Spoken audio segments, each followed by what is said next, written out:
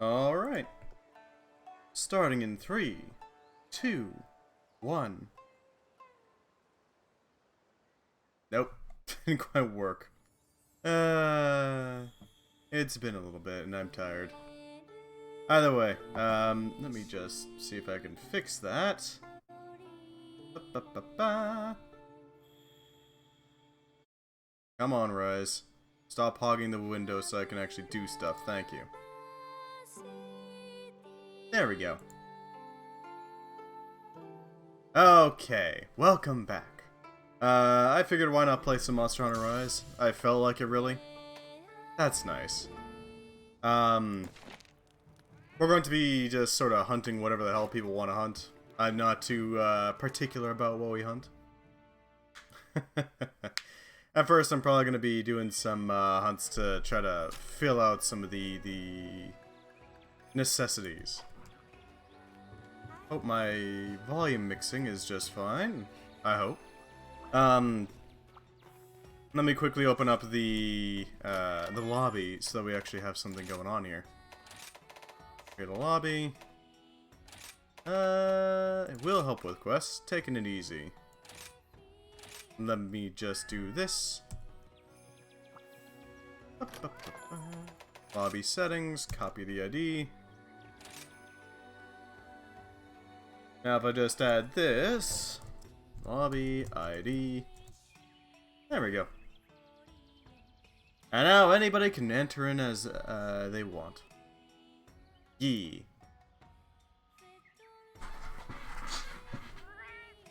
Alright, so we do need to... Uh-oh. What's Yamogi got? Oh, alright then. Dango tickets, that's nice.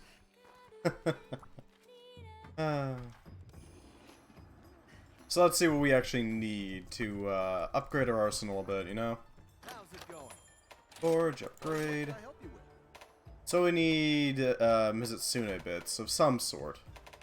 We also need some Wrath bits. Ooh, Bishiton. Hell yeah, why not? Max that thing out. Why not? Bit excessive and some scraps to make that work. Or not. There we go, that'll fill it up. Alright. Switch axe. Or an upgrade. Huh. Champion switch axe. Sure, why not? Piece of cake. Not sure what exactly it's gonna be good for, but you know, it's something.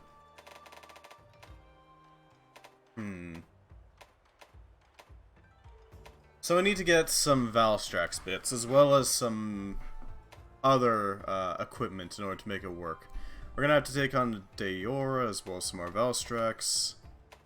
Maybe some Magnamalo bits. I've been kind of putting off making Magnamalo's weaponry, I gotta admit. The feline will definitely help. Might as well pick it up. Omniplegia, Fire Cell, and paw print stamps. I know where I can find paw print stamps and all that, but not exactly super hard to get. Death Stench. We could upgrade, which means we need to take on Kuluyaku. Anything else we need? Zenogre bits. Maybe some Mudriths. Let's go for Deora. Let's see what Deora even needs, for that matter. Get some ideas of what the hell's going on here. Kushala Deora. What are you weak to, big guy? Lightning primarily, but also poison. Poison is important. Poison is probably going to be our primary weapon for that.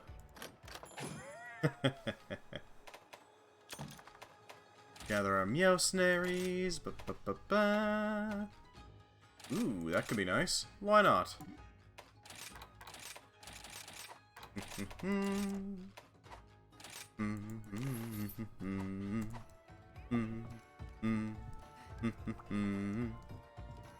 Alrighty then. Manage equipment, change it over to our proper switch axe, something a little more, nasty, let's call it. The Baylor's Mirage. Can we set any decorations into it? I don't know if we can. What's that do? Not enough, sadly. Alright. What kind of DR quest do we got here? Here's the quest list. Apex Zin, Apex Diablos. But nothing too useful. Expedition, event quests, high rank. Anything good. Diablos, Rathalos. Because we want to do the Deora.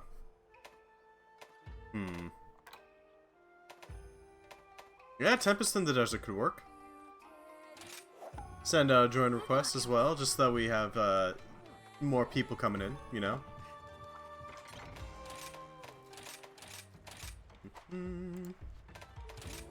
Just doing some housekeeping to make sure that we are fully prepared. We don't have any drugs to work with, sadly. But we can still do some stuff.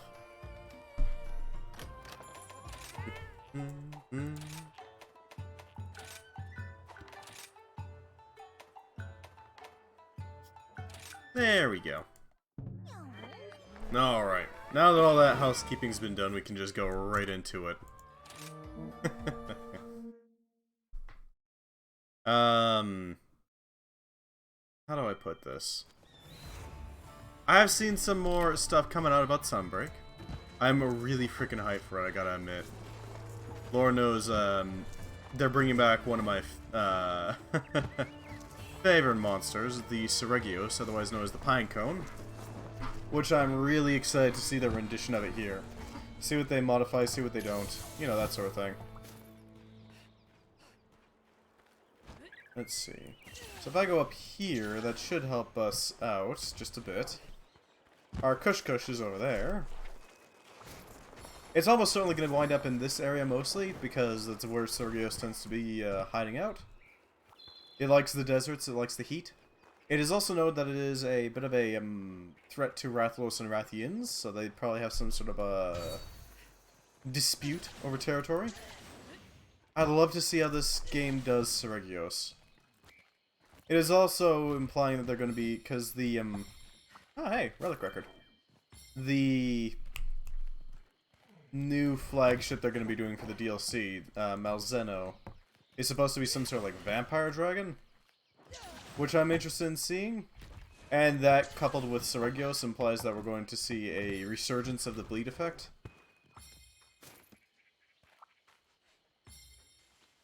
Who knows how the hell that's going to work? God, I remember bleed from way back when.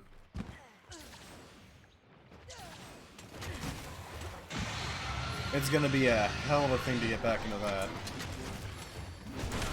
I don't remember exactly what the effects of bleed were on monsters. It's been a hot second, but I know that there was effects on monsters from bleed. Okay, I might be able to... No, that's about right volume. That'll work. Good to see that my volume isn't too far off.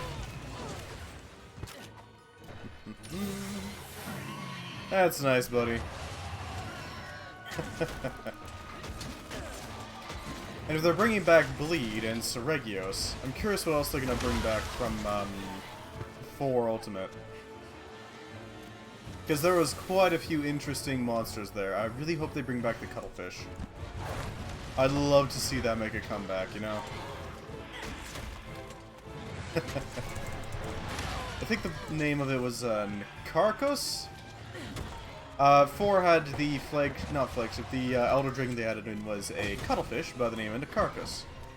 The idea was that it liked to live in boneyards and would basically repurpose monster skeletons as weapons, similar to how hunters do it. Just instead of making them into like swords and stuff, they just use their full-on heads, like whole cloth. What are you doing, big guy? That's fine. for cover so we can get right back into it. Okay.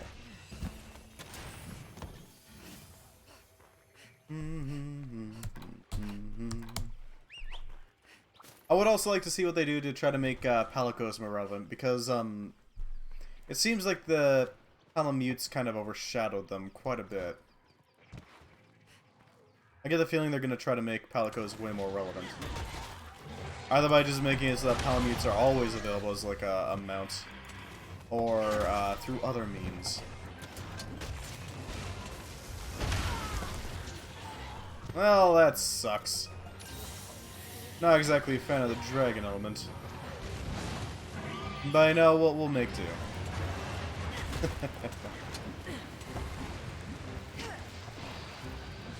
Do some damage. Solid damage, too. There we go. Some proper pain.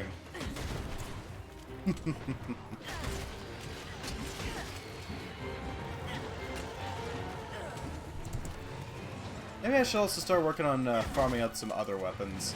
Weapons that we've already made in the Switch X could be made out of, like, our spare materials, you know?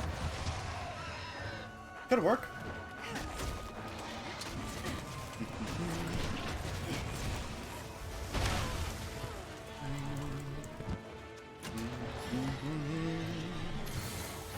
That's nice, buddy. What are you doing, dragon? Approaching from way over there? That's nice. Alright, it's God's black tier of wind to play with. Lovely. Just what we needed.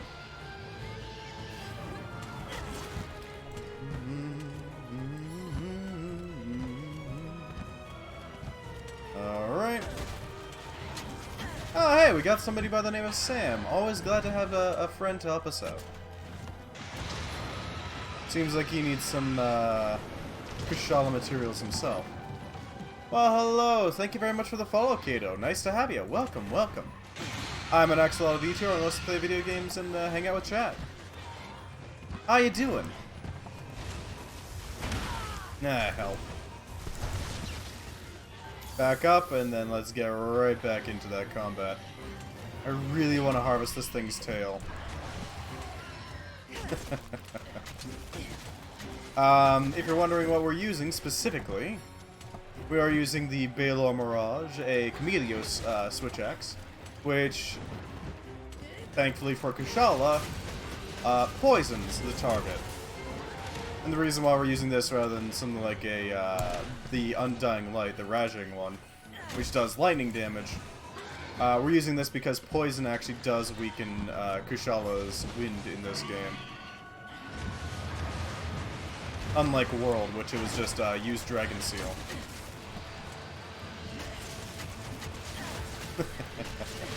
So we have to do a bit of a poisoning technique on this thing.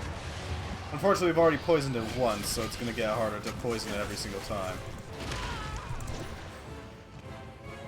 But we can still do it. It's still well within the realm of possibility.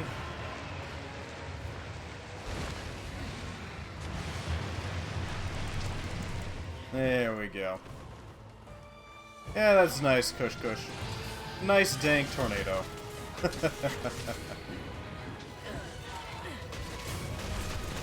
No, he's just gonna run, okay. I was really hoping to latch on and blow up on him, but sadly no such luck.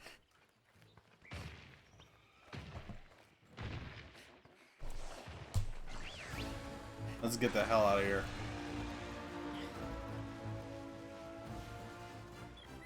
There we are.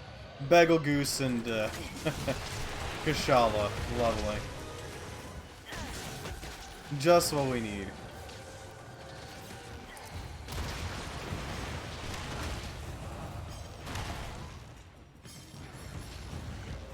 Do some damage, and then launch him into it so that we can actually mount the thing. We got a few Bagel Goose materials, as well as get the opportunity to cause some real pain to it.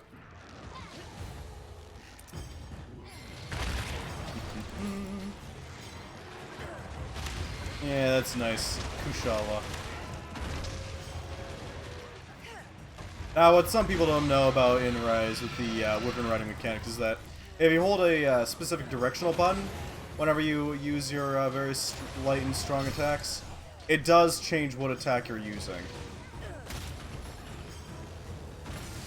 So you can press left and strong attack, and that's going to be a different move from right and strong attack, I think.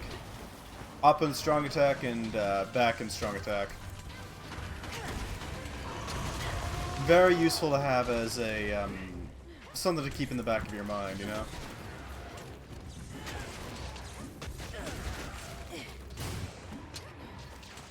Come on. Almost made it through the tornado. I was really hoping with our evade extend and evade distance to go right through.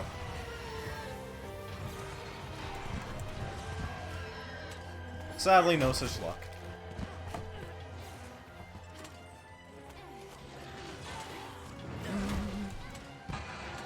Let's get that Kush out here, so he's not hiding in a tight corridor. Because Lord knows I'm gonna have a rough time with that.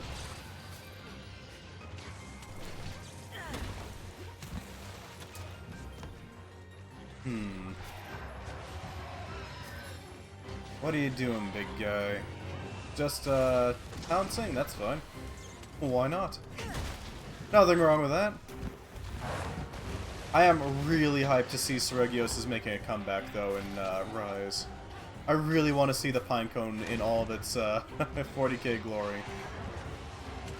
Seregios being the bleed wyvern. The idea behind it, because I have fought it before, in its, original game, is that it likes to shoot its scales out, from its general body. The scales having these large triangle bladed shapes. So like trench knives almost. Designed to make it so it causes the most bleed damage as possible. And what ends up happening is you're forced to recover basically from bleeding. Now, how do you recover from bleeding? Well, you can either use a healing potion, which is the quick way, but I mean, bleed is still a pain in the butt. Or you can use a jerky to recover from blood loss, similar to the Astalos jerky in World, but instead it's focused primarily on dealing with bleed. The third way, if you have neither of those, is you basically just crouch down and wait. Not a good option. Especially if you're mid-fight, you know. Not exactly the best. But it is also an option.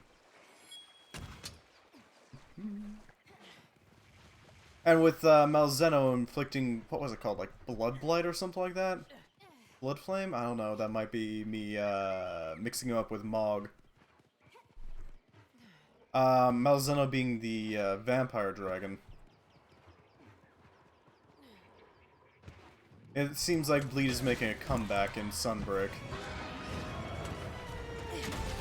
Which I would love to see, because Bleed was a nice mechanic. Now, whether or not we'll get anything else from... no, wait, we are going to get something else from the 4 series. We're going to get Astalos from Generations. Which, I kind of like the Beetle Wyvern. Astalos is, has a very nice bug aesthetic.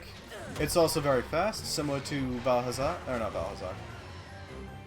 Similar to the Jet Dragon. Astalos is a lightning elemented wyvern. It's not too hard to deal with. Its main threat is that it can basically just slam its wing claws into the earth and send out shockwaves of lightning. Similar to how Zenogre does it, but a little bit more different. Same idea, different style, you know? What are you doing, big guy? I don't want to get in the way of Sam, so that Kushal can hit us both in one hit. I'd really rather Sam be at a 90-degree angle to me. And that way we both get the most opportunities to go ham.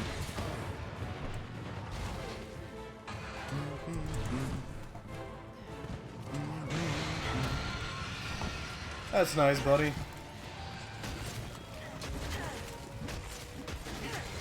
Do a big swing. Hey, we got no punishment for that.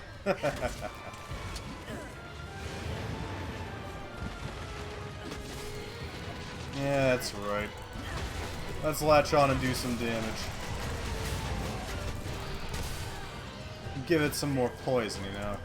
The explosive injection of toxins. The nasty shit.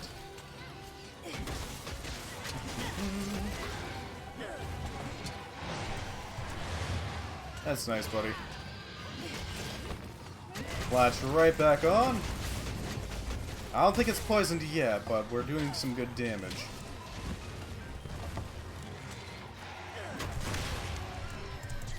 Thank you for the lift, Kushala.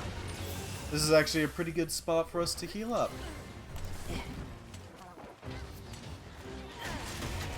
Haha, there we go. There's some damage.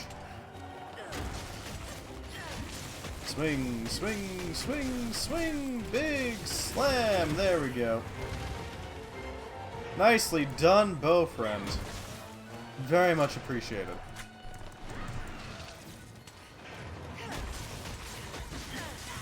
And give it a shank. Nope. Okay, never mind. I was hoping to stab into its leg. Right into its haunches, you know. Like this.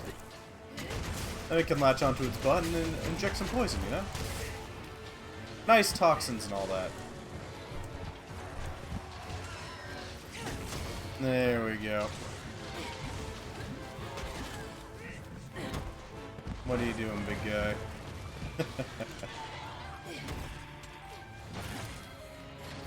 Alright, that's a broken part. That's good. Alright.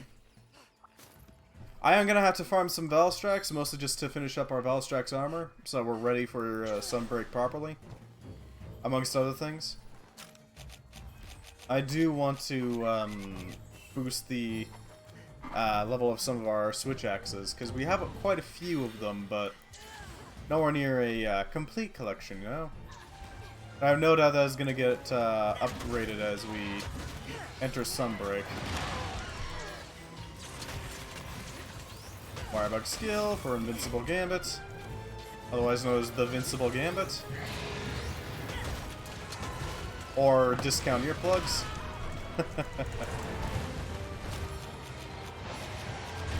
Damn it. I was too busy focusing on tilting through my entire inventory. But we do have a quick way back in. There is that. Let's keep Sam from getting too lonely, eh? Alright, there you are, Kush. Right back into the fight.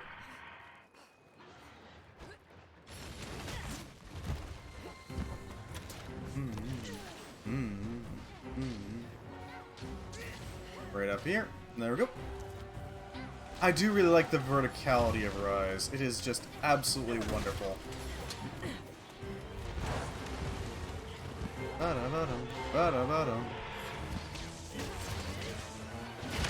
Nope.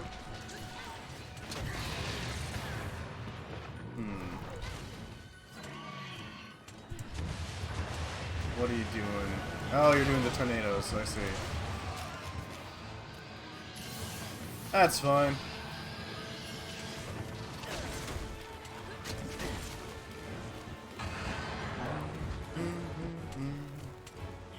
Where the hell is Sam going? Come on. There we go. Added in some damage. Because why not? Reload.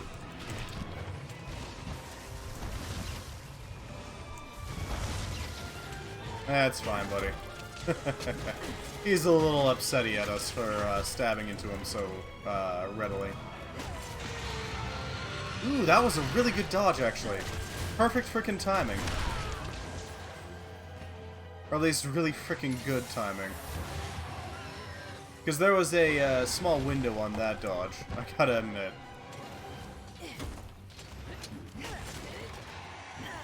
I was mostly doing it for positioning.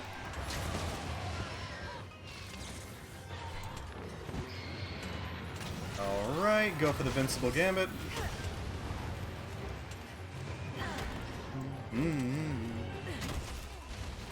What's he doing?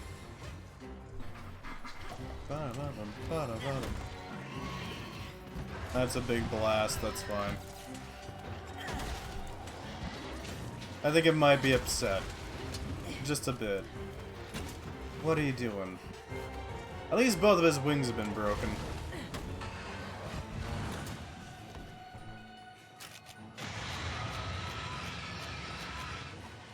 Come on. Activate the cannons.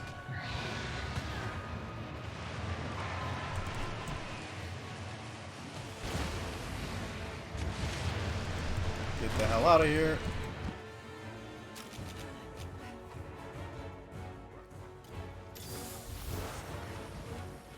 Ba-dum, ba-dum, bum, ba-dum, bum. Ba-dum, dum. What are you doing, big guy? Oh, you're just getting sagging in the air, that's fine. If he wants to do that, that's fine.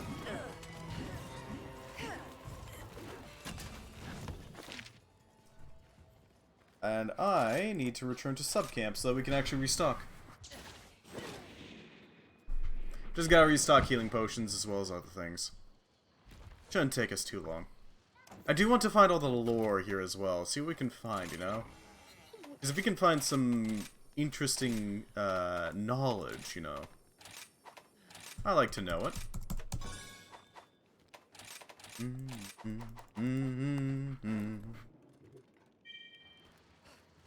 Basil has left and Puke has appeared.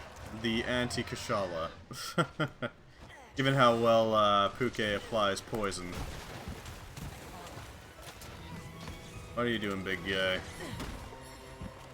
Just rushing after our bow user, of course.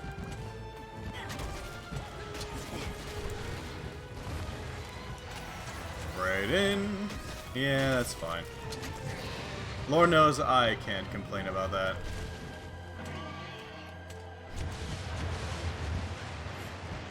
Back out, because I don't want to deal with these tornadoes.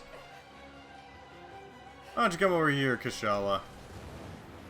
Out to the open, shall we?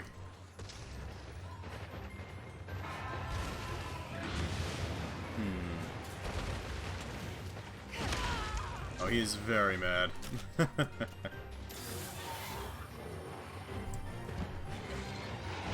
Okay, doing the big wind thing. Come on, poison. I really want to land that poison. Straight in. That's nice, buddy.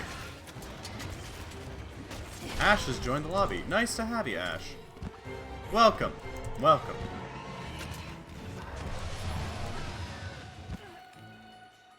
Let's see what we can do here.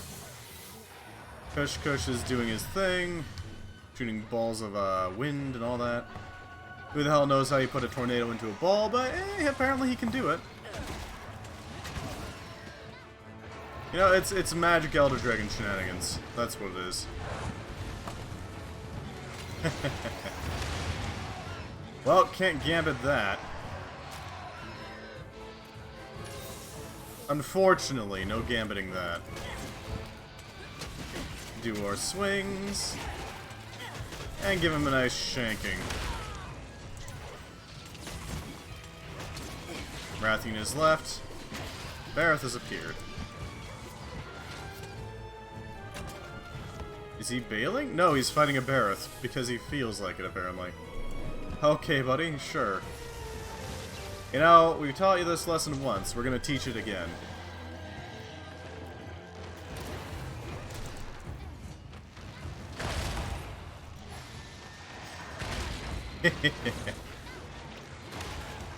I'm posting quests, nice to meet you.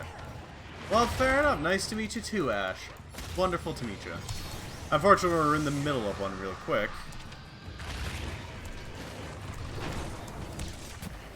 Nice to meet you too. There we go. I'm sure you can see that we're in the middle of fighting this thing, so, you know, there's that. He'll be fine.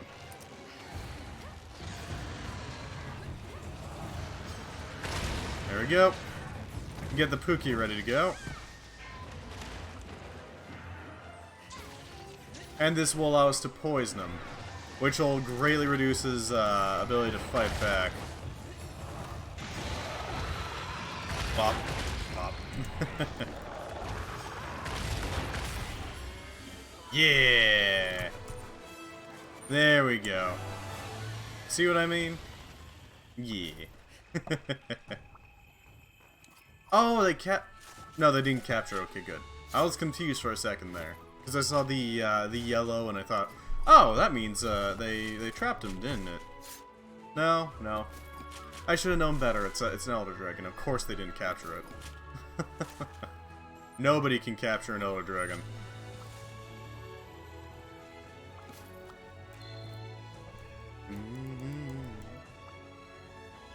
I'll deal with that. As for Sam, they are welcome to pick any quest they like. I am game for whatever.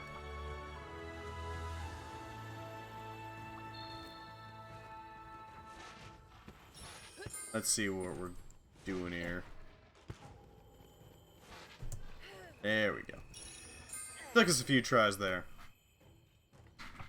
Good doggo. Very good doggo. Best doggo even, maybe.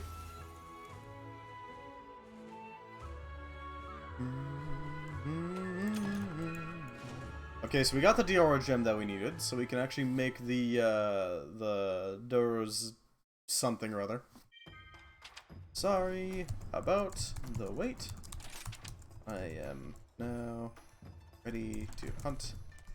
Whatever.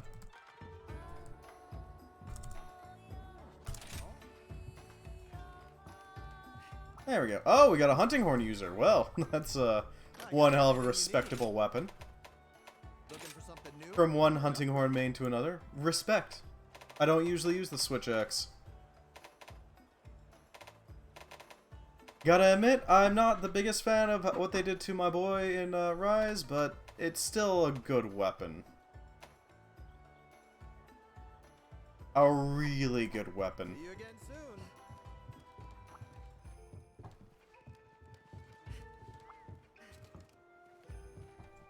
soon. We should probably dango up. Your meal, pay with points, or the usual. Yep. Something to keep us going, you know? Make sure we don't faint immediately. Plus, medic is always helpful. Any preferences?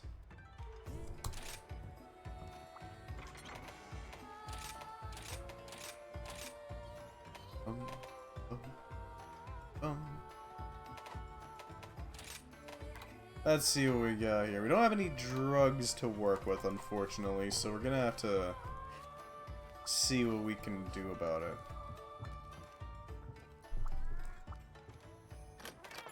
I should probably pick up some items from the Argosy as well. Just, you know, it's a good idea.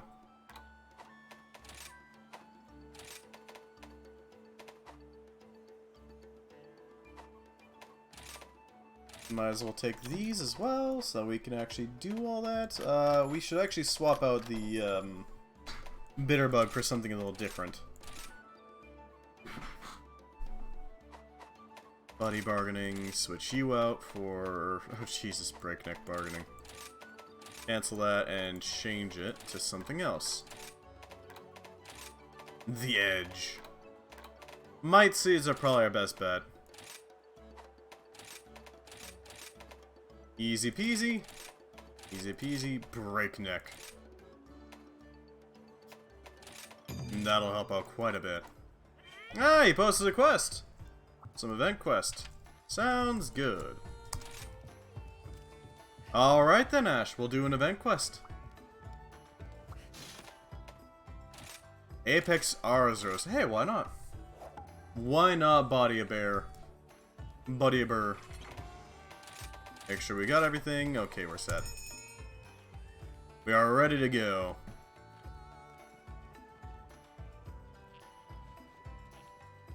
Ah, he needs to eat. Fair enough.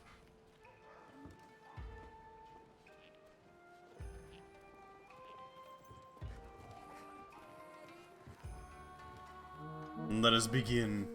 Apex Arzuros, the big burr. The, father bear, if you will. He shouldn't be too hard to beat. He's got some nasty surprises, but nothing too nasty. I don't think.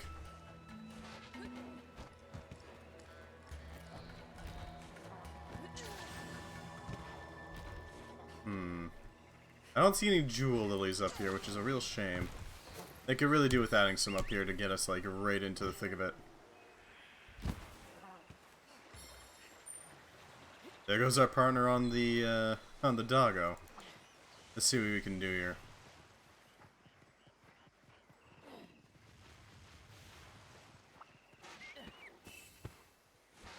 Okay, right up. Why not take a shortcut, you know?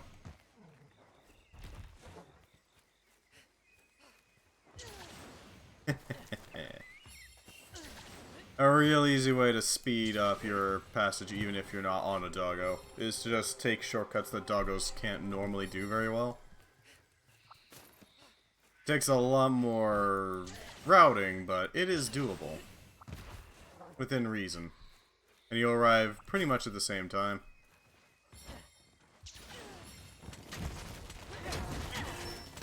Invincible Gambit. There we go. Yeah, I know what you're doing.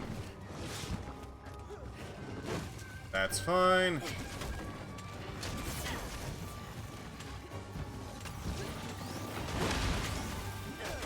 Hey, we got our damage. Good. Heal up so that we don't get bodied.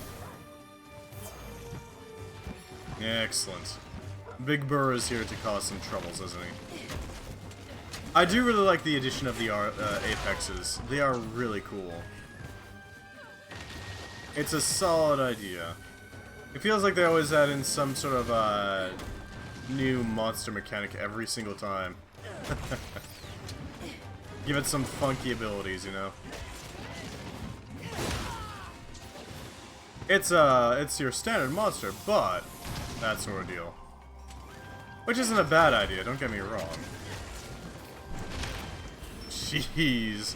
I forgot how hard this guy hits.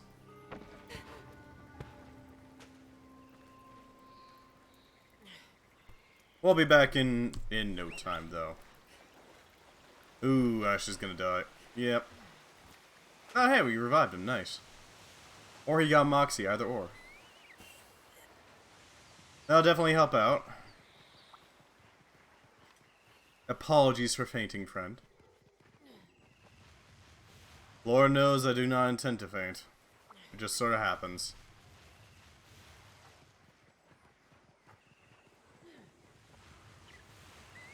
Right through. And grab a wire bug, so we got that.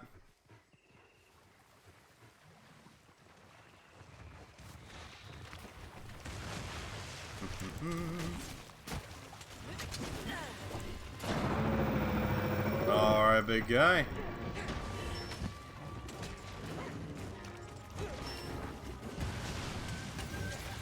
Let's see if we can do some real damage. Not really. Invincible Gambit is a bad idea. Noted.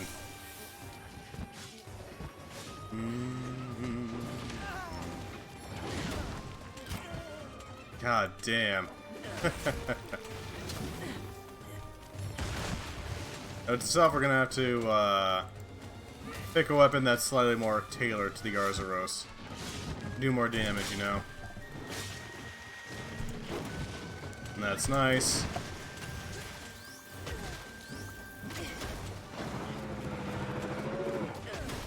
What's he doing? Just slouching down, that's fine. Alright. I do really like the idea of apexes. They're really freaking cool as a concept. Dangerous as hell, too. It seems like two separate games about monsters, specifically, are about frickin' apexes. First with Pokemon Legends Arceus. Oh no, that came out after this game, actually. What am I talking about? First with this game, and then Arceus used apexes too. As like a concept.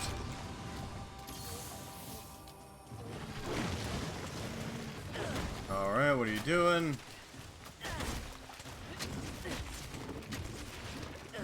That's fine. If he wants to do that sort of thing, you can do that sort of thing pretty easily. And this presents an opportunity as well. There we go. Just like that.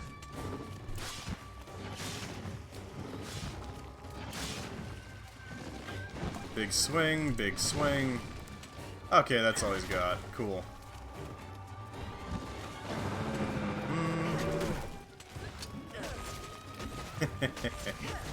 Big chunky boy. And I feel like a Arzuros plush would be so freaking. I feel like that would sell so freaking well. You can't tell me it wouldn't.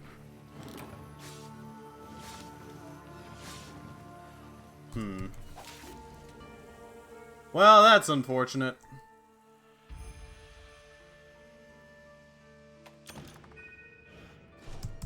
Never said I was good. Well, we'll apologize real quick. My apologies. Alright, so he wanted to do an Apex Arzuros, eh? What's an Apex Arzuros weak to? Hitting obstacles with a Colossal Strike, push on against an enraged Apex to quickly rid of its rage and stay its temper. We're looking at, okay, that's not very... It's mostly weak to ice, so we're probably looking at the, Deora. Yeah, we're looking at the Deora axe. Shouldn't take us too long to get that in place. Switch this out for our Deora's Ferasa. Something to work with.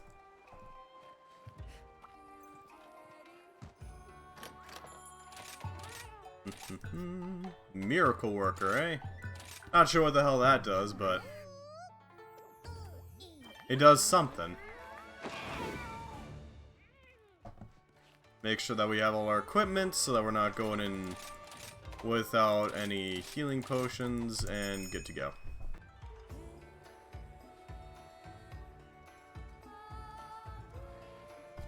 This should work well, I hope.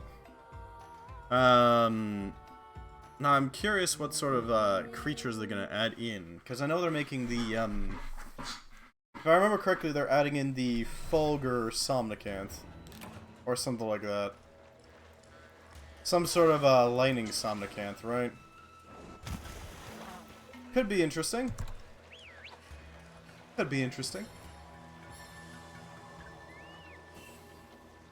I have to wonder how well it will work, but you know, whatever.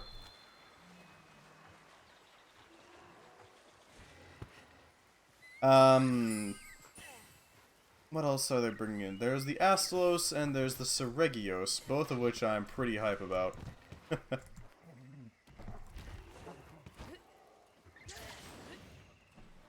Nope, didn't quite get the Spear Bird. God damn it. And launch up here. Give ourselves a few more boosts. Something to buff ourselves with, you know. Gotta make sure. Because this thing has bodied us, so, I mean, we gotta play it relatively safe. I don't want to waste too much of this guy's Zenny, you know. It sounds like a bad idea.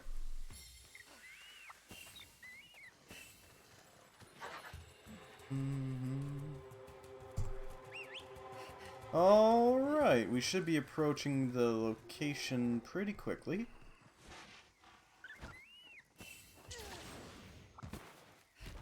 Where are you? There you are, Arzuros.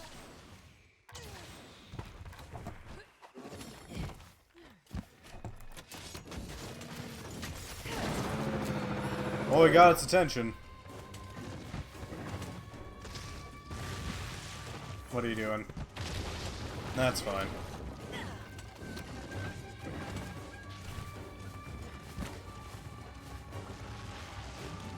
Alright, he's shooting some boulders.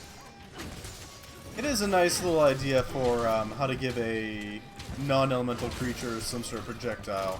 Just have it launch a boulder, it's fine. Yeah, it works pretty well, I'd say.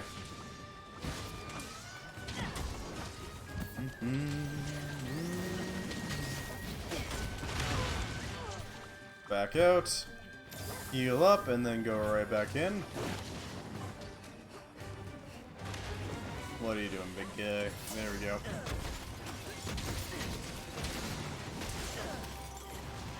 It's fine. Yeah, it is a cool idea. I might want to steal that sometime for some personal projects as well. You know what I mean?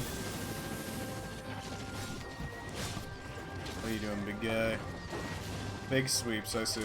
Oh, he only did one, okay. Shut it on the invincible gambit. God damn it.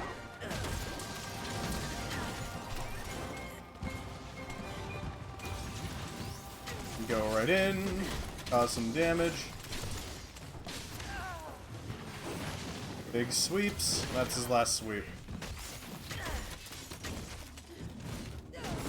Alright, what are you doing, big guy? Doing his big pile driver, that's fine. Not quite. I was hoping to land a really solid strike there, but no dice. Yeah, well. What you gonna do, right?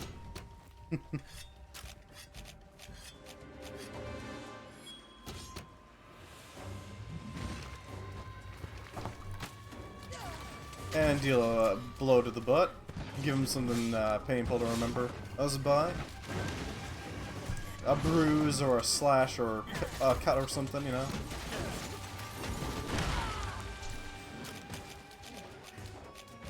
Recover with mana, or not mana, mega, sorry.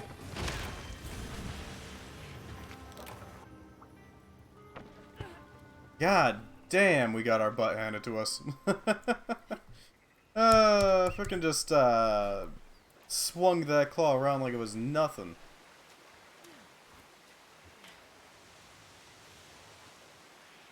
I do not pretend to be the best, but, you know, it is what it is.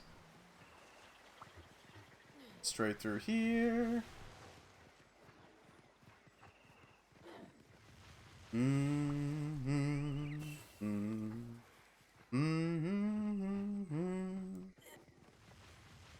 Straight this way. I'm thinking I might want to commission some sort of a how do I put it? A background for me to go to. Oh, that wasn't a puppet. I could have sworn there was a puppet spider on there. I saw one, I don't... Huh. Must be hallucinating or something.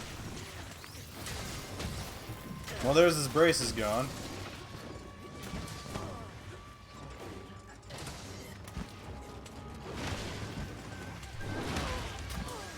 God damn it. Need to remain at top health. Maximum health. Are you doing big butt bomb? That's fine. Could be nice. Something to like start off streams with, end streams with, that sort of thing. Oh, there's a beetle there. Okay then. Let's deliver some ice straight to the face, shall we? Give it something nasty to remember us by.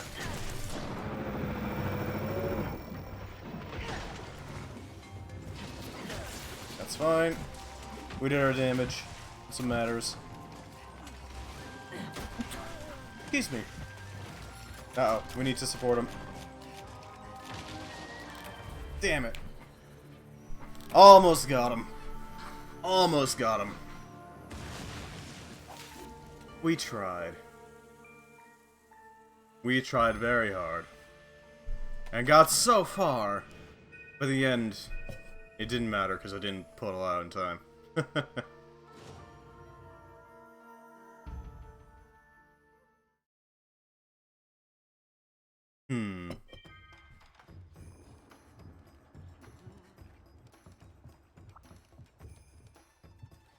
Maybe with some demon drugs we can pull this out. Because we got some demon drugs incoming, right? Oh, hey, buddy training went well. That's good. One Ogre and Yuri is going to be fine, as well as the MHC. The Argosy, exchange for items.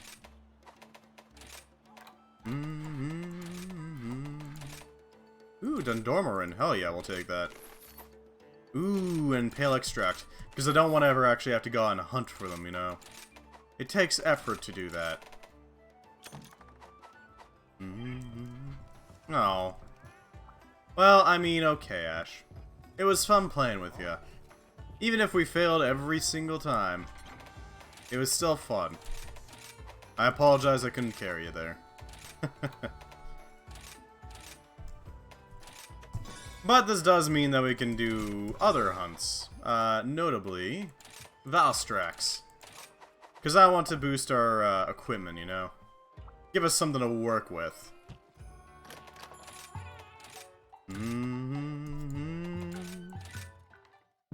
That, and I find Valstrax really fun. I really like fighting the thing. Its unique attacks are so worth it. Welcome to the hub.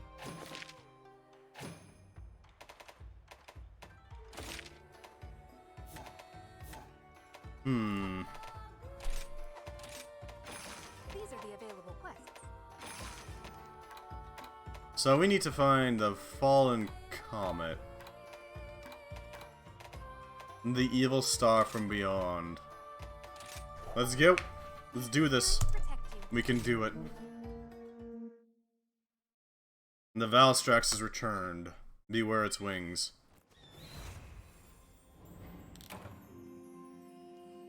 Actually, what is it weak to? I should probably look that up. What are you weak to, Crimson Glow? Everything. Okay, well, we might as well go with pure damage then. Undying Light is probably our best bet. You know what they say, the brightest stars burn the shortest.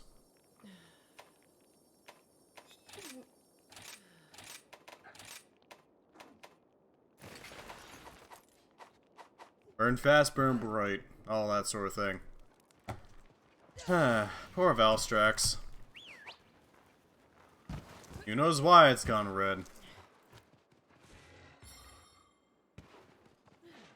God, I really hope they bring back some more of the, more flagship dragons like this. I would love to see the Ebola dragon make a comeback.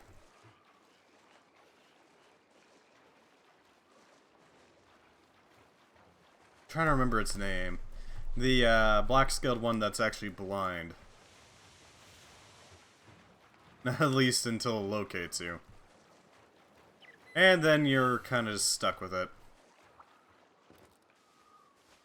What was it called?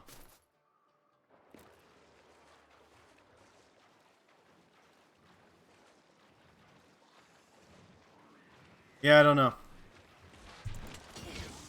Yeah, something other. Gormagala, that's what it was called. Right. Gormagala. I really want to see that thing make a comeback, because it is just freaky. Even if we get the Shamagala. The golden one that can't actually see. I would love to see that thing come about in this sort of game, because I think it would look really freaking cool. And let's bomb its tail, so that it's gonna have a rougher time actually doing stuff. Oh, he mad.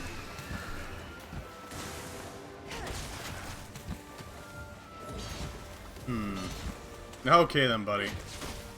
He's just lancing through everybody.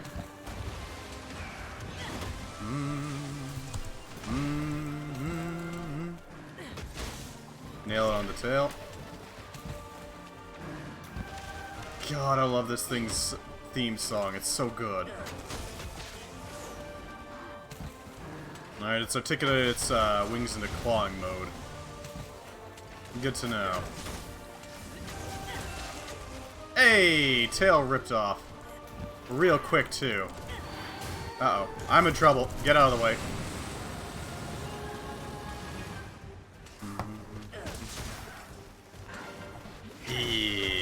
Yeah.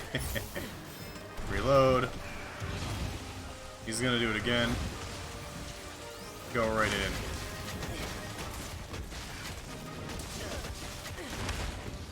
Alright, we're latched on. I don't want to be latched on anymore. Slight panic. That's fine. He's got the aim of a stormtrooper. And the trigger discipline of a kid who just found his father's gun.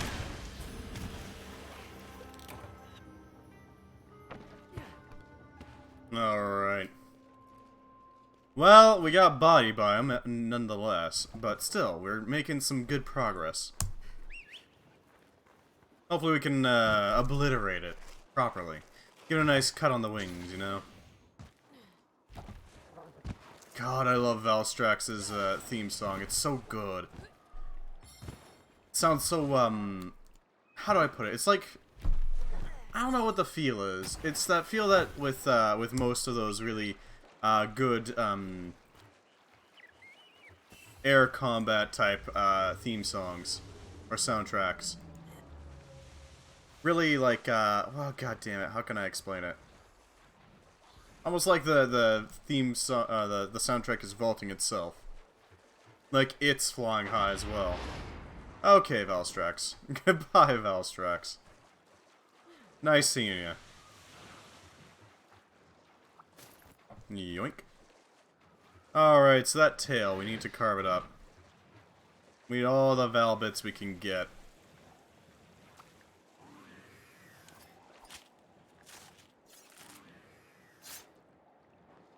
There we go.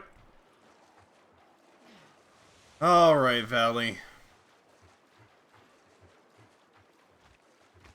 Boop.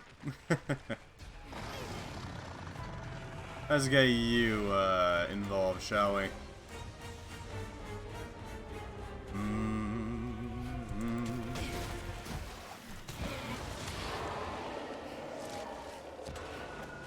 Yep. There we go. This will do nicely. We can get some Magnamalo bits and some Valstrax bits.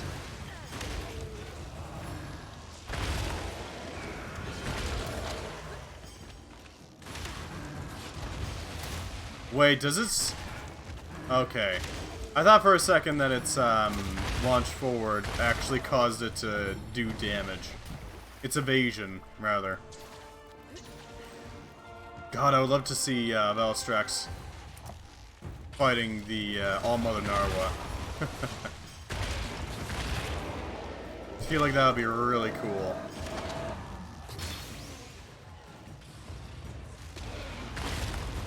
Alright, and stab. Now we go for it. Now that we've gotten the most damage that we can get on Valstrax.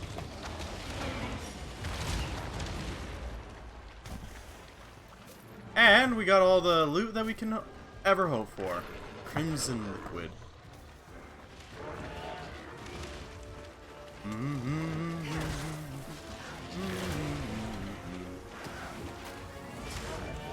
I don't know how to put it. It's like the soundtrack itself is vaulting up and down on the score. It's really good.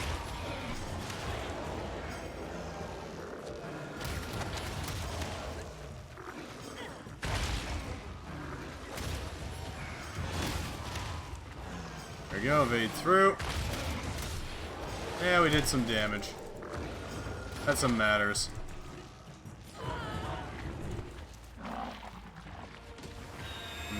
And away it goes. Ah, crap. Alright, it's coming back. Jesus. Hi, Velstrax. Nice to have you back. I thought it was leaving to a new area, but no. No, it was not. It was just coming right back.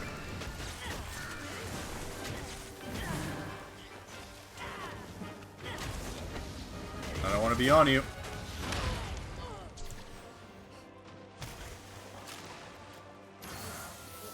What are you doing, big guy? It is really cool.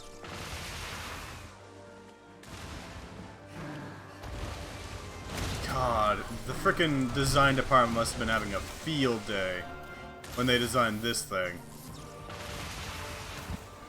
Not only is it a cool design, but it's also got a really nice motif to it.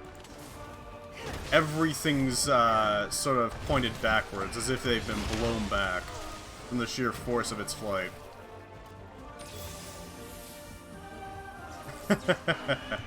It is an incredibly sleek design, too. Let's see if we can do some real damage to it. Take some hits. Take your lumps, Velstrax. Oh god, it's doing the laser. I don't know what the hell's with this gigantic laser either, I gotta admit. It's a bit weird.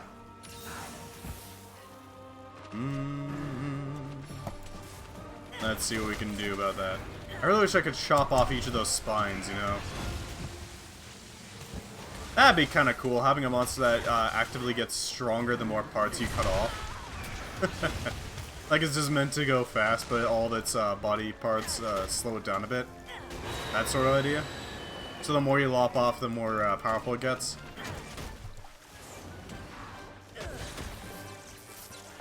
Yep, you're doing the side-to-side shot. What are you doing? Dive bombing. Cool, that's fine. Jesus. I really wish we had some more of these really weird dragons.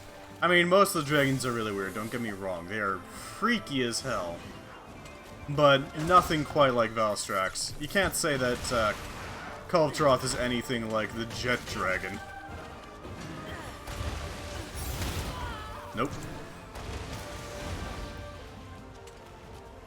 Ah yes, the Jet Dragon. And its peers, the Tooth Octopus. I guess Nakarkos could sort of fit that bill too.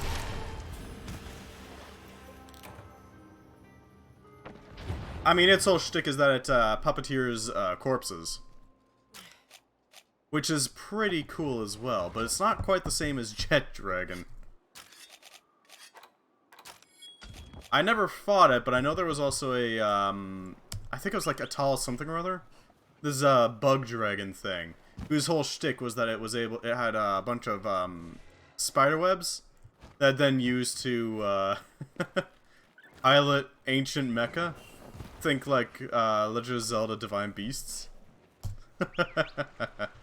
Dude, I have to climb onto said mecha in order to break its strands and its control over said mecha.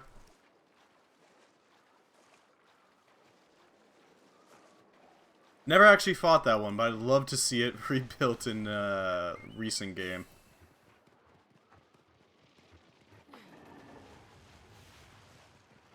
Just from the sheer silliness of it.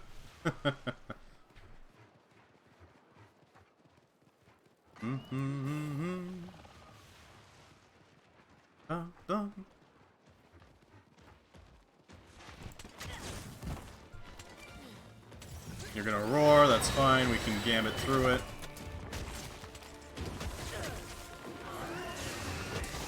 No, you're not getting that this time, buddy. Let's see if we can blow that face up, shall we? And that's some damage.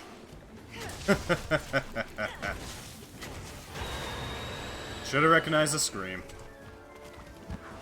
Alright, so it's gonna have troubles actually charging itself up again. Let's quickly grab that gear so that we don't lose it if we do die. Never underestimate the value of dragon treasure. That's almost a full dangle right there.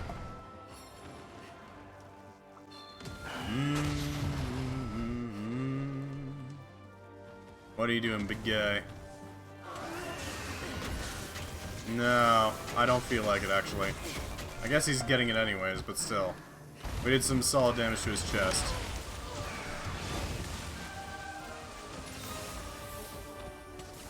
God, that vaulting music.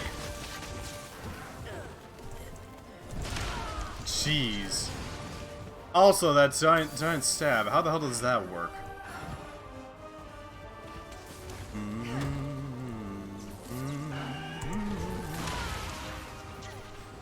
I really need to get better at dodging this thing.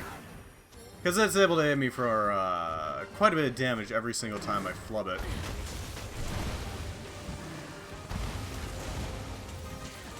Every single time I flub the dodge, it does a lot of damage to me. God, the start to that attack almost sounds mechanical in nature.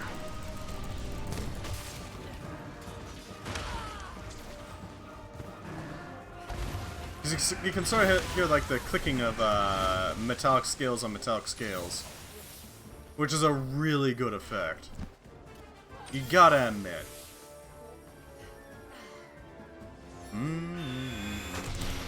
Nope. Not taking that. Ow.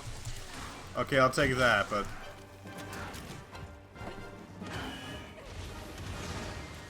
What are you doing, big guy?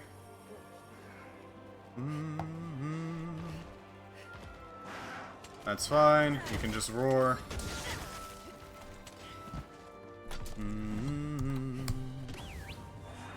Yeah, you're bailing. Who knows if it's a proper bail or not? It absolutely is. Good. Oh, thank God. That could have caused some troubles. Alright. So. This thing is kicking my ass.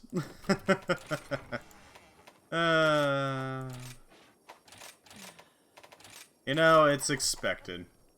It's expected. It's one of the high-tier Elder Dragons, I gotta admit. One of the stronger ones. One of the ones that can really give you a run for your money. I should expect some pain. Still, god damn! That has an impact. What are you doing, Valley? It looks like it's just hanging out over there.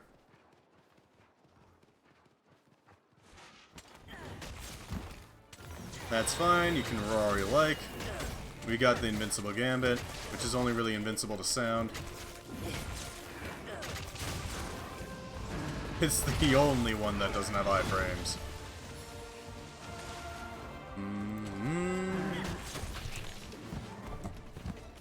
What are you doing? That's fine. Caused some real pain for it. No earplugs means no big booma, sadly. But we do have our file charged up, so there's that. God damn. Point blank, huh?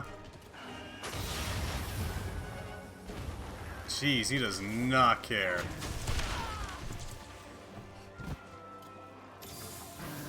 Alright. Big stabby. He's gonna do another big stabby, that's fine. That's fine. Denied. Get the hell off of it so that we don't get blown up. It's taking on claw aspects, that's fine. God, this thing is horrifying.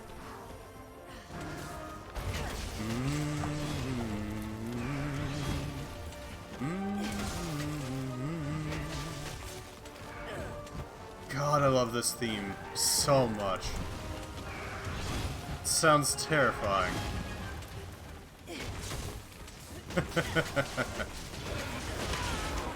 Hey, it got blown up. Cool. Thanks, Magnamalo. I appreciate it. What a good kitty. Except not really. But, you know, still a good kitty. Might as well just go for the launch. There we go.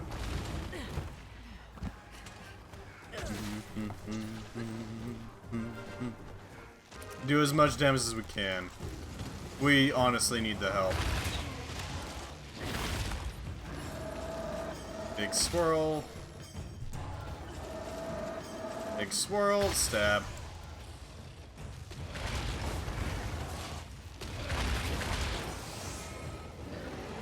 Now I'll do it. Thank you, Magnamalo. Very much appreciated. Very cool. Thanks, Magnamalo. Very cool. Alright, Valstrax is getting close to death, but that doesn't mean we can slack off on this.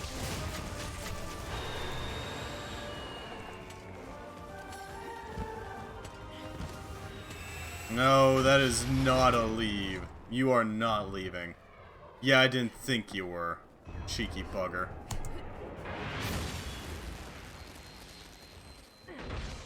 That was a lie and a half. There we go. Bopped him.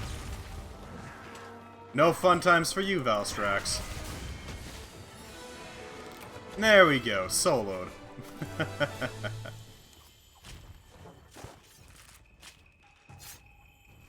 Didn't do half bad, I'd say. Did pretty well, actually. Valstrax down, we can theoretically boost our Deora weapon. Get as much damage as we can out of it. Goddamn terrifying is what that thing is.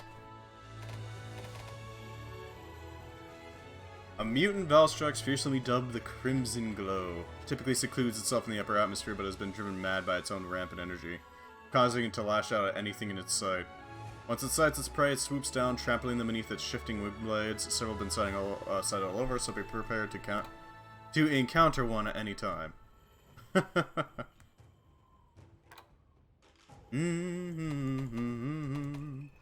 It's weak to blast. Noted. That is a very good thing to know. I guess it makes sense. The whole idea is that you smack it in the chest so that it blows up, right? Fair enough, fair enough.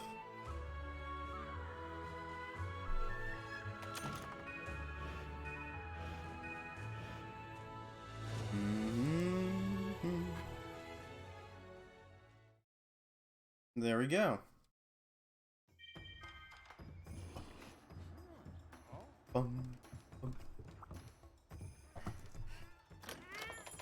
Talk with the Argosy, exchange for some items, maybe.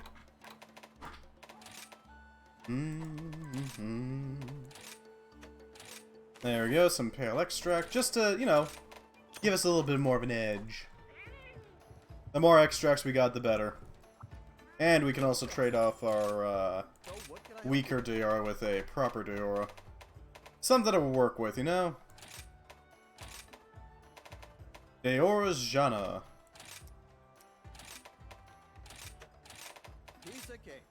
That's as good as that's getting.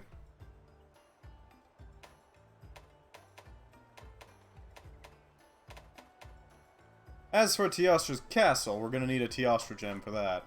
Nothing too hard to do. We can go and grab that pretty easily, I think. I'd be willing to bet Boom Kitty is weak to ice and water. Because that just seems like the right thing for it to be weak to. Ice and water. I was absolutely correct. Or water. Alright.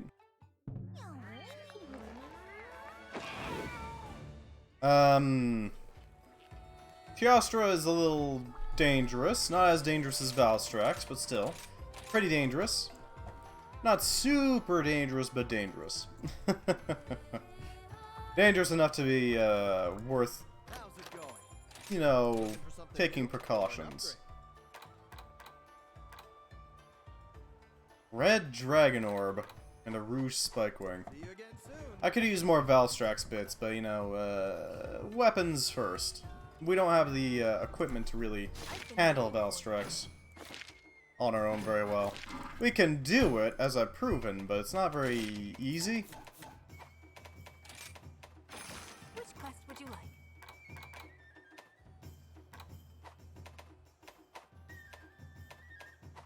Come back. Can we anytime. join somebody? I think we can join somebody. Why not? Respond to join request. Why not help some people out, you know?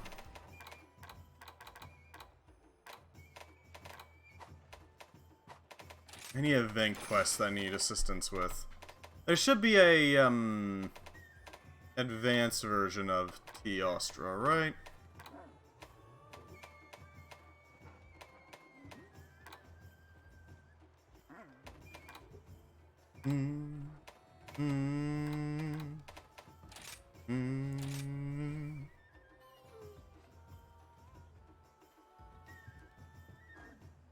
Let's see if anyone's hunting a Teostra. See if we can help them out a bit, you know?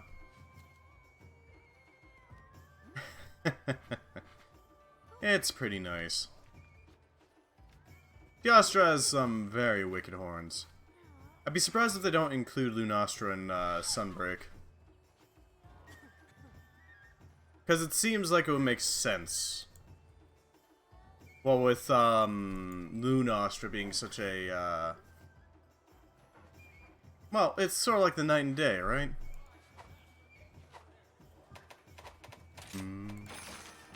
Well, let's help out somebody who's just doing the standard Teostra then, shall we?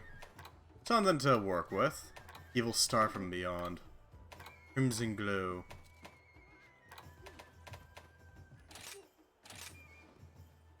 This should be somebody hunting it. Hopefully we can help them out. Yeah, there we go. We got somebody to support. Let's support somebody, shall we? Help them out with a little bit of a, Teostra problem. And by help, I mean probably get carried, because I'm probably gonna get my ass handed to me.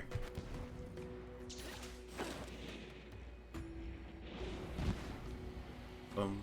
Boom. Let's go. Right, that's actually a dead end there. We need to go this way. Oh god, we got white sharpness. Oh no.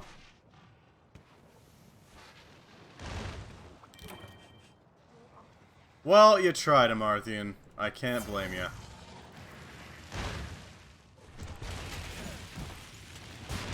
What you doing, big guy?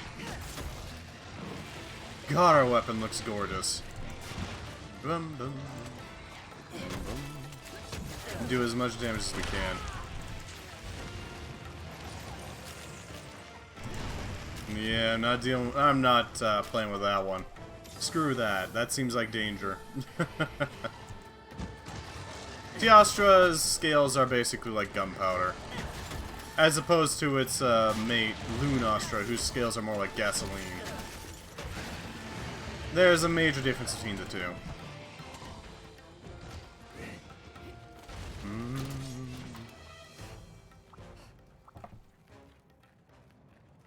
Let's make sure our weapon maintains its durability.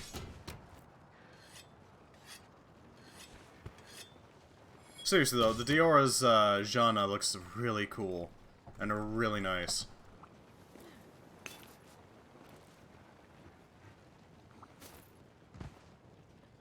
Alright, our little friend here has returned. There we go. A good entry. What you doing, big boy? Marthian's playing a double blades. Okay, so they're doing the edgelord stuff. Gotcha. Makes sense. Luigi has joined. Glad to have you, Luigi.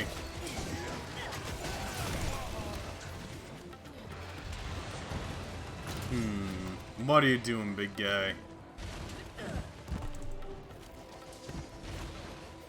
Alright. As Teostra gets more and more frustrated, its face actually takes on different properties.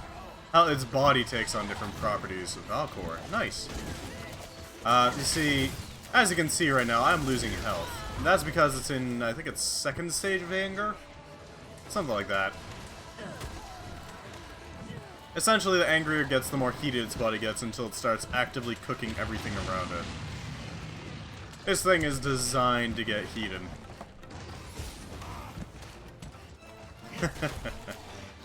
Not exactly a safe animal to keep around in your living room, you know? If you're wondering what the hell those little orbs that it scatters of particulate, that is its scales. You see, its scales, if they manage to land on you, inflict blast blight, which means that if you take fire damage or enough other types of damage, it blows up, doing a lot of damage. It's basically a attack that you can avoid in the future. Sorry, ear was itchy, so I had to go deal with it. An attack that can't be dodged in the future, but can be evaded with some effort.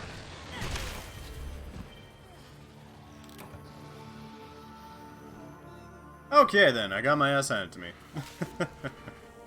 Well, you know, that's fine.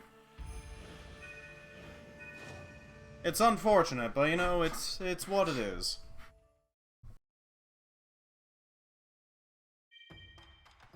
Hey, Meowsnares are here.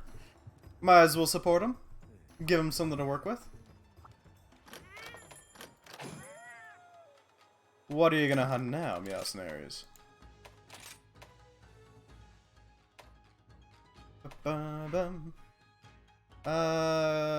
There is no Valstrax, so we're just gonna have to work with what we got.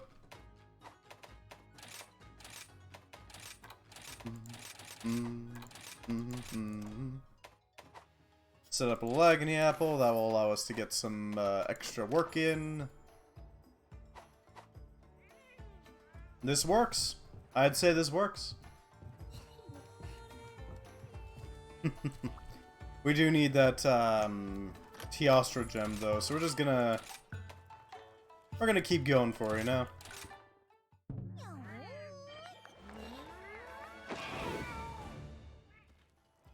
It's something to go for.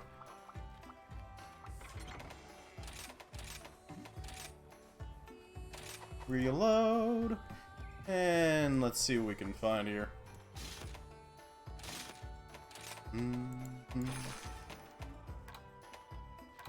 Emperor Flames. There we go. Poor Duder. Yeah. I'm really excited to see what the hell Malzeno is, because Malzeno looks really creepy and cool. Looks kind of dragonish, but at the same time, it's a lot more sleek and dangerous. Malzeno. It looks almost Fatalis-like, but it's got like these, this cobra hood.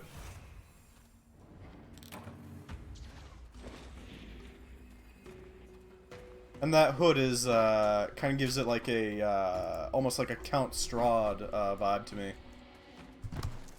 It looks really cool. Looks really, really nice. Really appreciate it.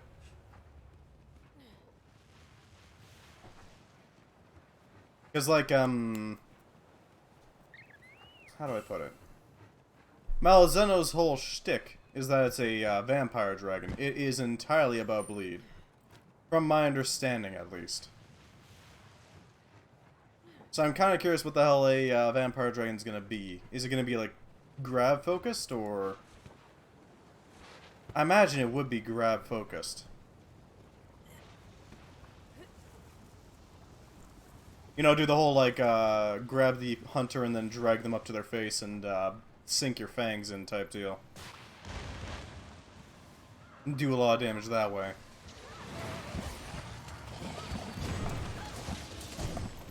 It would be really cool to have that sort of effect. Because we don't really have a grappling dragon. Not at the moment, anyway.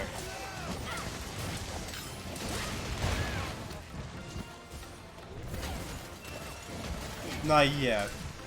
And I'd love to see it. Gotta admit.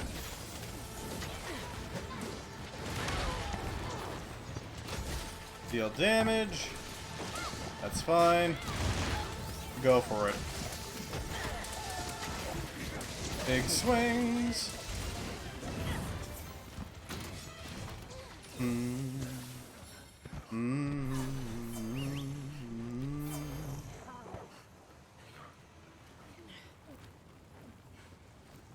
Oh hey, that's a Valstrax doggo. Not bad. Not bad at all. Let's drink our drug.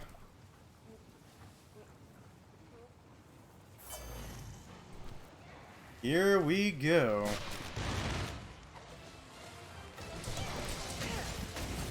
Good, we got our first hit on the tail. That's always nice to see. Being able to nail the tail is very important for us as the edged weapon user.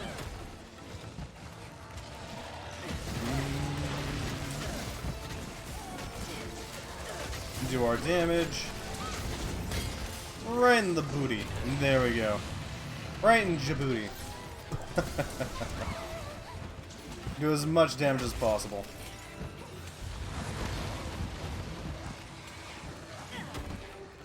Alright. Ooh. That is unfortunate, Mikasa, though I can't judge you too harshly there.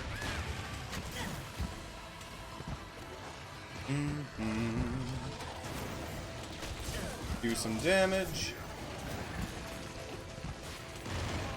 Go for the tail.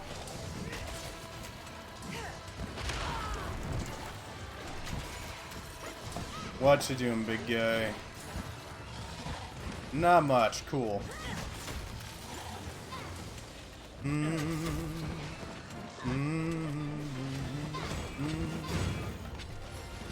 What are you doing? That's fine. Go for the tail. I am single-mindedly focused on that tail. As all good bladed users should be. Oh, I almost made it through. Almost made it through.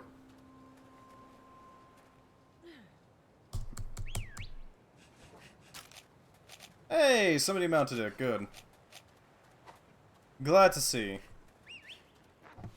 Yeah, I play a little aggressively with the switch axe, I gotta admit. I'm a little aggro about it.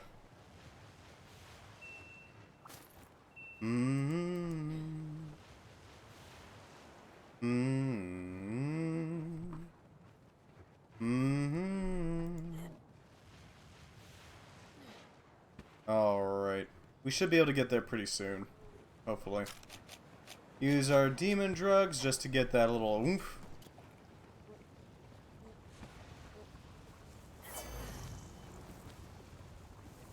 Alright, T-Ostra, what the hell are you doing? It should be right up there, so we should be able to get it pretty easily.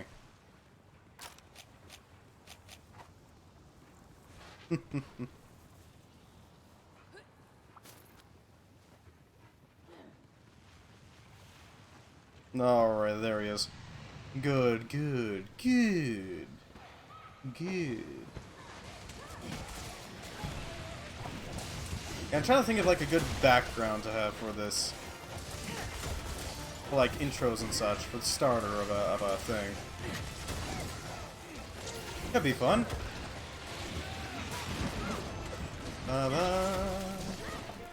Do all my damage to the tail if I can.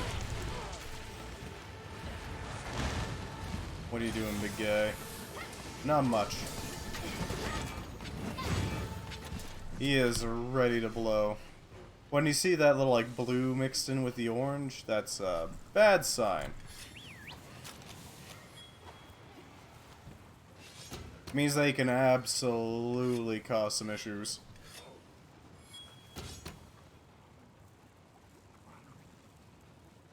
See, when it gets to blue and orange, that means that he can now use his, supernova. That was the thing you saw in the last time we tried to take this thing on. Or just sort of flies up and then nukes the entire field. That sort of deal. He's pretty nasty about it too. He'll do a lot of damage. If it lands, it's basically a guaranteed instant KO. Hey! Oh, that was brutal. Flashed, immediately stunned, immediately lost its tail.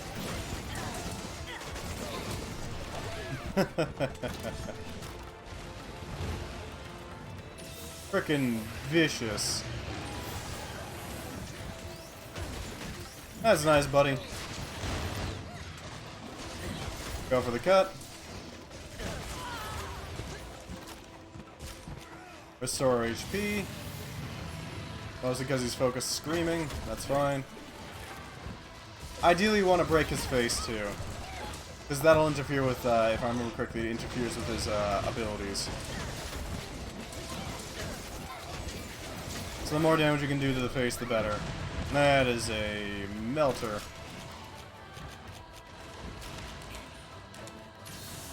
Let's restore people, make sure that we don't faint, because we only have 1 life left.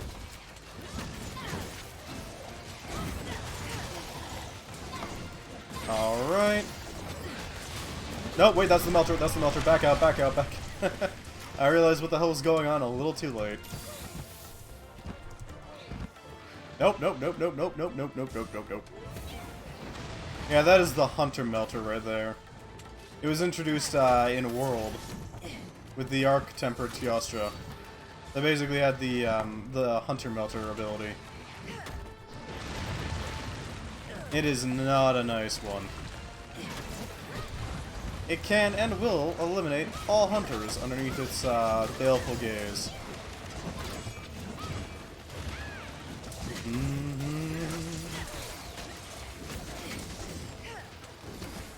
That's fine.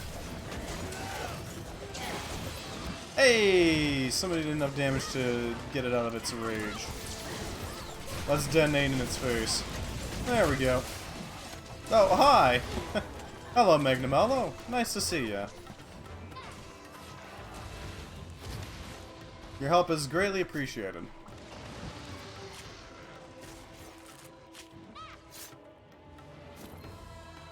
Hey, that's actually all we needed. Nice.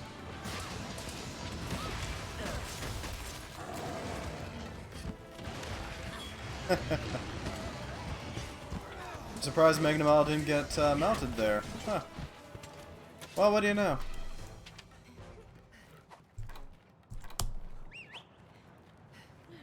Where the hell are we going? Ah.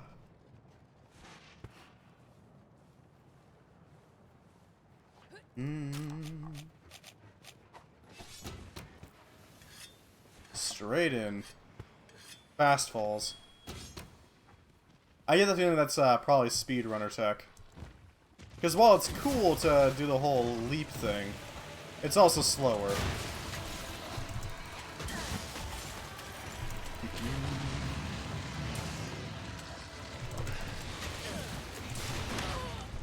Get the hell out of here.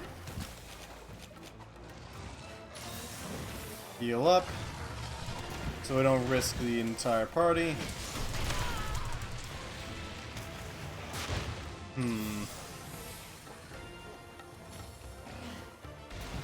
That's fine, if you want to do that. He can pounce all he wants. And do some damage. Or not. That's nice. Not sure what the hell that's meant to catch out. I guess rolling backwards? On instinct it's meant to catch? I'm not entirely sure, honestly.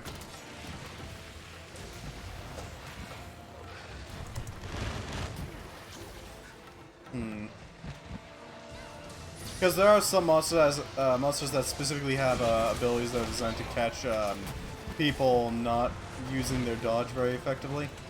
Basically just spamming the dodge button. Like the Dark Souls method of survival. Let's plunge that blade in. Or not. Bad decision.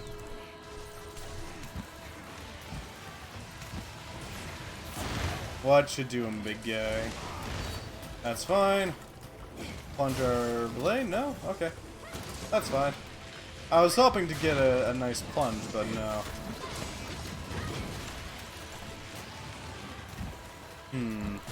What to do about this? Because he's going to be doing his thing quite a while.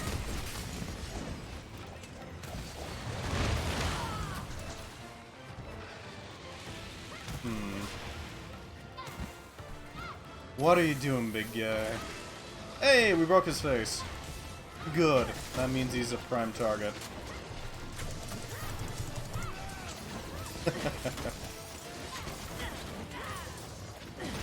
Sink the blade deep. Uh-oh. I need to get out of this. Nope.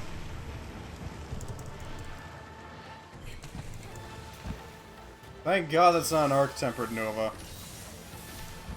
I was stuck in that animation. Ah, well, it happens, you know. Unfortunately, frequently enough. Alright. Replenish our stamina stocks, just so that we have something to work with here.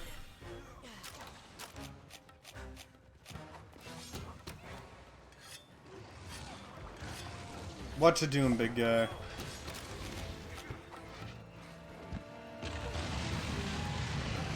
Alright, he's enraged himself twice now. Which means his body is heated. I don't know where the hell Teostres even originates from. I know he's a pretty old one, but I don't know, like, how old. Because, like, Brachydios was from, 3rd. But where the hell is this one from? Teostra and Lunastra have been around for pretty much ever, as far as I can tell. Which is a little funky, but hey, whatever. It's nice to see a couple stay together that long.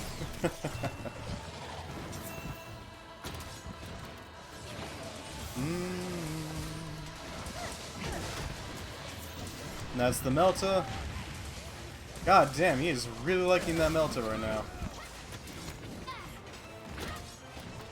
Like, really liking the Melta.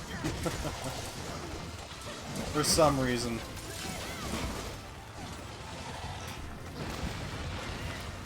Let's line that explosive in its side. There we go. Nice ice blast to the booty. Give him a cold butt. Cold kitty butt. That's the Melta. Back off. Get back in. Okay. Big swings. That's fine. That's not the Melta. Are you starting to use his scales again? That's fine.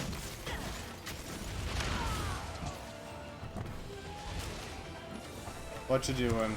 Dive bombing, that's fine. Yeah, he's getting close to death, so there's that. Hopefully the damn thing falls over soon. Uh oh, that's a problem. Back off. Poor thing. That's all I had, huh? I guess I kind of felt like that Nova was smaller than the rest of them. I guess the angrier it gets, the bigger the Nova? Is that true? I'm not sure. Okay, he is furious now.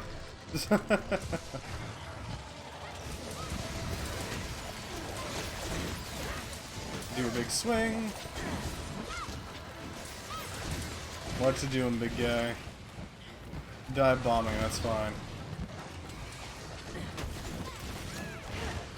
Alright. Back off, back in.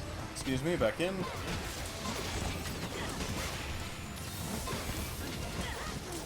Alright, everything seems to be fine.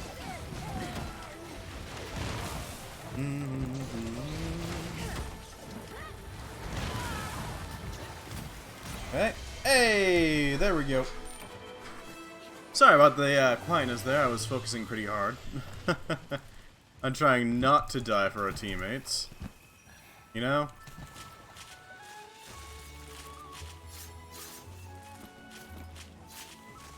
Could have ended a lot worse. Fire Dragon Scales, Teostra Webbing, I think we did marvelously. Whew. Teostra Carapace. Everything seems fine.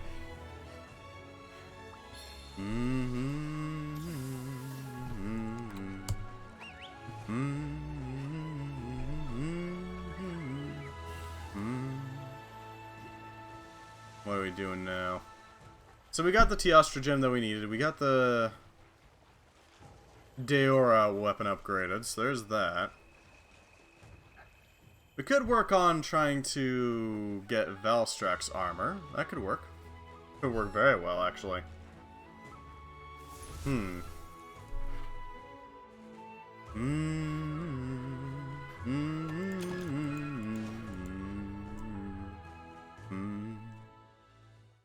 Excellent, excellent. Somebody wants to talk with us. It's probably gonna be... yeah. It's the buddy.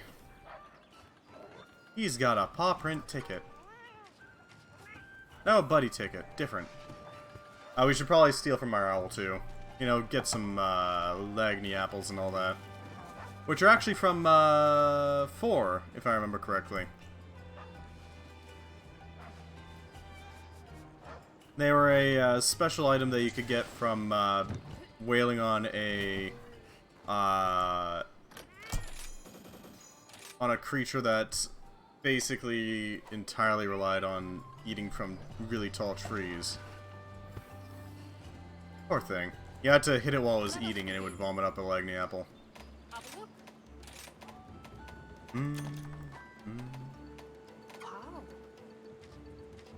That's nice.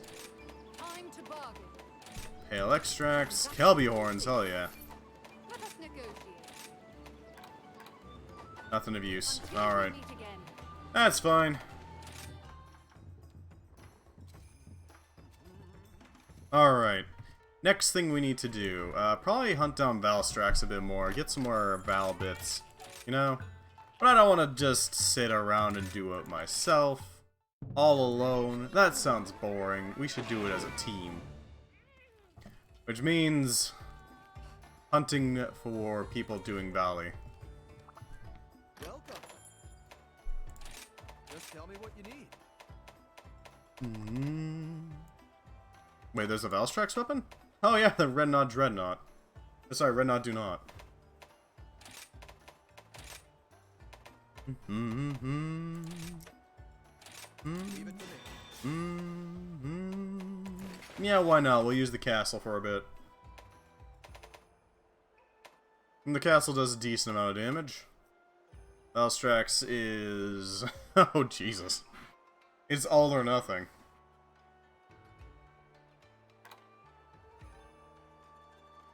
Tear through the boundary between heaven and earth with this gleaming axe.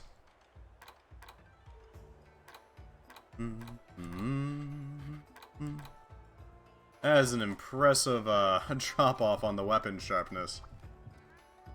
It starts at white, and then just suddenly plummets to red.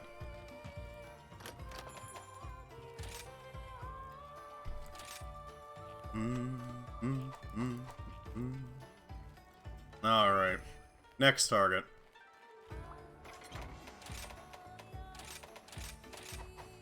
The next target is Valstrax, because we need Val bits.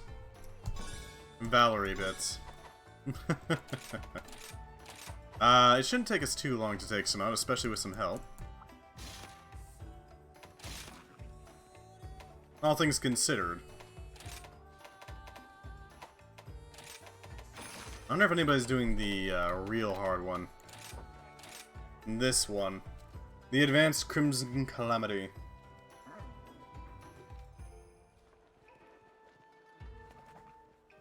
Could be useful.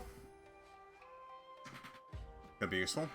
Also, the reason why they call the Logami the Snow Baron is because there was a a version of the Lagombi that was called the Snow Baron. The Snow Baron Lagombi. The thing was, it was basically a, how do I put it? They were called deviants, ones that survived hunts. They're sort of like Apexes, just a little different naming.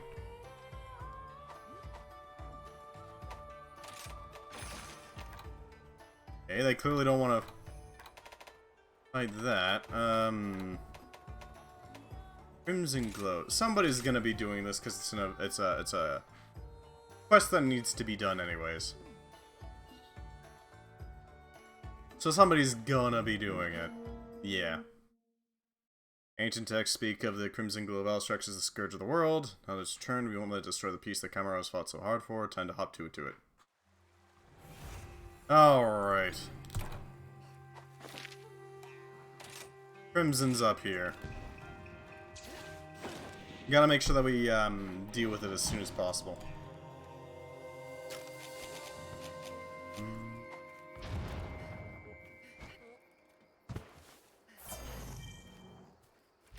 Mario. Cute name. And away it goes. Yeah, no, it's not leaving for good. Hi, Valley. God, that is such a interesting sound that it has as a side effect.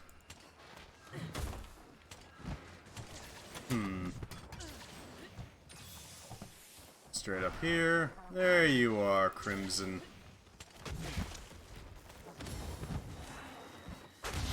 Are you leaving? Like for... No, yeah, you are. You are leaving for real. Okay. Sure, buddy. I arrived just in time to hit it a couple of times and then it just frickin' bails. Frickin' rude. I wanted to visit it, but no, it just left. Alright.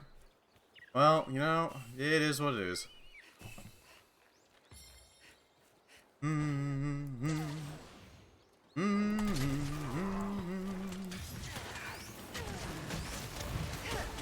What are you doing, big guy? Stomping the ground? That's fine by me. Yep, dive bombing. Do my damage. That's a laser. Do some damage to its tail, because we have access to it right now. Okay, what are you doing? Big claw, that's fine. Roll forward and into the tail. Do our damage. I think we're doing pretty alright so far. Oh, he's gonna charge, ain't he? No, he's not, okay. What a weird creature.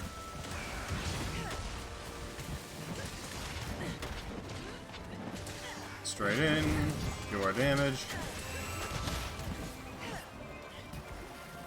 Who are you after now? Doggo, okay then. He's after oh no, river monster. Alright, well that's something. It's so weird how the webbing in its wings moves with the articulated wings. But I absolutely adore it.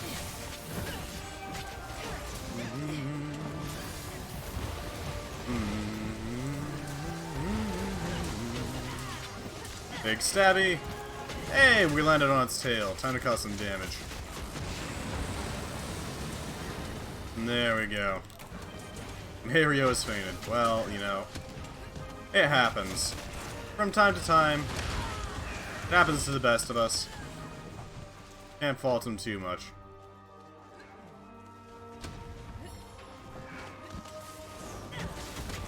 Lord knows I've done it before. Many times. On record. Ow.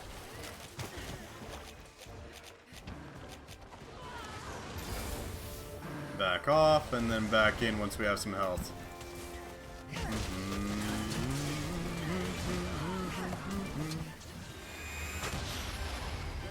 He's going right after River Monster. Okay, then. Sure, buddy.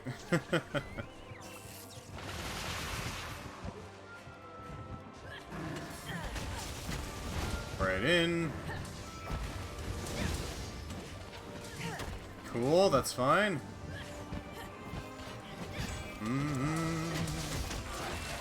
Hey, there goes his tail.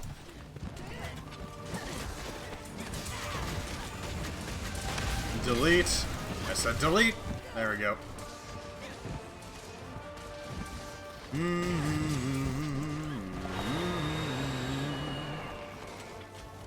Straight in. Yeah, that's nice, buddy.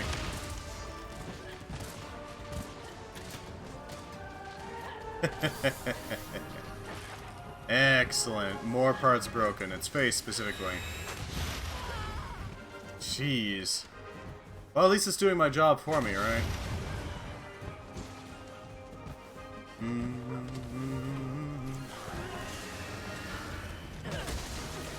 Do damage to its chest so we can hopefully break it. Okay, what are you doing? Away he goes. No, he's gone. There we go. Well, I mean... there's that.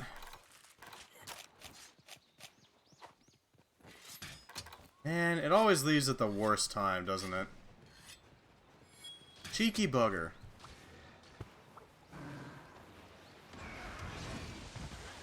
Ah, well. We'll take him down all the same. Let's land those hits. Do some real damage.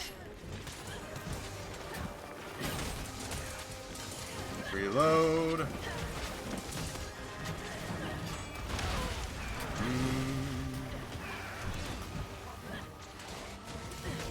Okay, what are you doing? He's just sort of hanging out, that's fine.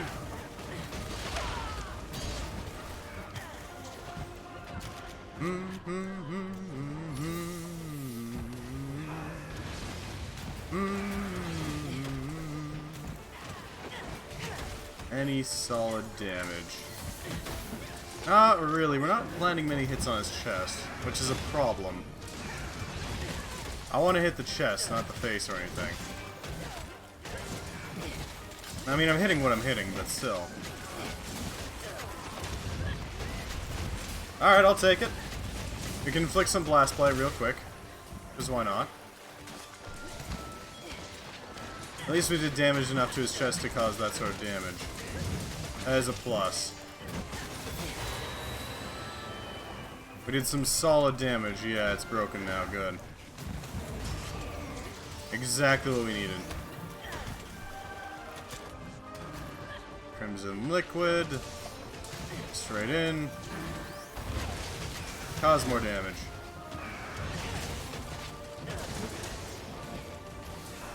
Everything seems fine. Nicely done on staggering it in the air.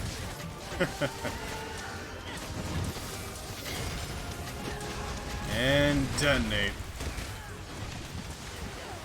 That was some solid damage, I'd say. Alright. Big slash. God, I really want to see some more subspecies of Valstrax here. Because it is a cool monster.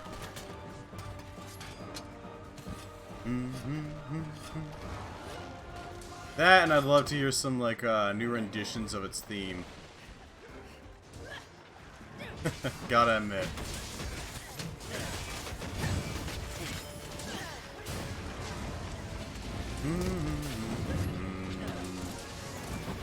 Right in to do my damage. Okay, good. It's hit the threshold for it to go capturable if it wasn't an Elder Dragon. Tubby is bailed, that's fine. Almudron has appeared. Well, how nice of it. Not sure it'll ever help us, but still. I can hope, right?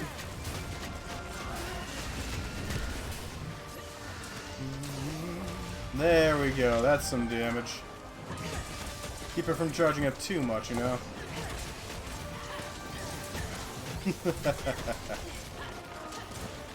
Reload while it's still flailing, and there we go.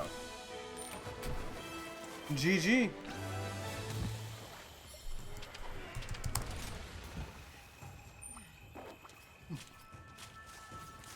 I think we did well.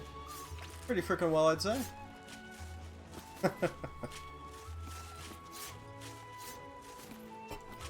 Let's see.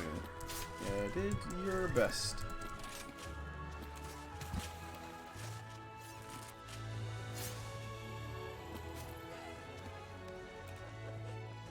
Yeah. There we go. That worked out really well, to be quite frank. It died, we won, no sorries. No regrets. There we go. That is one monster down that we needed. Valstrax has been slain. That's the important part.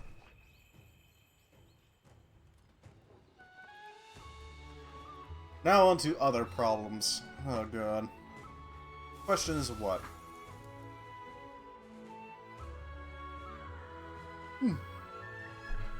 Because we got a few options here, right? We got a few selections to work with.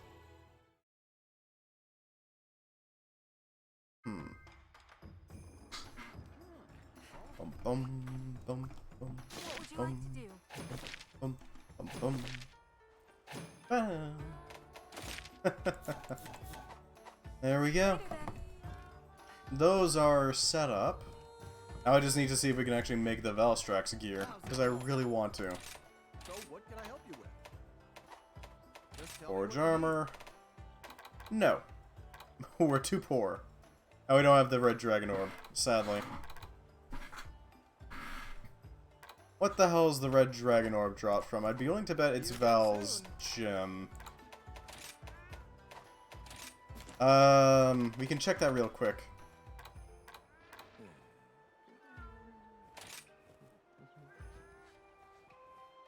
I'd say so, yeah. Bum, bum, bum, bum, bum. Yeah, it's only ever high rank. Amazingly, it's only ever high rank. Argosy's doing well. A Bream? No, a Spring Night Carp. Huh. I see. Good to know.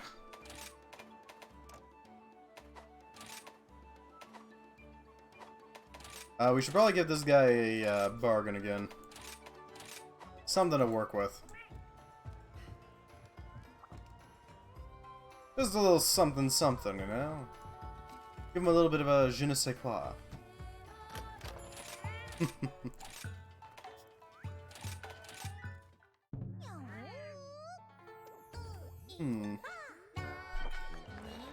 So we need to do some funky stuff. We need to hunt down something that'll get us money. A lot of money, to be entirely frank. We can sell some of our stuff, don't get me wrong, but it's not quite the same. Or maybe it is. Never mind. I don't think we actually need to hunt them. Huh.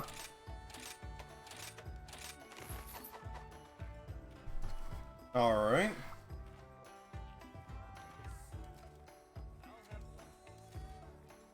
Otamai the chef, huh? What's he got to say, actually?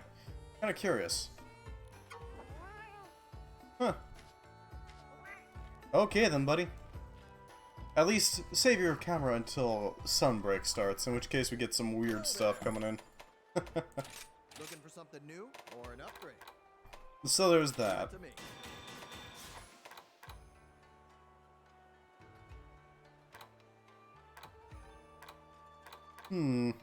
Yeah, I think the red Dragon Orb is probably Valstrax. Let me double check real quick. Red Dragon Orb.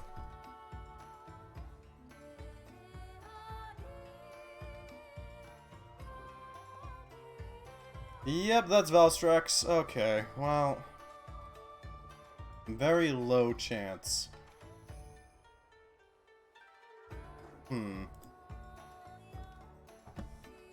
Well, that is a thing. Noted. This can still be done, but it's going to take some time if we want to do it. I don't see why not. Get some nice armor. Properly upgrade it and make it nice, you know? Until next time. Let's see if we can get some assistance on this, or at least help somebody else out. Make sure that we got something to work with here. Fallen Comet, Evil Star from Beyond.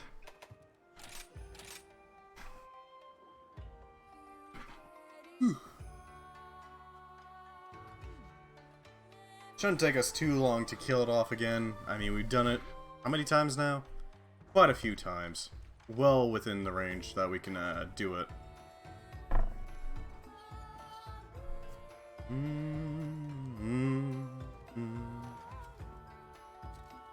Not a fan of just searching for quest sessions, but you know, it is what it is. Come on, game. You can do it. You can do it.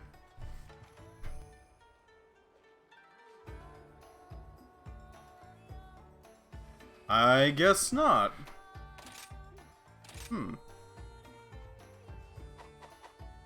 Okay, what if I were to set it up myself? You know, get something going on here. These are the available quests.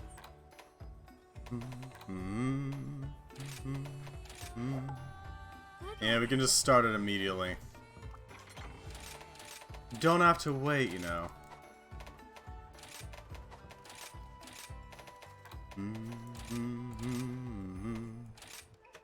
Set this up. Set this up. There we go.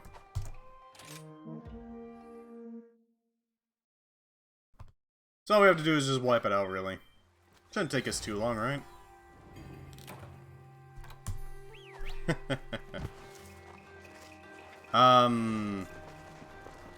The main thing I'm worried about is that we get nobody coming in, so we have to hunt it all ourselves. Which is gonna take a lot more time than if we had some assistance here. We can do it, don't get me wrong. It's just gonna take some work.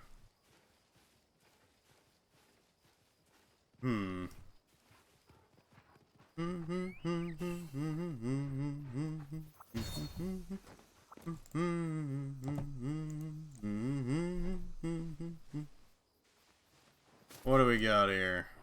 Some bones, nothing major, nothing major. We can go up here to grab some paw print stuff.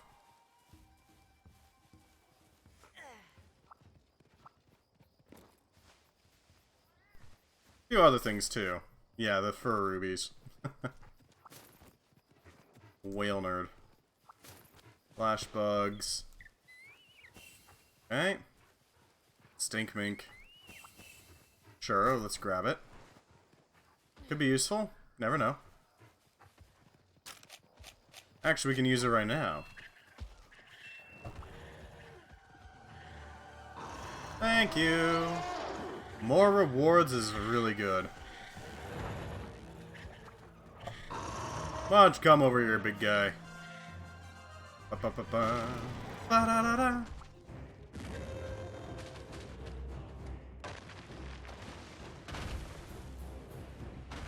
Why don't you come over here?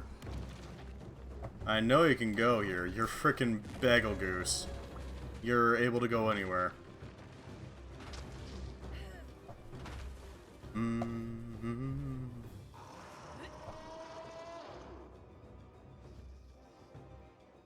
Where's he going?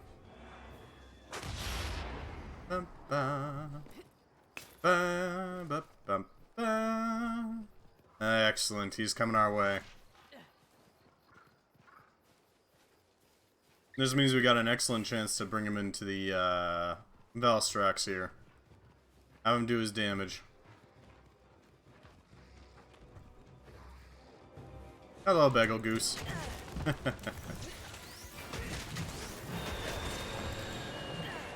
You silly goose. There we go. Fire damage is always appreciated, especially because it's weak to fire. It definitely helps out, you know. At least somewhat. Excellent. Let's do some damage. Cause some mayhem, you know.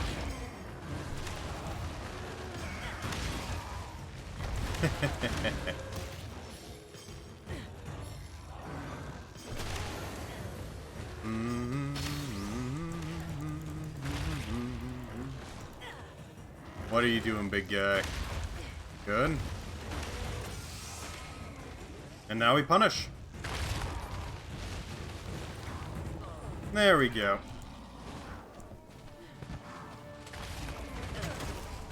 Let's see if we can break that tail, shall we?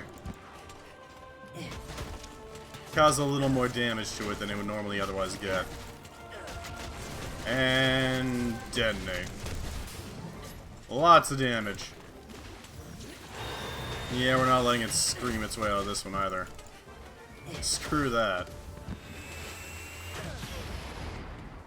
That is not a full-on leave. That is a return. Yeah, not catching me with that. Missing me with that.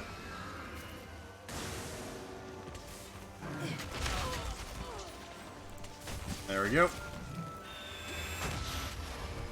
What you doing, big guy? And there we go. Plenty of damage. Always appreciated.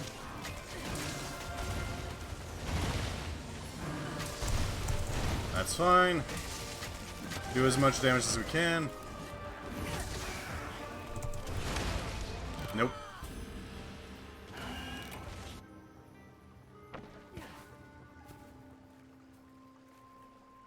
Yeah, that's just what happens, isn't it? Make a jump and then get immediately bodied. Sweep through, have him delete you. You know, there's that. It is what it is. Bum bum bum bum bum bum bum bum bum bum ba da ba da bum bum bum bum bum bum ba da da bum bum bum bum bum ba da dun dun dun dun dun dun dun dun. It is a really good theme song. I'm sorry, it's just amazing and I love it so much. Away he go.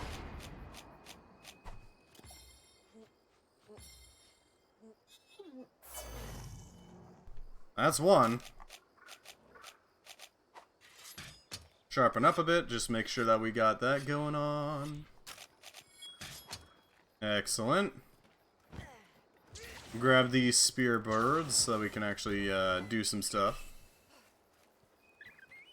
Get a little bit more, you know, effort for us. A little more work that we can do. Gotcha. Right, I was out of spear bugs. I forgot about that.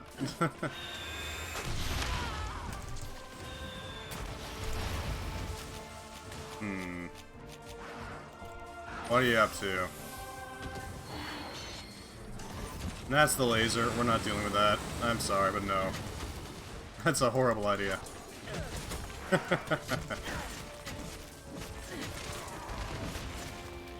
Excellent. There's the stun that we were looking for. And we can get the damage on its tail, too. There we go. Maximal stunnage. You're gonna charge, aren't you? No, you're just gonna get mad. Cool. Get on, stab it, blow it up. Real quick.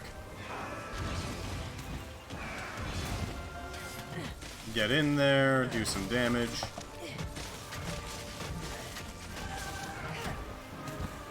Alright, what are you doing? That's fine. Second whiff. That's nice, Dragon. That's a really nice attempt, but no.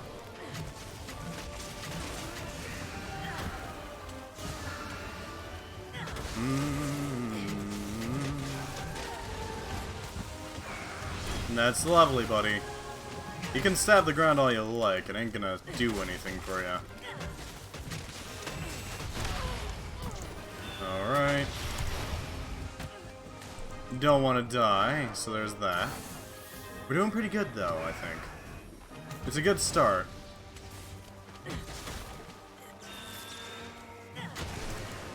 A really good start.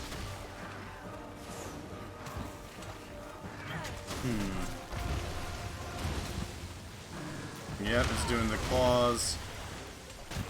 That's expected. Yeah, no. It's really cool how it's got that little, like, startup sound to it. Where it's just sort of charging the energy into its claws, and then it just goes. I'm surprised this thing doesn't have rapid morph. Because it does morph its own weaponry, so I mean, you'd imagine that it would have that, right? Or at least some form of rapid morph. Hey, we broke something. Its face, specifically.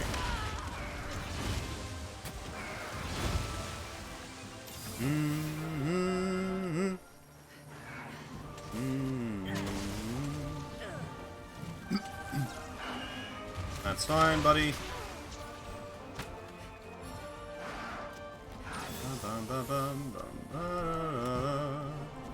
What are you doing, big guy? Splash him with water, give him something to think about.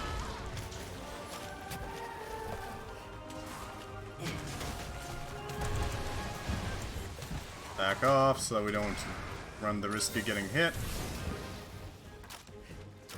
Because I really don't want to risk that.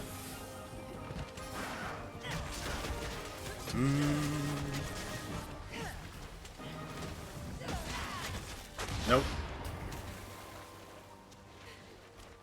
Ah, well. We tried. We did get the tail, though, so that's good. That is an extra carve.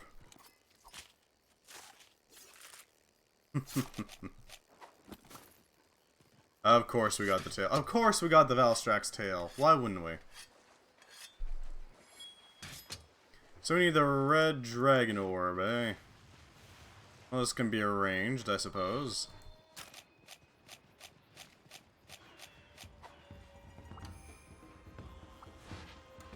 Where are we going? Right here, eh? Deploy the friend. Yeah, we're calling the Mizutsune.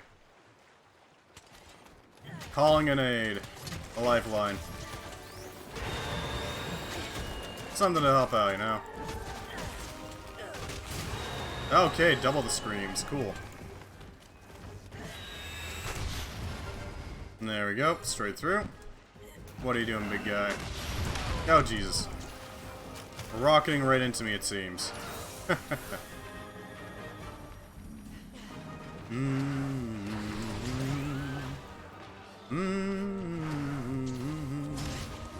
Excellent.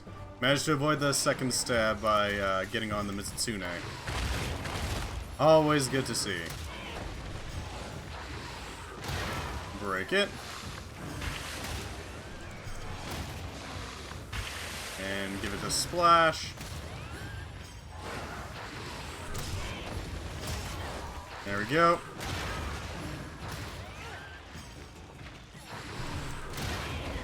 There we go. Well, we did some damage at the very least. Or Mizu.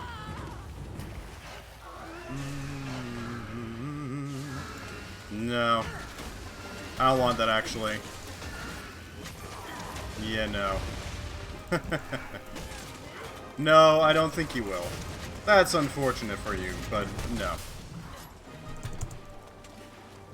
Big swings. Yeah, we can do the triple swing into it. There we go. That'll do some damage. Yeah, you're doing the big swing afterwards.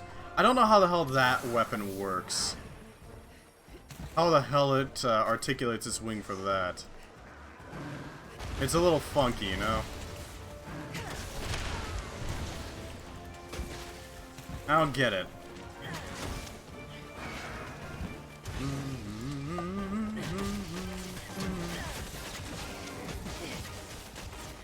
Hey, what are you doing? Clawing, that's fine. Oh, you're just sitting there, huh? Oh, let me just say no to you. 620 damage says no you. Effective as well.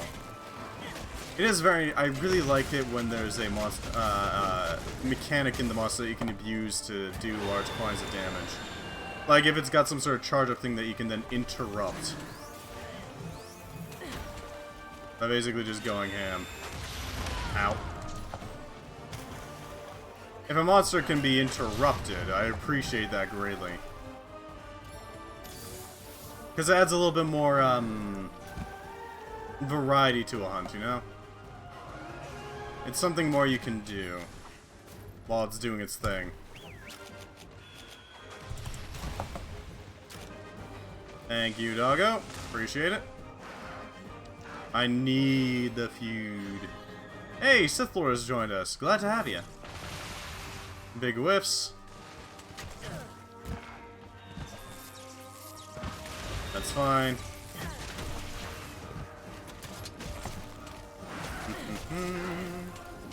He's coming into a really badly damaged Valstrax. Hey, Mario has joined. Glad to see him again. Uh-oh, I'm in danger. I called it.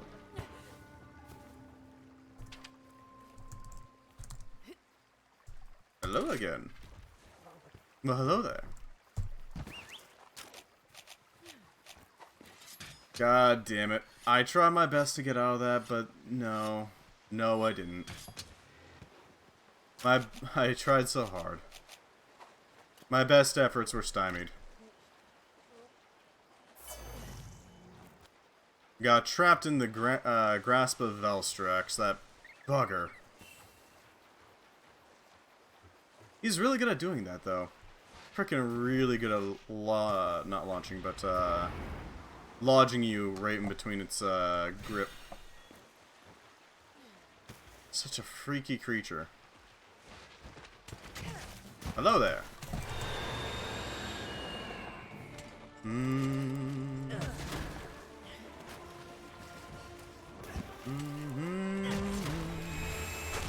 Yeah, you're taking off. Oh, we got a greatsword user. Hopefully he's good. If he's at this point, he's probably pretty good. Assuming he mains it.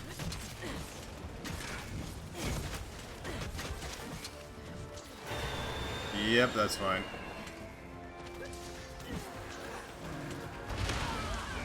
Get out of here.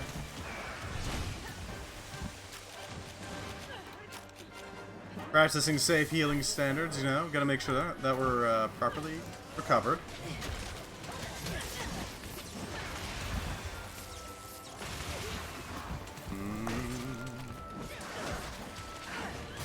And kablooey. Or not. Heal up. What are you doing, big guy? Dive bombing Mario. Okay then. Cool. Good to know. Let's delete this thing. Part broken, part broken, part broken. Yeah, there we go. The power of a team.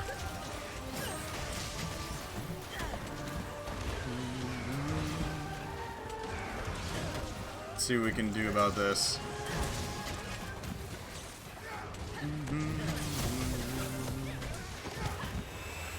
Ah, yeah, Sith Lord's pretty decent, I think. Uh-oh, this is an ambush. Yep. Called it. Slightly different takeoff, that's all. There we go. Nicely done.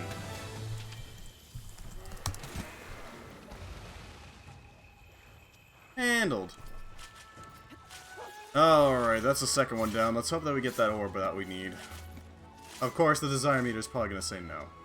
This game has a little bit of a meme called the desire meter. See, the more you need an item, the less likely you are to get it. That's just how that works.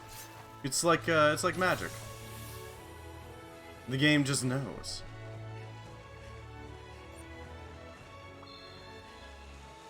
It just knows that you need this fancy gem, and it's not gonna give it to you for like 100 runs. Yeah, it's pain. But you know, if we don't have any luck, we don't have any luck, and we can just do something else instead. Something a little more funky, you know? Maybe finish off our hub quests. Good work, good work.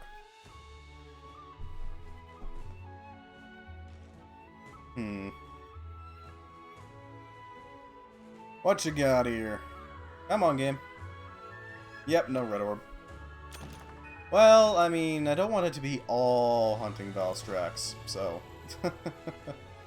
We're just gonna have to call it not happening today. You know? How can I help you? Let's see what we can do. There should be like one or two... Yeah, Apex Diablos and Apex Zinogre. Apex Diablos seems like it's probably the best one. Wish you luck. It's something new to hunt. Something else to hunt.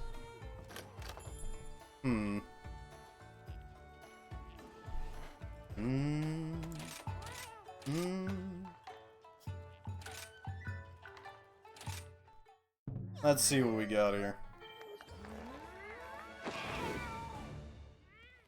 Alright. That'll work. That'll work.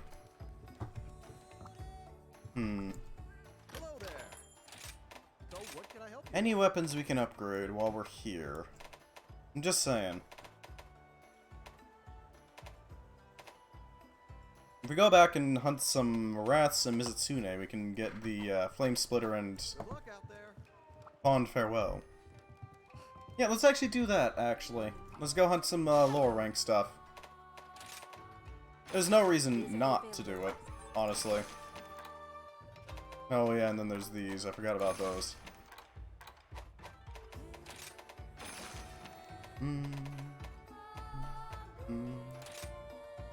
Yep, let's delete this. May the spirits protect you. Oh, we don't even need to really use any demon drug. We just have to go at it. Shouldn't take us too long. All we need is a Wrath Wing Talon and give him a bop on the head. That sort of thing. It shouldn't take us too long. Especially since we're a maximized Teostra weapon. This thing is gonna cut through like butter. With supreme ease, honestly. Not just ease, but supreme ease. It's down here.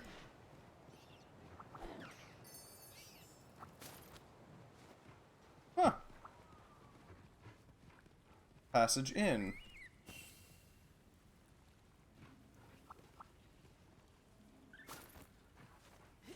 And a record.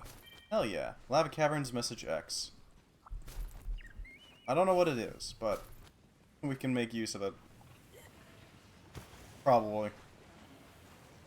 Good to know that path exists.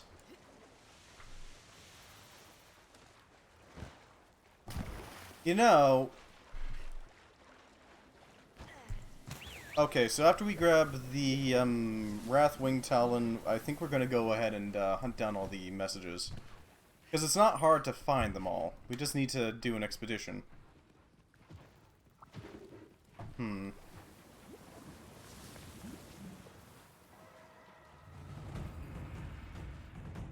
Just means an expedition to go and bop them. Grab each and every one of them, you know. Plus, we have records of which ones we've picked up so far. Hey, Magna and Rathal's Turf War. Okay then, buddy. Yeah, that'll do it. Bop him on the head and let's do some damage to Magna, shall we?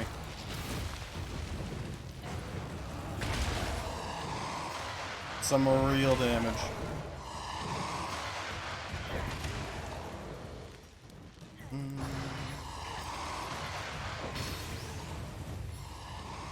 There we go.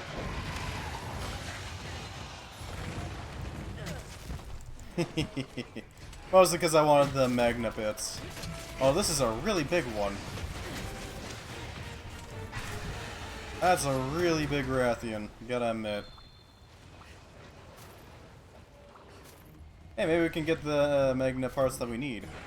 It's possible. Oh wow, that is a disappointing amount of damage. Oh, we are high rank going into low rank, so that is a thing. We don't really have to worry about it.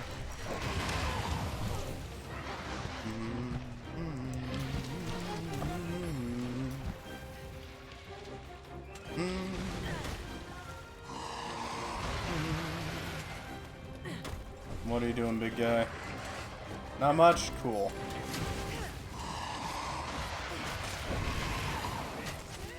Alright, do our damage.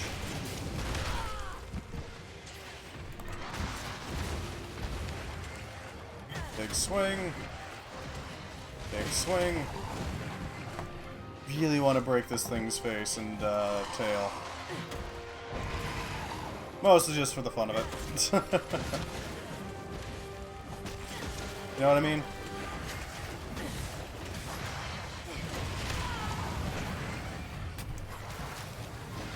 And now I need a Mega Potion. There we go.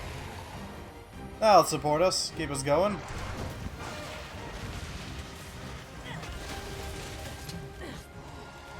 How you doing? That's fine. Slash into it. It's weird that you can, like, clearly see its ears. Looks really weird. The ears on that thing are funky. I don't know why they exist. I wonder if that was like a plotline from the first game or something?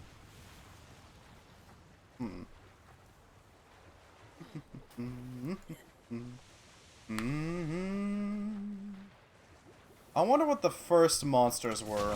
The ones that have been around with us for like the entirety of the game franchise. I'd be surprised if Wrath and Rathian weren't, because they seem pretty standard. Or monster hunting, you know?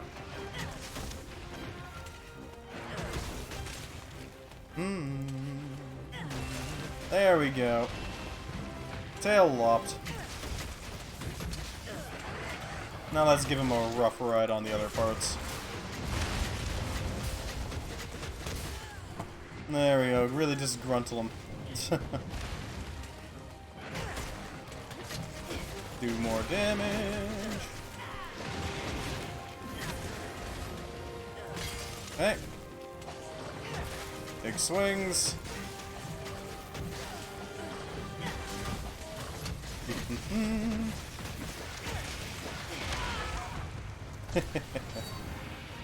Yep, we're doing some real damage. Although, to be fair, we are way overequipped for this. Sometimes it's just nice to go back and bully the monsters from previous levels. You know? Previous tiers of equipment. It could just be fun to go bully a Rathian or something. We don't need much. Just some wing talons or something. Just something to work with.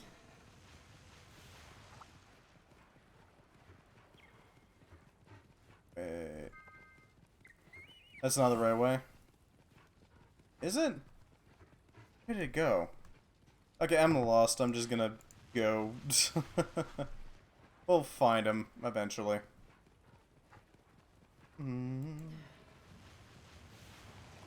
Alright, so up here. Up through here. Give it something to work with, you know? Ooh, Gust Crab. Come help me, lawnmower the area. There we go. A Blast Toad, not bad. Yep. Right up there. Excellent. That'll give us something to work with. Because we can set up the Blasto to do damage to it. Excellent, broke its face.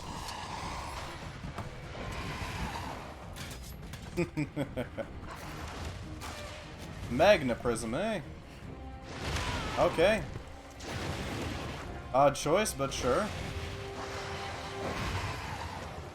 Have fun. Yeah. Nuke the Wraths. So far this is going really well, actually. I think we're gonna do a exploration of the various areas to find their notes. Because I kind of want to know what's going on here. I haven't seen many, I haven't seen any Monster Hunter games with notes trying to detail areas.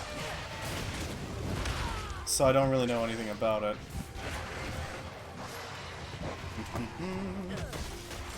Deal with you.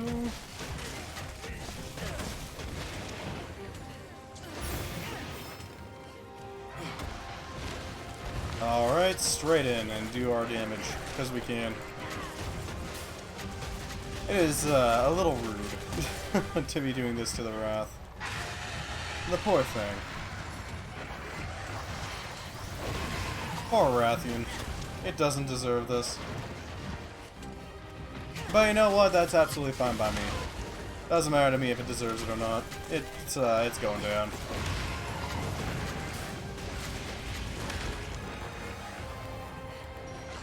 Thank you, doggo.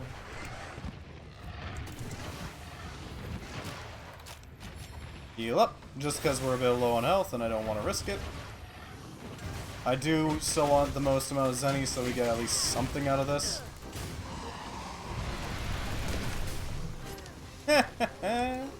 Interrupted. That is unfortunate. What you doing, big guy? Excellent. Oh, that's been dealt with. God, I'm really freaking hyped for Sunbreak. Once we get to the point where we actually start seeing, like, actual, like, gameplay trailers, I am so freaking hyped for Sunbreak. Just because, I don't know, I like the Monster Hunter DLCs a lot. And I mean, a lot. I like them a lot, you could say.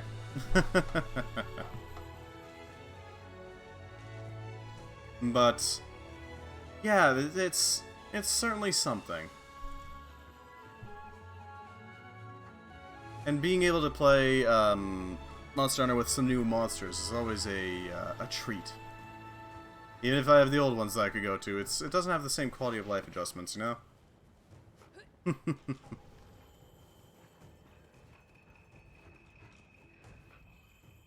Alright. If I pull up...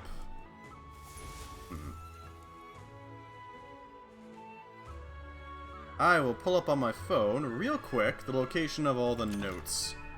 Because I want to hit them up and see what's going on. Monster... Hunter... Not Hubter. Rise. Not Stunlock build. Notes.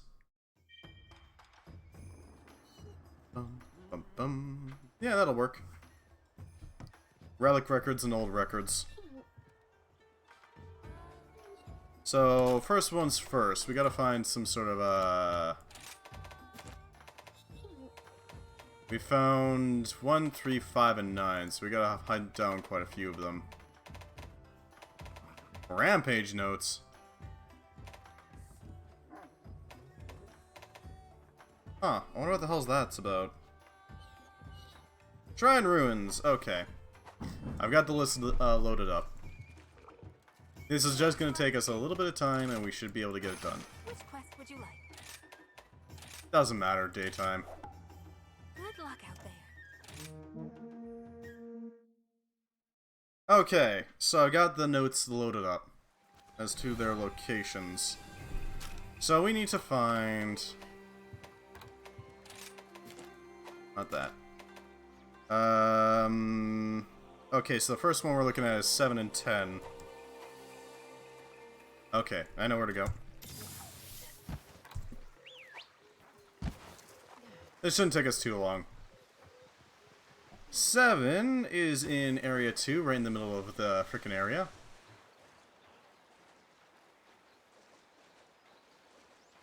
Actually, 10 is quicker to get to, because it's on the way to 7. Just a slightly different path. So all I have to do is just go up here.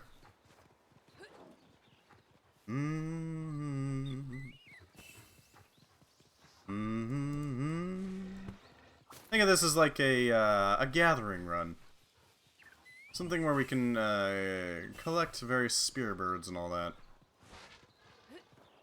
Should be up here. But where? Behind? Could be behind.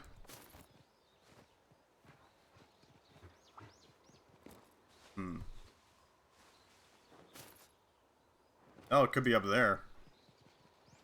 Not seeing it anywhere, so I'm going to assume above us.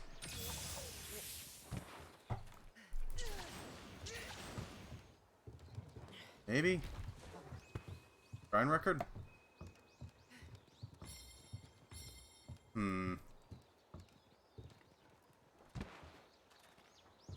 No. No, it isn't.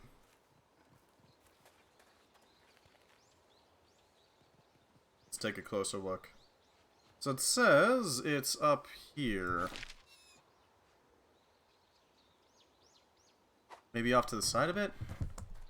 Could be off to the side a bit. Oh god, Valstrax is here. Of course he is. There have been some up in trees. There's that noted.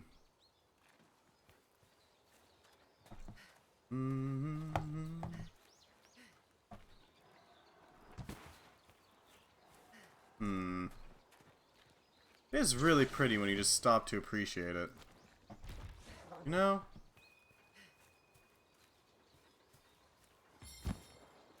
It's got some good environments. Did I already get this one? Might have already gotten this one. No, not that one. That is 10.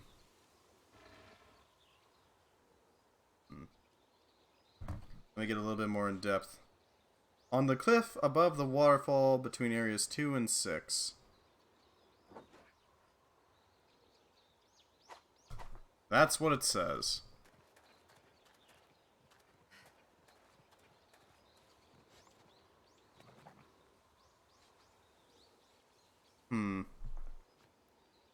Oh! It's over here. Sneaky bugger. That's 1. Next one. 2, 7 is gonna be over here. Hopefully the Mizutsune doesn't notice me so that I don't get immediately ganked by it.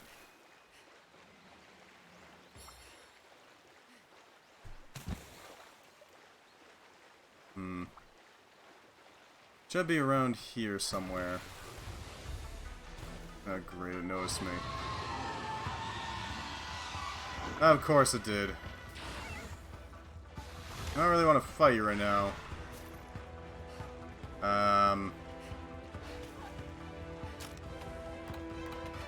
Punches, notes, notebook, 7. Yeah, no, 7 is here somewhere.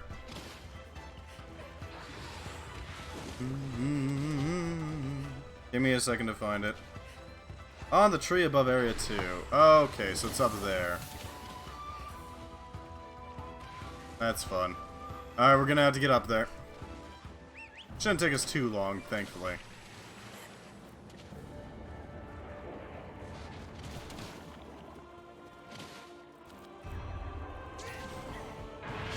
Jesus. Hi, Valstrax. Now is not the time. I'm not fighting you. We're going up here. Yeah, Crimson Glow of Valstrax is very aggro.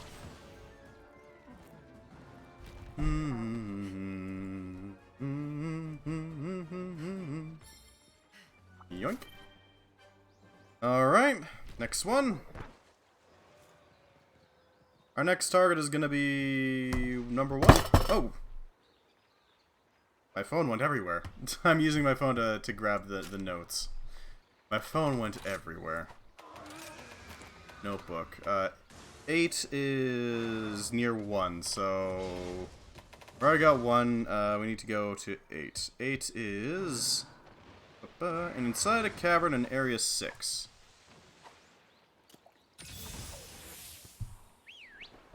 Hi, Valley! I don't want to fight you right now, Valerie. Now is not the time. We're going to area 6. See that little indent in the mountain between area 5 and 6? We're going there. That is where the next note is that we're hunting.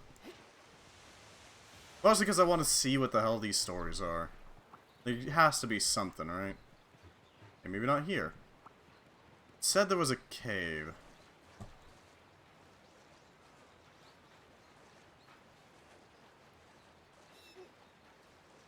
Maybe up here? Up there, maybe? Hmm. Ba, ba, ba, ba, ba, ba. Alright, maybe if I go up here, we'll get a better look. It's a possibility.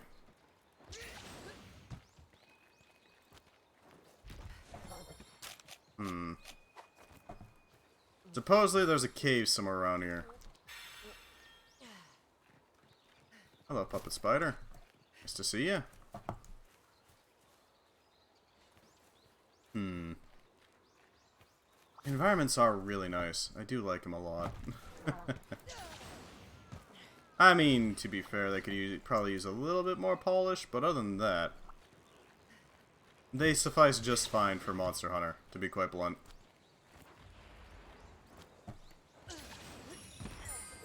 Caverns, caverns. If you see any caverns, let me know. Aha!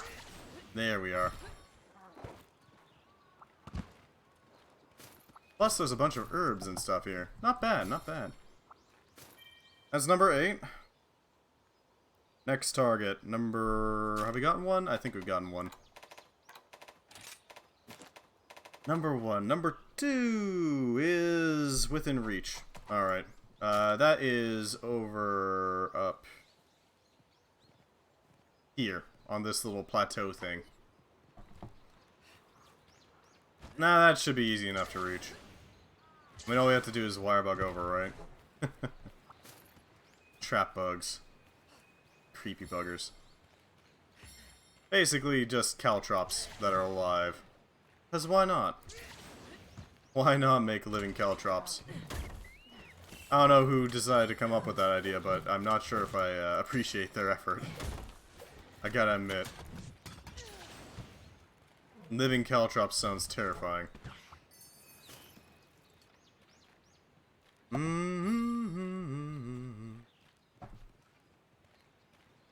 Number 2, below a cliff in between areas 6 and 8.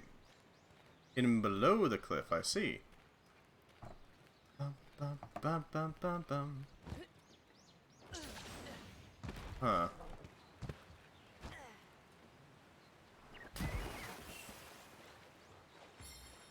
Where, though? You can see why it wouldn't be easy to find. Aha! There you are. We're making our way. We got most of them. We just need 4 and 6. 4 is all the way in 11, and 6 is... okay, I can reach that pretty easily. 6 is going to be right around here. But 4 is a ways away. It's in the Wrath Nest up in the upper right in Area 11. It's going to be a bit of a pain to reach that, but we can do it. And that's the important part.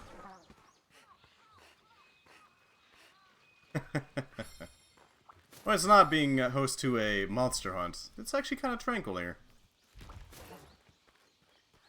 You know, it's not bad. Bum, bum, bum, ba-da-bum. Should be around here, right?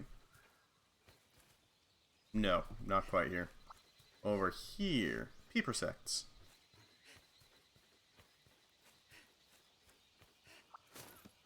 Maybe up a bit?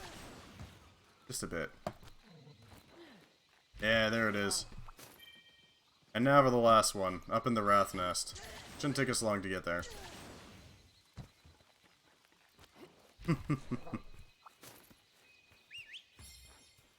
Alright, the last one is up on a bit of a, like a shrine thing that the rats are nesting under.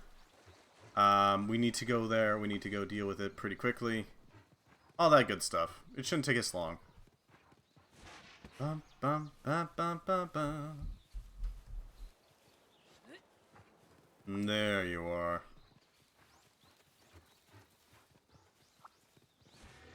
Go up here. Does it give us a foothold if we get up here in the first place? Yeah, there we go. There's the last note.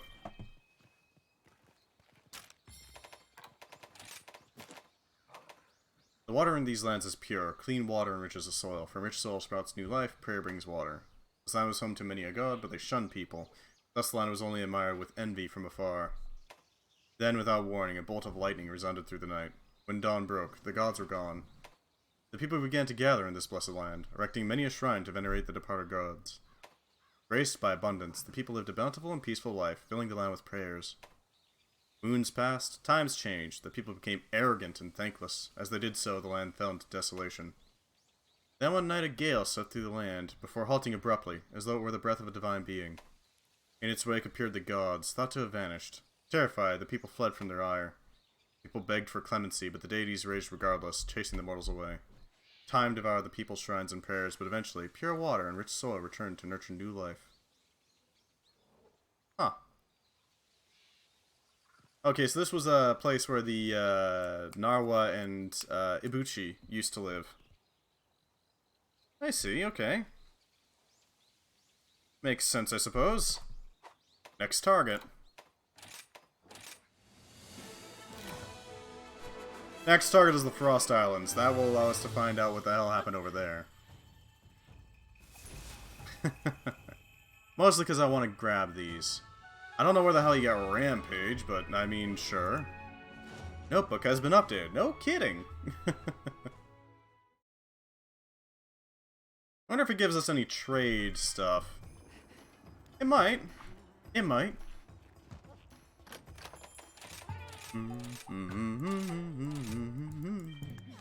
There we go. Just for the health and stamina. Nothing else. And over here. We got a lot more to get on that front. So it's going to take us a little bit of hunting to grab it. Go figure. Instead of monster hunting, we're record hunting. Well, it shouldn't take us too long to get into it. Theoretically, it should be just fine.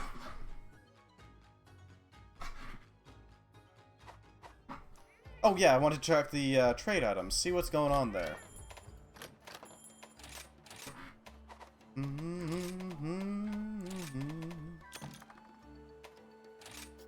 Add an Alagni apple just to give them a boost. Something to work with. Alright, next target. The Frozen Shrine. Here's the quest list. No, sorry, Frozen Islands. We were already at the shrine. I wish you luck. Alright. The target is pretty simple. We're going after quite a few records. Some of them are harder to reach than others. We have 1, 2, and 10. 3 is pretty close by. I think I see a path that we can take. We actually have to go up here.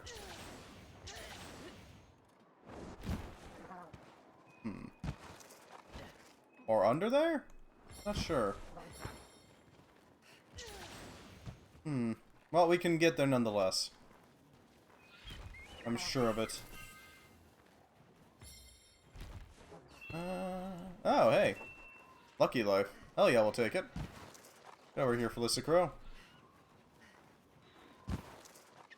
Thank you.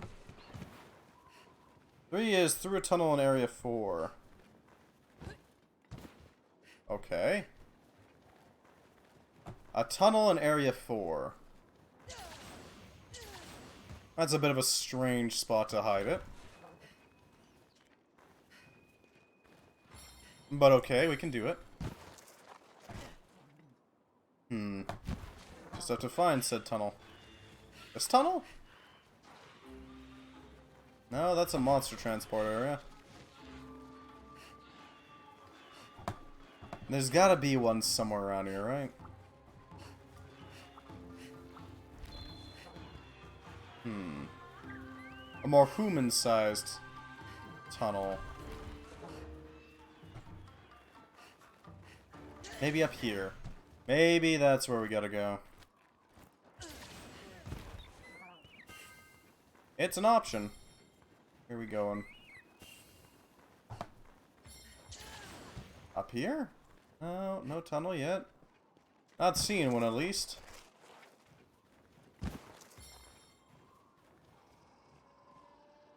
Found through a tunnel and a cliff south of Area 4. From below the cliff you can enter the tunnel with ease using a wire bug. I think I know where that is. I don't know for sure though. It's gonna be over here.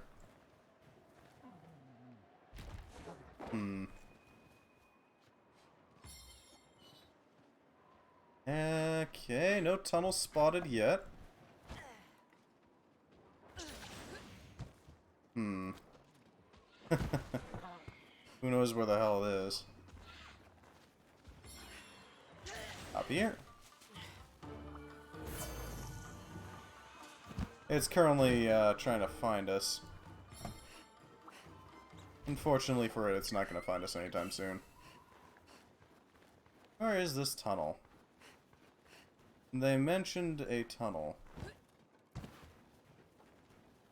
that the tunnel? No, no. That's an area transition. I'd say we're pretty clearly in 5 by now. There's the tunnel. Easy, there we go. I say easy, but it took me like a full 10 minutes to find the thing. I don't know why they call it a tunnel when it's more like a cave. It's a dead end. It doesn't go anywhere. 5. Break the snowman at the Malink's house. Okay, that can be done. That's right above the number 5 over there. Yeah. Just gotta go over here.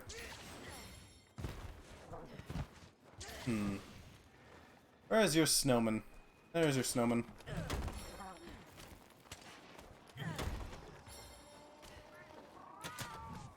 It can be done with barrel bombs or by using gun lance shots. Well, thankfully we have barrel bombs, so we can just do that. Dealt with. Yeah, that's fair. Absolutely fair. Oh, that's cute. I've seen that design. That's with the northern village elders that they like to do.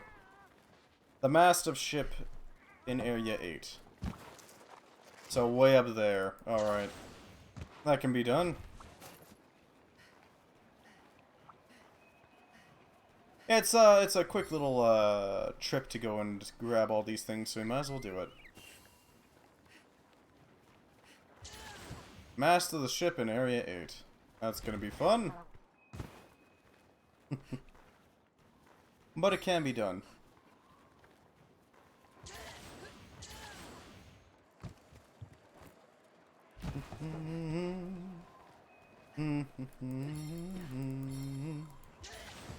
What's up here? A money pouch. Okay, not bad, not bad. Some mysterious coins.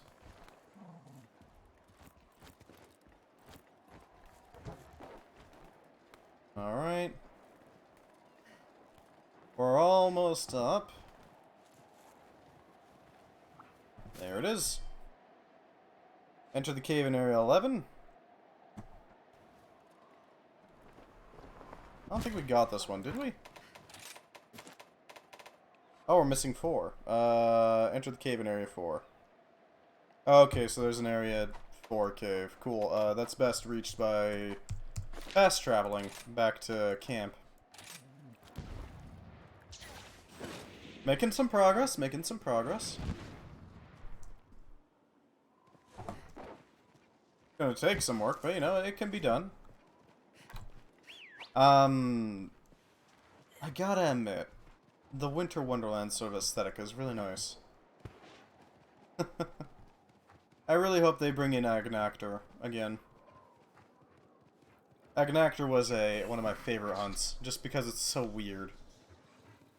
It's not like gimmicky or anything, it's just funky as all. You know?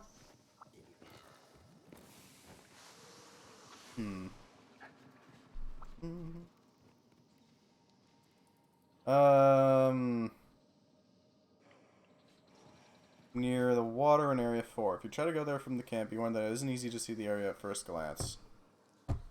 Near the water.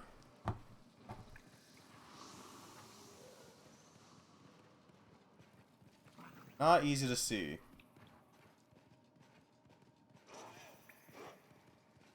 Is that it? That might be it. Nope, nope, that's not it. There's a cave somewhere inside this cave, and I don't know where. But it should be around here somewhere.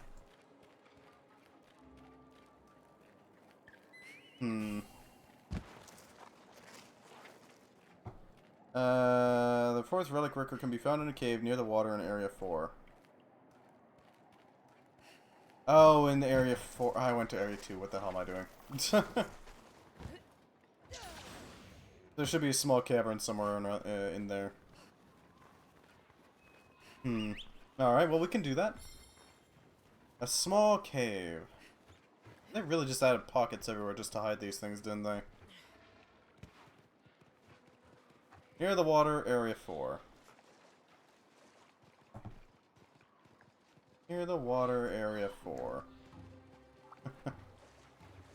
Huh. No, that's not it. Where are ya? It said near. No.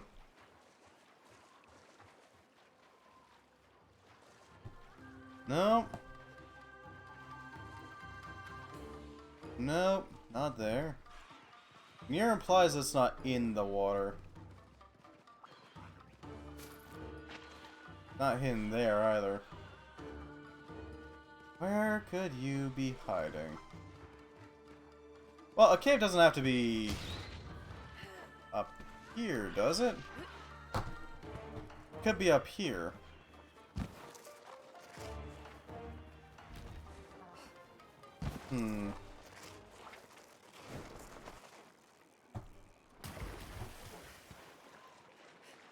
No, no. Where the hell is this cave? If you try to go there from camp, enter the small cavern. Oh! They meant in the... No, they meant in here. Well, god damn it. There it is. Cheeky buggers.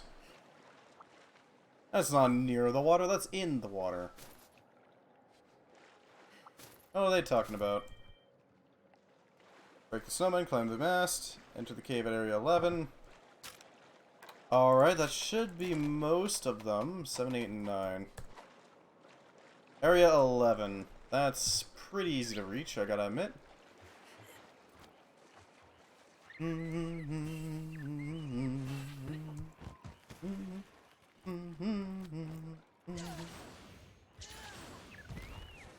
So we go to Area 11. Area 11 will give us access to the good stuff, gotta admit. Probably the juicier bits.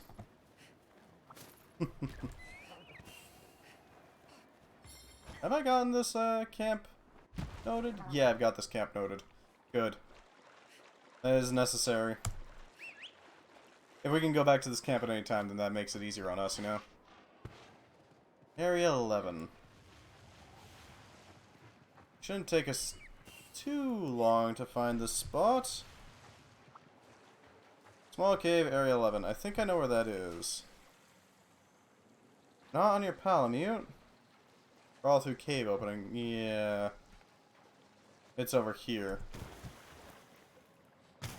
So there should be a relic record somewhere in here.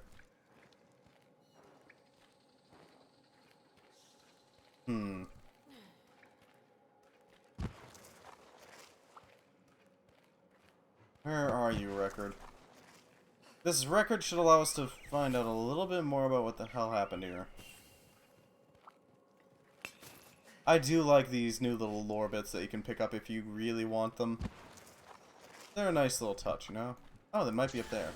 Yeah, it's up there. Cave at the edge of Area 5. Okay.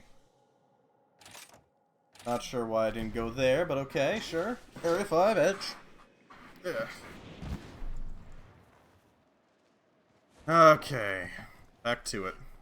Back to it. Let's see what we got here. Something good, I hope, you know?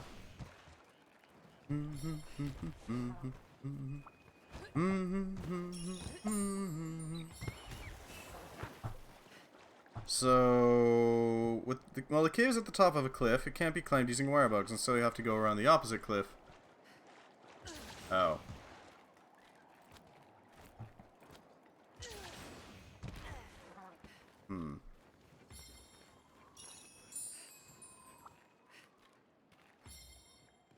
Okay, I see where we're going. I think. What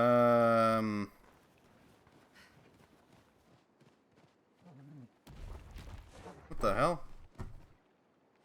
Can be found in a cave on the edge of Area 5. Well, the cave is at the top of a cliff. It can't be climbed using wire bugs, so we'll have to just make our way. Oh, it's this thing, isn't it? It's up here, ain't it? Bag? That's... No, that's a great sign.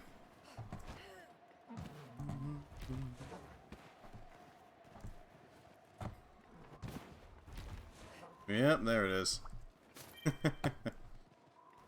That's 8. 9, climb the mountain north of area 9. Oh, for God's sake. You have to do that whole thing. Yeah, that's the last thing we need. Okay, well... Let's go grab it real quick.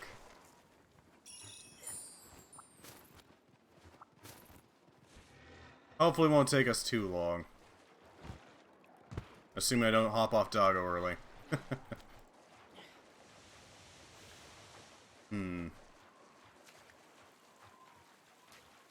What strange squids.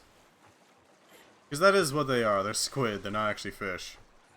I kept thinking they were fish myself, but they're not actually fish. They're actually squid. They are squid.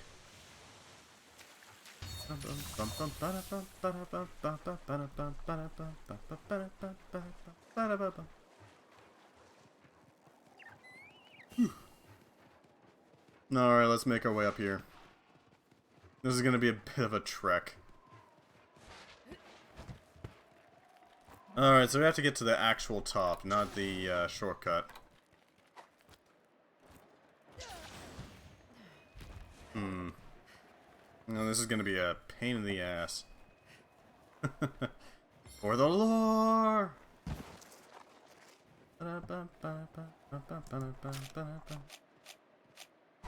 Well done steaks will help us out, get us a little bit more stamina to make our leaps. Oh, Jesus Christ. Alright, we're across. There we go.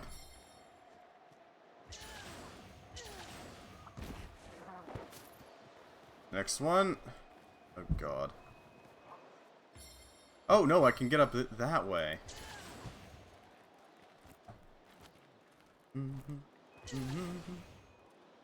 Nope. Never mind.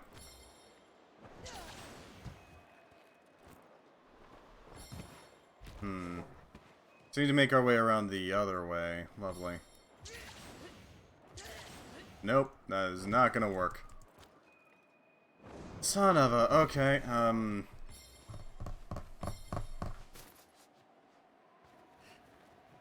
yeah, this is gonna take a bit to get up there. Jesus Christ. Well, at least it's an expedition and we're not getting any hunters annoyed by doing this. You know? We can just do it and call it a check using... Oh, okay. Check using locale info and quest info. Okay, then. Not sure what the hell that's about, but okay.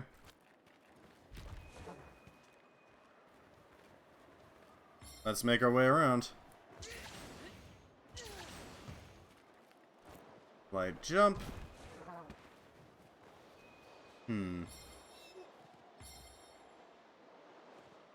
God, that is a view. A very pixelated view, but a view nonetheless. Alright, we're up. I'll handle that. That leads over there. Okay, so this is not the path we want to take. Or is it? Wire dash to your left when you reach this point. Oh, Jesus Christ.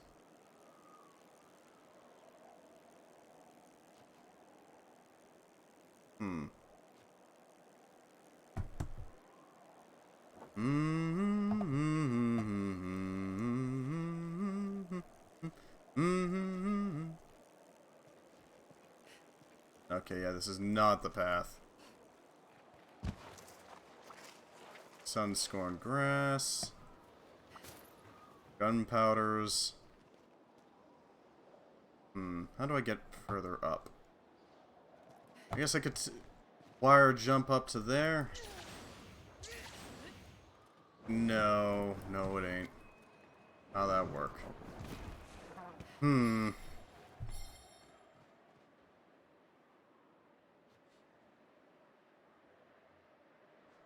Two mountains in this area. Climb up to the rightmost mountain, then wire dash across the left where you'll see Snow Orb.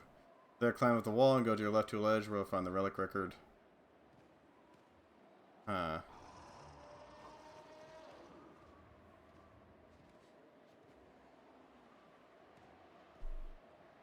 Okay. There should be another pathway. Theoretically. That we can take. If we manage to pull that off, we'll be able to theoretically reach a new spot. I hope. Oh, no, that is the path. Okay, that is the path right there.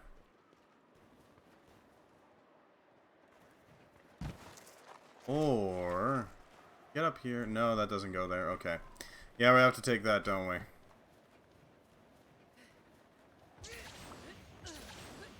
No. Because invisible walls. Wire dash across the left and you'll see Snow Orb.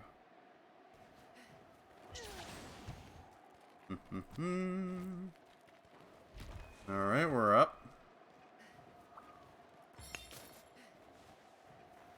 Is that it? No, that's just for sticking onto.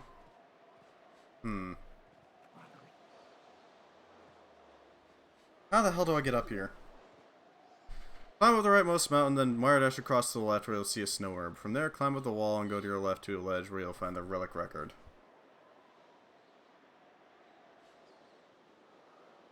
I guess that is the path that I have to take. I mean, I don't like it, but... okay, here we go.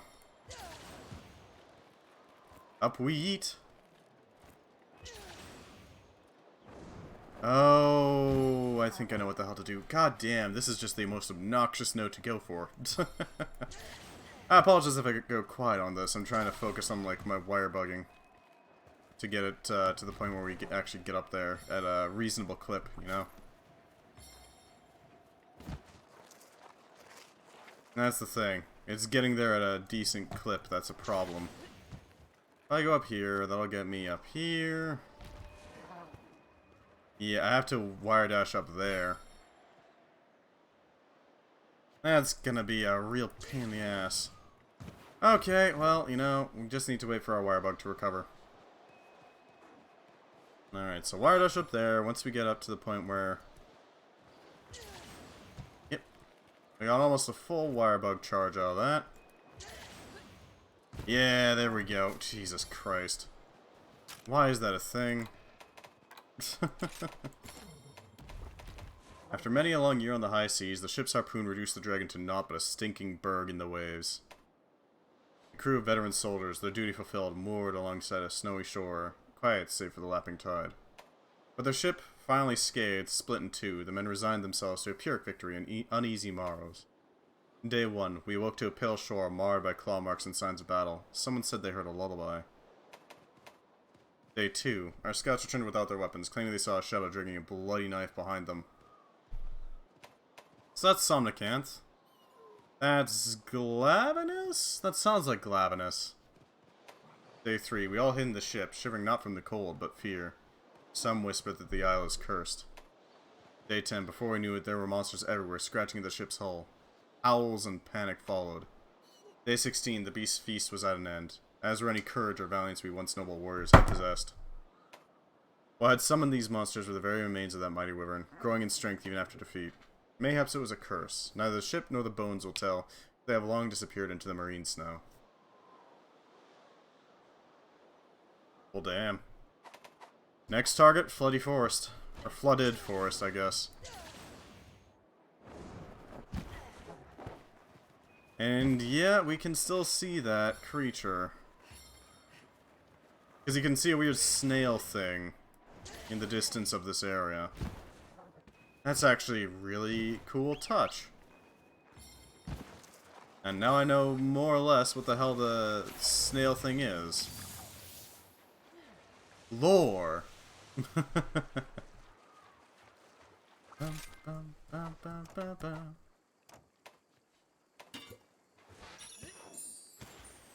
Yep.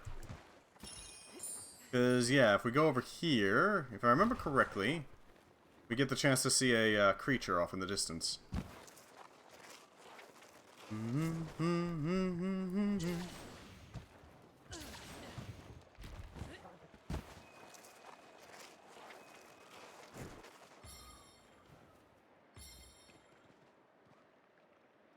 Somewhere.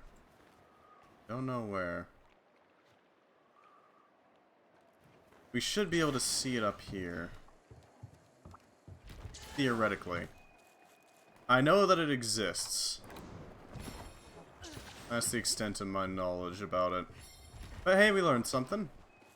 About Monster Hunter lore. Cool. I'm always game to learn about Monster Hunter lore. God damn it. Fine, we'll just go over here then. This works too, I guess. Here's the Dragonator.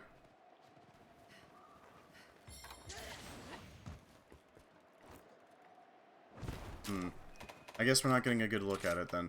I know that it's possible for the snail thing to arrive. They just sort of hang out near the waters. I really hope that we get a chance to see it in action, like fight it ourselves. Like a Darren Morin type fight. It'd be really cool.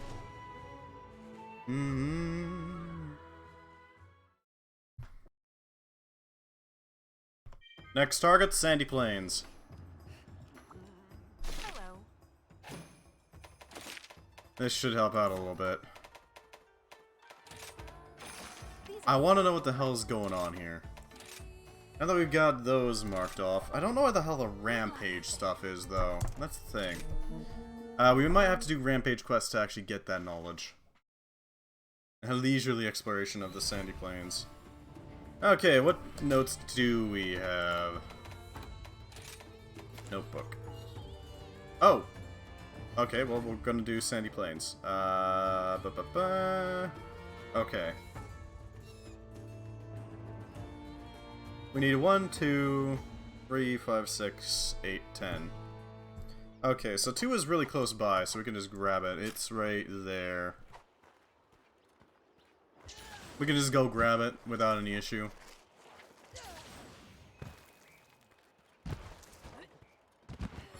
ba. I assume it's in a cave somewhere. Because otherwise I probably would have spotted it pretty easily. Where are you at, record? Yeah, it's in there. Number 1 is up in the far left, bottom left side, so we can go grab that real quick. Didn't take us too long.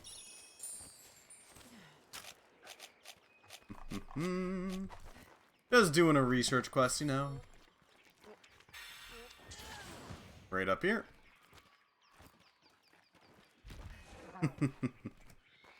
Alright, so we got a spot here that we can check out. Mellow berries, desert and lava berry. Huh. So if we go up here, it'll give us a pretty good angle to get to it, theoretically. Should be way over here. Not sure why all the relic records have the exact same shape.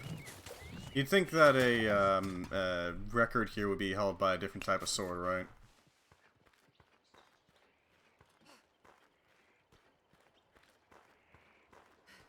Like, I don't know, a scimitar or a khopesh, something like that. But no, it's a katana.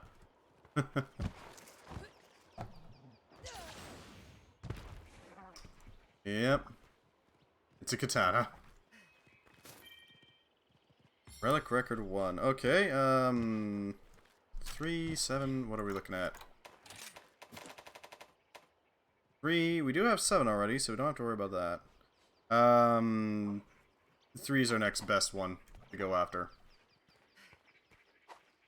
It's gonna take us a hot second to actually get over there, but it can be done. Up here.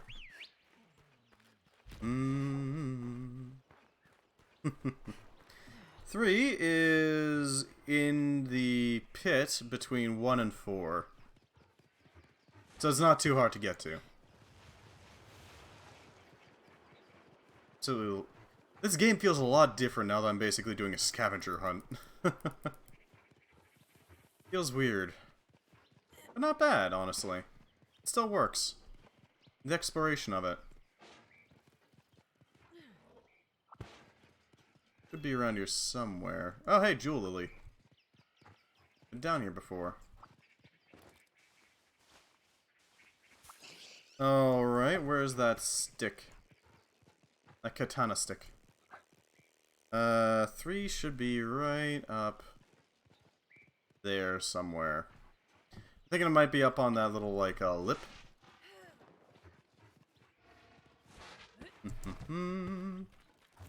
Because that seems to be where it could be.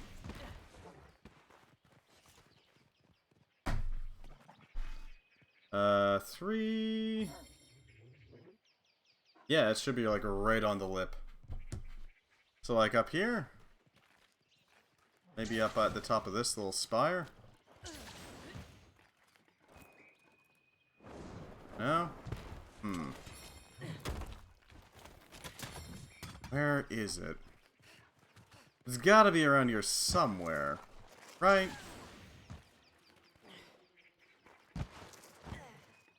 Up here? Rock lizard. They really didn't put him out of the way, didn't they? They did a pretty good job of that, I gotta admit. Ah, you sneaky bugger. There's 3. Number 8 we don't have, I don't think.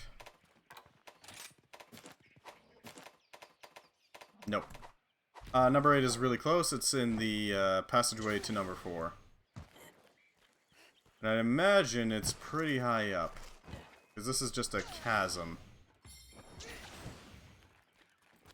I'd be shocked if it was pretty low to the ground. I don't know how I'd miss that. And, oh, you cheeky bugger. I see ya. Alright, we can make use of this.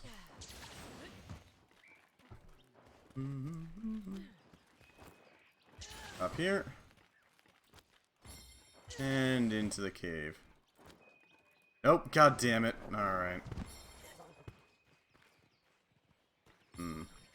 Okay, if I take it from this angle, that should help out the attack. Yeah, there we go. Number 8, 10, 4, and 5. We already have 4, but we don't have 5, and 5 is pretty close to 11. It's in the, right here by the Bruhair. So Subcamp 2 is probably the best spot. Out of all of them.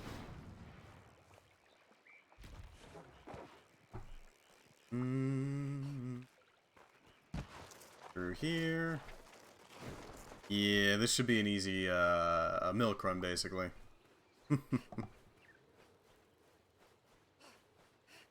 Down here. And there it is. Just underneath. Why is it always a samurai sword? Some sort of katana or something. Always with the katanas.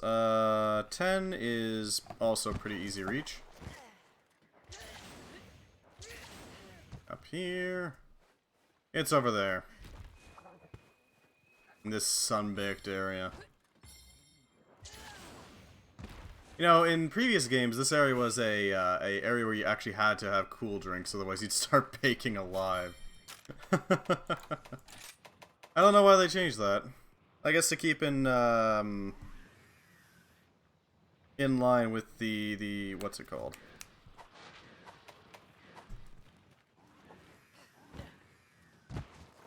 Ah, in line with World. There we go. Because World didn't have any desert areas that required cool drinks.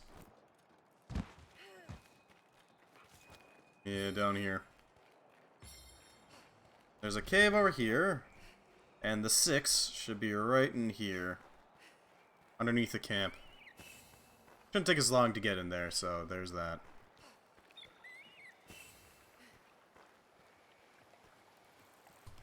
It does look very pretty down here, I gotta admit. Even if you're, you know, bound to get mugged by frickin' cats. And so it should be up here somewhere. Yeah. Huh. This kind of reminds me of one of the rare drop spots in, before they had it so you could move around quickly, like this. Huh. There should be across from us. Yeah, there it is. All caves, baby. Let's see what's in the notebook. What do we have here? There was an old hunter, long separated from his hometown, who yearned to reunite with those he had left behind. Despite his old age, he persisted in heaving his aching muscles and ragged bones forward, one step after another. A map showed that his village was just over the horizon, but an unfamiliar wasteland sprawled between him and it. Hello, Carrier Bear. Welcome, welcome. We're playing Monster Hunter. Just doing a bit of note hunting to kind of vary it up a little bit, you know? Because this game introduced the addition of notes, giving lore to the worlds that, or not worlds, the areas that you're hunting in. We've gotten the Shrine Ruins, the Frost Islands, and now the Sandy Plains. Barely escaping the hungry jaws of countless monsters, he pressed on, willful that he would put the savage land behind him ere long. Several days passed with no sign of his home anywhere. He began to fear some fault in the map had led him astray. Then, finally, he came upon a path that plunged into the underbelly of the void. Shaken, uneasy, he descended it withal. This building was familiar. He knew it too well, but no wonder he couldn't find it. It had been buried under the sand. Hoping to find something left behind, anything, he entered his old house. On the wall was written this message. As the crimson glow falls upon us, our people flee this land, but I promise to survive, that we too may reunite. And so the old hunter set out once more, vowing never to rest or falter, as he yet had a duty to his love to fulfill. Okay then, so the people in this area ran because of a monster by the name of Crimson Glow Valstrax. Something that we hunt for fancy gear. This game has a way of making it so you kind of forget the cataclysmic strength of some of these creatures. Crimson Glow Valstrax is also nicknamed Valerie, or the Jet Dragon. Its whole thing is that it's basically got, you see, instead of, you know, the usual way of monsters flying around where they kind of flap their wings like some sort of nerd, no, the Valstrax has decided, okay, but what if we had jets attached to a dragon? This is a perfect idea. It couldn't possibly go wrong. So, the Crimson Glow Valstrax strapped, I think, like 6 separate jets directly to its wings. And from there, it just took off. It got the ability to fly at, like, literal supersonic speeds. One of its attacks is to basically just take off and leave the area, only to perform a suborbital dive bomb on the hunter that's decided to doom with its attack. But it is a terror.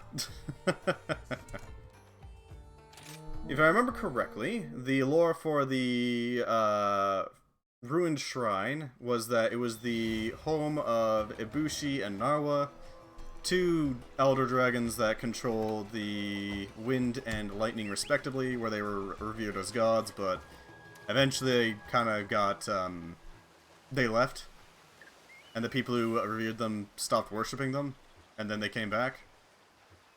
And, yeah, it had to be evacuated. So let me check. Flooded forest. Okay, what parts do we have of this? Because we have a few of the parts. Some of the parts are, like, way out there in the open. We have 1, 4, 5, and 6. We need to find 2, 3, 7, 8, 9, and 10. Let's see what this says. Okay, 9 is way outside bounds. Cool. 2 is easy to reach. 3 is going to be a bit harder to reach, because the 3 is up on the ziggurat. So 2 is right here, probably in a cave. 3 is up here. Thankfully we have wire bugs, so we can get up there with ease. How you doing, by the way? I forgot to ask. I hope you're doing good. Some honey. Let's see what else we can find around here. So 4 would be at the ziggurat. A smaller ziggurat, but still a ziggurat nonetheless. Come on. God damn it. Yep. You doing good? Good. Glad to hear it. I'm thinking of doing some sort of like background for my starts and like for a little bit of a start discussion. But I'm not sure who to commission or even what to commission. And you're just futzing around? Hey, that's absolutely fine. I do that all the time. Let's see. Where is this record? We'll be able to recognize the record by the fact that it's literally just a random-ass katana with some ribbon on it. Number 2. On a tree between the path between areas 3 and 9. Okay. I'm not sure why they like sticking their katanas into trees, but sure. Not sure what the trees did to them. It should be on one of these roots, I think. Just gotta find... Is that it? I think I saw it. Nope. Just roots. Where are you, katana? It should be... There it is. Yeah, you know, instead of like a mawaddle or a club or any of those shark tooth swords, they just got a freaking katana. I don't know why. It just is. You'd expect something a little more, I don't know, Aztec? Given the sheer amount of zero-rats around here. But no, we're going Japan. Why not? Alright, so the next one is at the top of Ziggurat 3 here. All I have to do is just climb up it. And this game is, it's got a really different feel when you're just like exploring. I don't know, I like it. It's kind of nice, you know?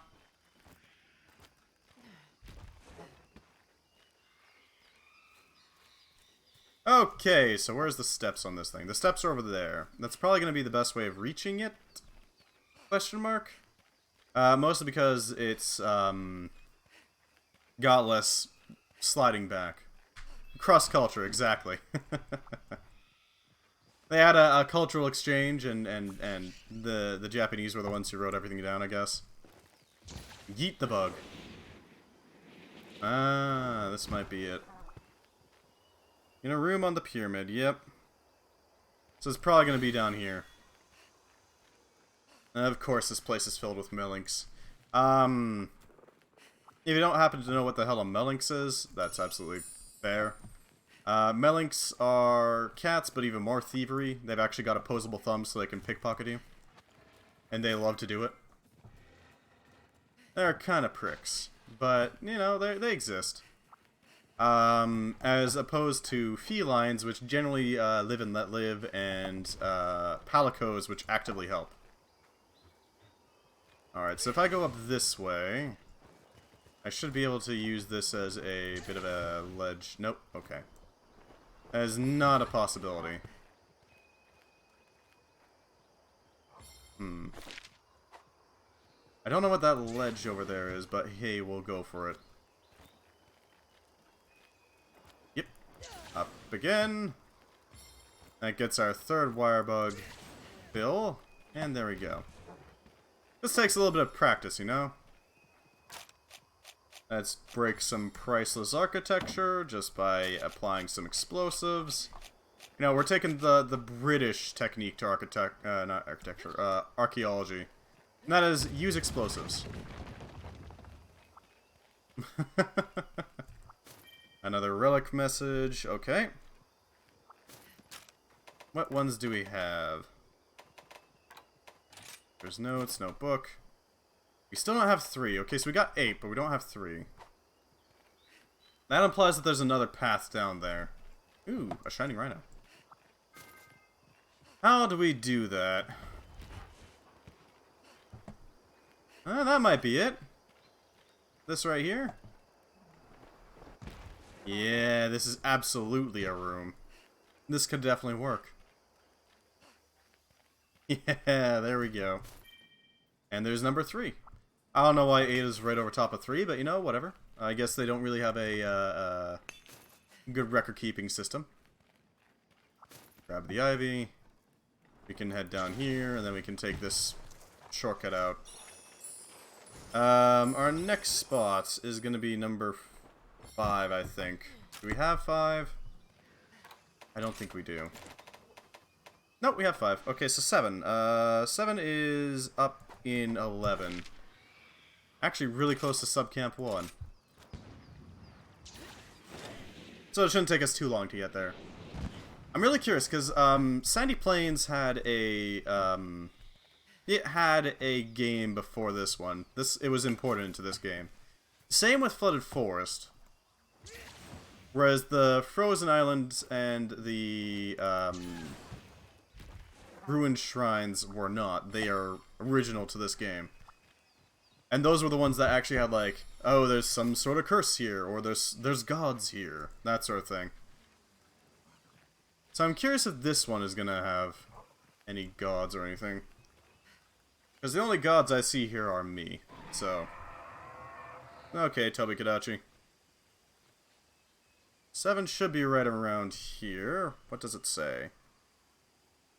On a cliff above the subcamp. Above the subcamp on the cliff. Okay, descriptive. Very descriptive. Maybe over here? It could be. Could very well be. Doesn't seem to be, though. Ugh. Maybe up on the inside? No? No, no, no. Okay. It should be up here somewhere. Yeah, it's not as gorgeous as World, but it is still a pretty good game. And it's still... What matters is that it feels right.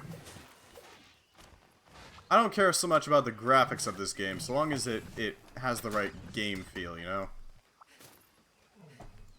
So, like, how do I put it? The difference between a really soggy cake but tastes like, well, looks amazing, like they did amazing work with the fondant and all that, and a cake that is just perfectly moist and crumbly, but looks like trash. It's a aesthetic difference that I don't honestly mind all that much. It should be up here somewhere though. These records though are probably gonna drive me a little mad. Maybe that's the cliff they were referring to? Cross the gap with wire bugs. Okay.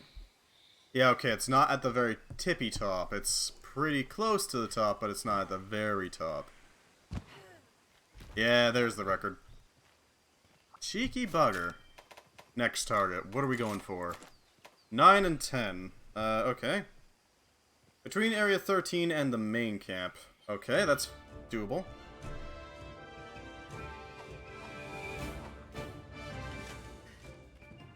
Oh damn, there's a wild Chameleos around here. Hello, Chameleos. You janky creature.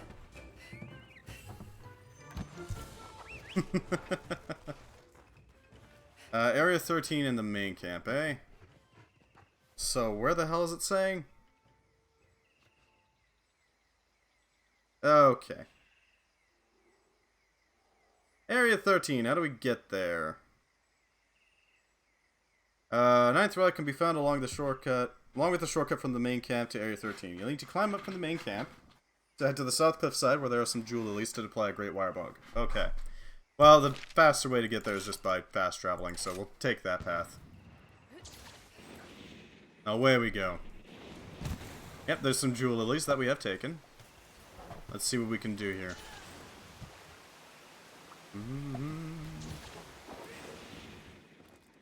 Ah, it's along this path. Okay. This makes sense. Locale info updated. The hell is locale info? Oh, it's these things. Right, I forgot about those. And then there's a little cavern here with the next relic. On a cliff near the waterfall in Area 7. Okay. Well, we can get there pretty easily. Shouldn't take us long to get there, you know?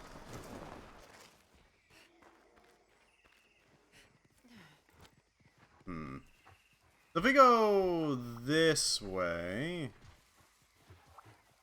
it should let us get up there relatively easily. Yep. Just got a spider web up there, you know? There we go.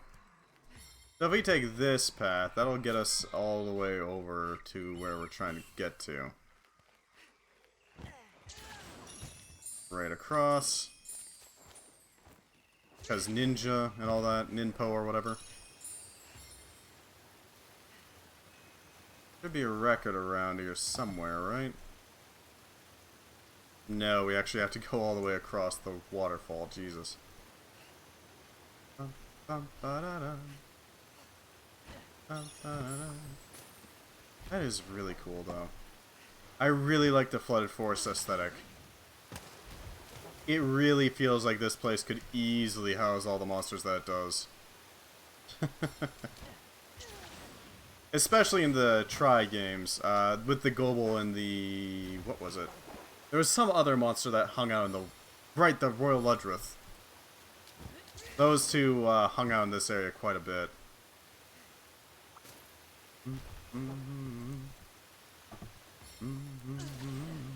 Let's see what's up here, shall we? Or a bone pile. There should be a relic record somewhere over here. I don't know where, but it's somewhere over here. Where exactly? Should be up here, in this little area. Yeah, there it is. That's the relic record. Ooh, a Cascade Prison. Let's see what we got here. Long ago, Feline came to the Flooded Forest seeking a giant fish of war, the Gobel. But he was tailed by a meddlesome Malinx. When the feline wasn't looking, the Malinx snatched his bags, leaving with nothing but a single piece of meat. Defeated, the feline collapsed in frustration when he realized that there was a hungry snake right under his nose. The feline tore off some meat for the snake, and it hissed happily, "Feed the stream, and it will feed you." Confused, the feline nevertheless threw his last morsel into the stream. Then suddenly, thousands of fish appeared. It was not the mythic creature he'd sought, but he was delighted anyway, and filled his pockets to the brim. The greedy mailing, seeing this, said to itself, "If I throw in a bunch, I'll get even more fish back for myself." He gathered a heap of meat and threw it all in, only to be greeted by the gaping maw of the legendary giant fish. The Mylynx took one look at that monster and fled for its life, dropping the feline's belongings in the process. And so, having seen the fabled fish, the feline thanked his serpentine friend and set off in search of new adventures. Well, that's a happy story, I guess. Frickin' Mylynx. Mylynx are, pricks, as some would call them. They are the thieves. So, you know, comeuppance is always nice. That's that done. We only have 2 more areas to check out, and that would be the what was it called? Lava Caverns. There we go. And the Rampage. I don't know where the hell the Rampage messages are, but you know, it's something. We should be able to get it done nonetheless. It's only taken us like an hour to hunt down all these messages. Shouldn't take us too long. I don't know who the hell wanted the rhino, but... Okay, it was a camp quest. Okay. Oh, hello. To think such a thing came to pass. Yes, that was an enlightening read indeed. As thanks, I shall present to you with an especially exclusive article, one not usually available in my store. Oh, a bunch of carvings. That's really nice. Welcome to my shop. Come back anytime. Gosarog, Tentranodon carvings, all sorts of carvings. Lovely, lovely carvings. I kind of wish we could decorate the main guild hall, but, you know, it is what it is. Which quest would you like? High rank, expedition, a tour of the caverns. Unfortunately, we can't really tour the, Good luck out there. Rampage area. That's just how it is. But we will be doing, quests pretty soon, I think.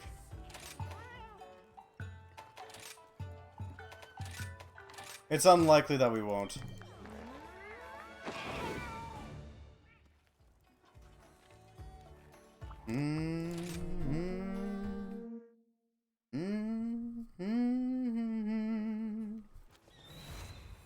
Okay, next target. We need to find what messages. I bet we don't have many. Okay, well, one's really close, so that's not a big deal. Like right here.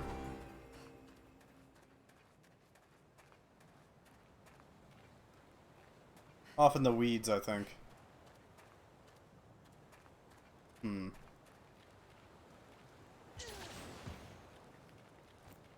Up here.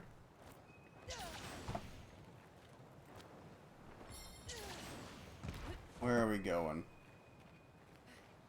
Chalcedony bones. Cool, monster fossils. Yeah, it should be around here somewhere. I'm getting an idea of where these relic messages are from the walkthrough, but I'm not. Unless I get stymied, I'm not going to take too long just staring at it to try to figure out where exactly, like pinpointed or anything.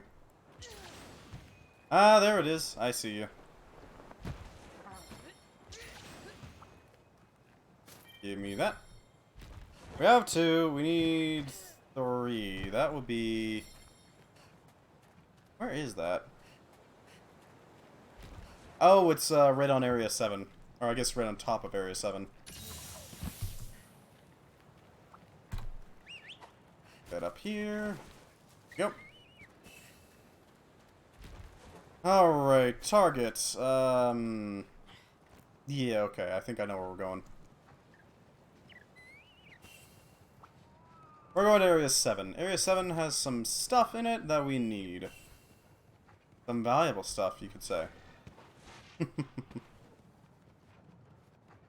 Mm-hmm. Yeah, it's right up here.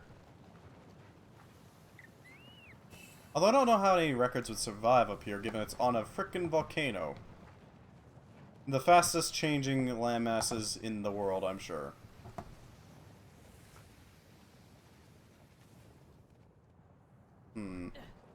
Question is where in the volcano? That's a fumarole. That's fine.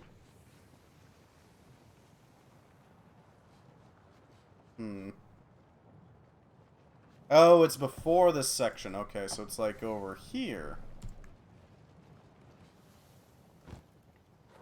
Somewhere. Maybe in like a cave or something? It's possible. Possible. Messages, notes, relic notes.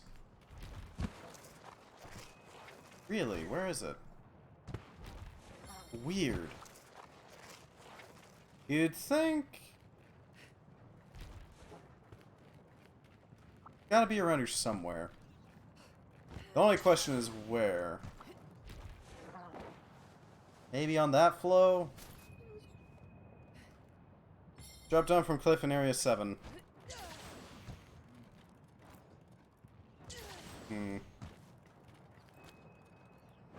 Oh, I saw it. It's up there. Yep, okay. Cheeky bugger. Alright, well, we got it.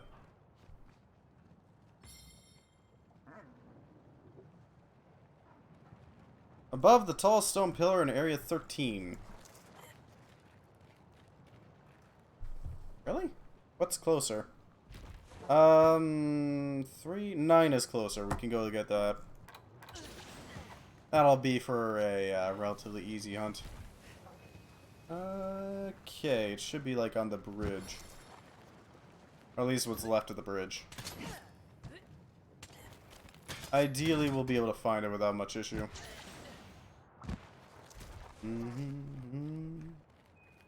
So probably underneath this side of the bridge? Yeah. Next point is 8.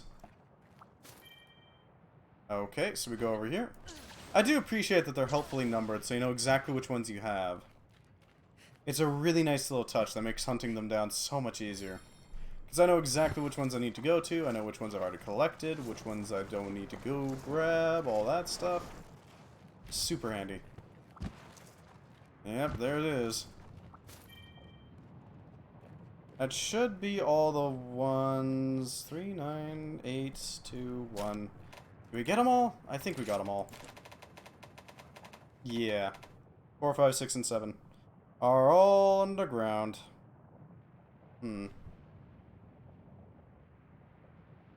Easiest way to go is to go for 6 first, which is on that pillar there.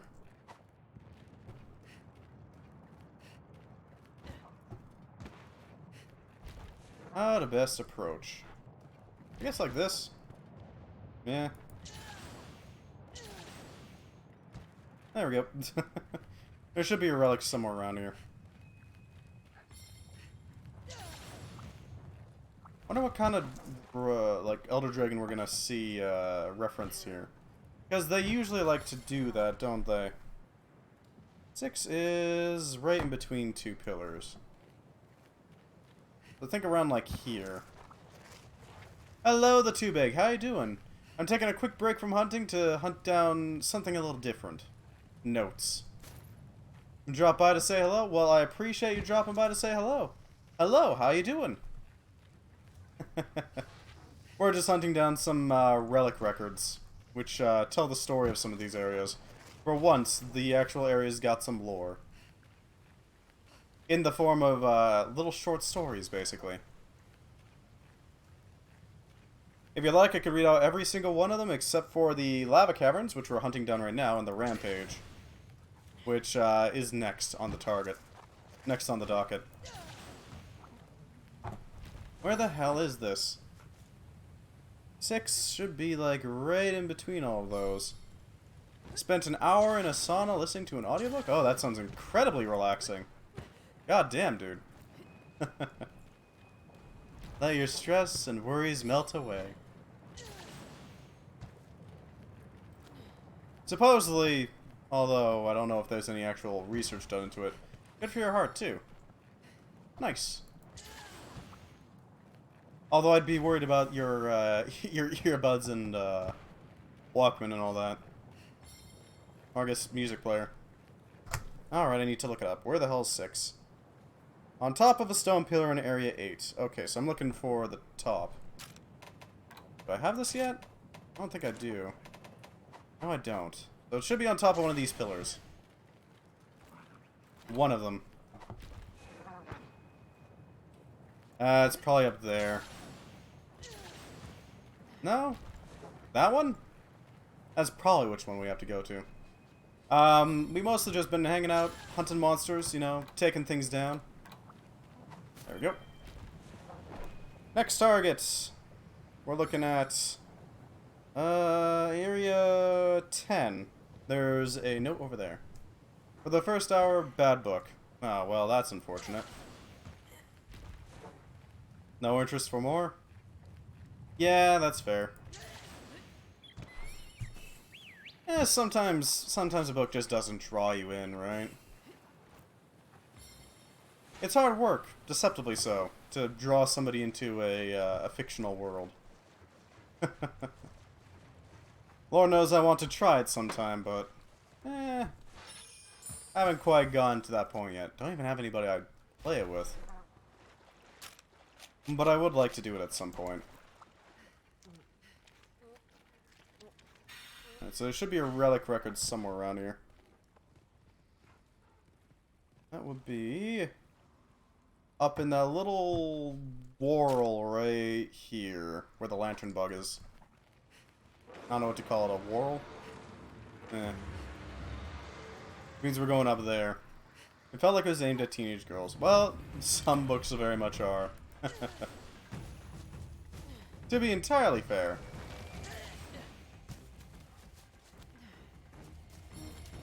Oh damn, there's an Anjanath here. Huh. What do you know?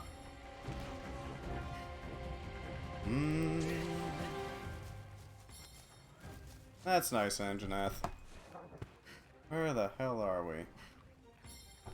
There should be a relic record somewhere around here. Question is where? Because they don't light up unless you get close. Maybe along this path?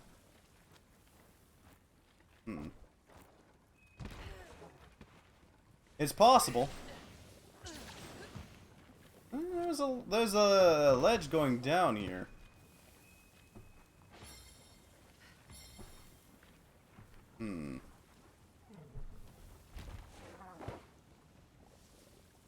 Alright, let's see level, area 7. Might have been. I just searched sci-fi and fantasy and randomly clicked on a book. Fair enough. Enter the lower level from area 12. Look for Ivy and climb the wall next to it to get up to an area with the relic record. Okay, then. So it should be up here somewhere, right? If you don't mind me asking, what book?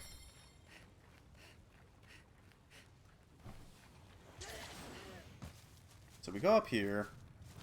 That hits area 12. We go back down. That is not the way we want to go.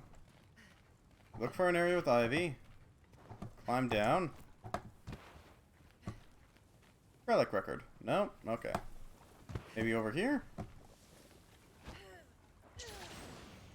Does this lead to the record? No? No? Okay.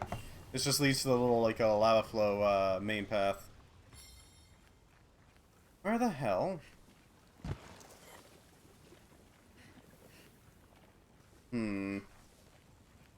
It should be around here somewhere. If my hunter will just climb properly. Relic record. All we're looking for right now is a katana with a little ribbon attached to it. Question is where it is, you know? There should be one somewhere around here. Yep. Let me quickly... Hold on. Permit. The too big. Alright, it's a exclamation mark. The too big. There we go. Yeah. I recently switched bots, so, you know. Neon Cowpunky. Never heard of it.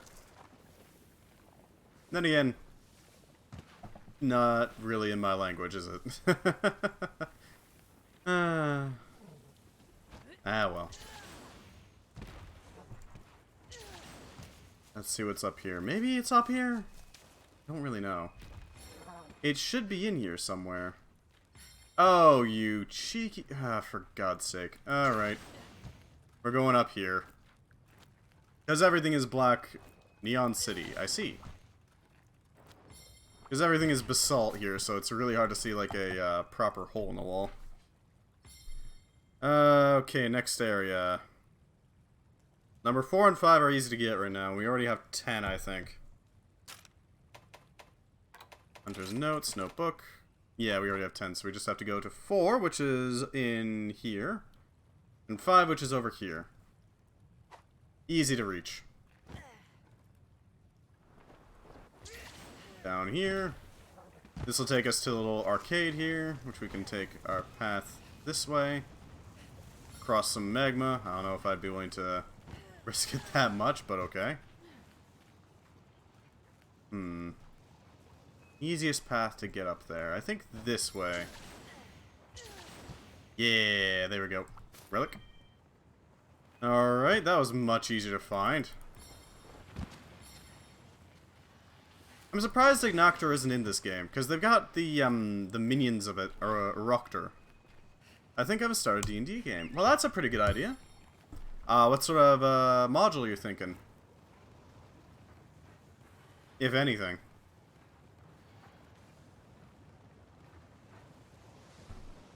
And the last one is right around here, actually. So we should be expecting to see like a ledge or something.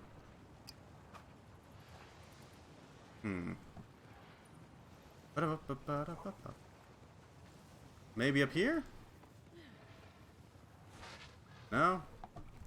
Alright, I think I need to know what the hell is going on here. Behind the broken bridge between areas 3 and 9. No, that would be 5, wouldn't it? In the large hole at area 14. Okay. Up there? I think that might be where I'm supposed to go. Okay. Well, we can do that, sure. One of the full ready-made ones? Fair enough.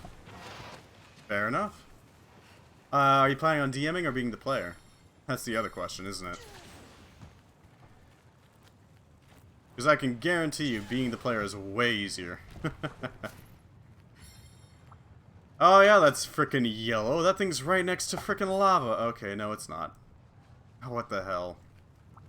How is that not actively, like, smelting? Right next to lava isn't actively burning. Epic Encounters, Shrine of the Kobold Queen. Gives you pretty much everything you need. Hey, fair enough. There we go, we got all lava caverns. We soon embark on the first exploration of the lava caverns, a tract beset by crag and fire, yet laced with greenery. I don't know any DM, so I'll just try to do it. Best of luck, always remember to prepare. Highly recommend it.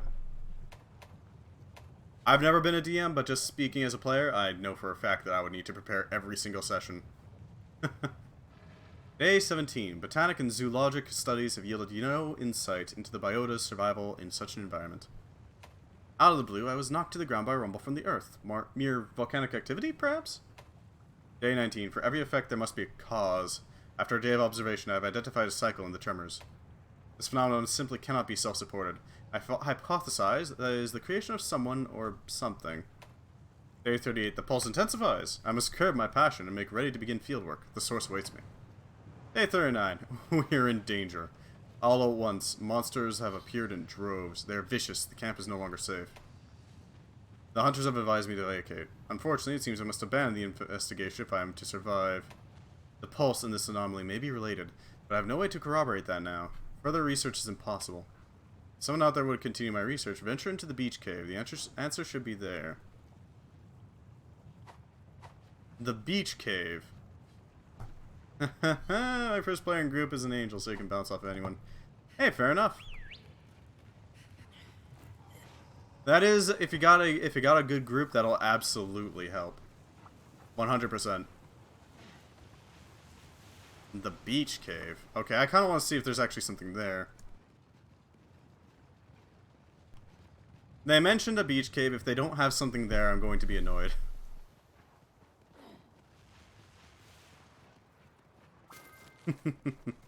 You gotta admit, it's like, you set that there, and now I need to check it. Right? It's like Chekhov's gun. There's something there. They say it's something. Something that has to do with pulses.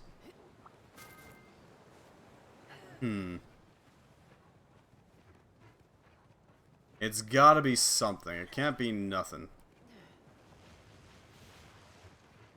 Hi, Valstrax. I don't want to fight you right now. I'm just gonna, you know, vamoose. So beach cave implies 2. Fair enough. Fair enough. Beach cave. Could be here.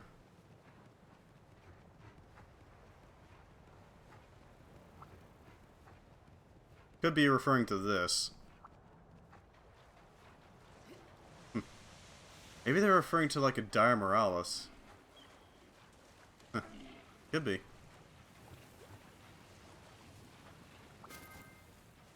Beach cave.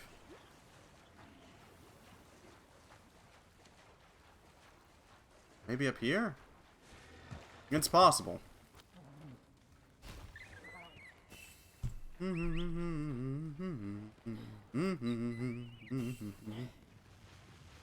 What's this? Oh, what this? Nothing much. Okay, well, I mean, we got the notes that we needed. Maybe they meant up here? I don't know. There's like 3 beach caves here. This could very well be a Dire Moralis type thing. I haven't ever fought Dire Moralis, but I know that was a plot point in Monster Hunter 3.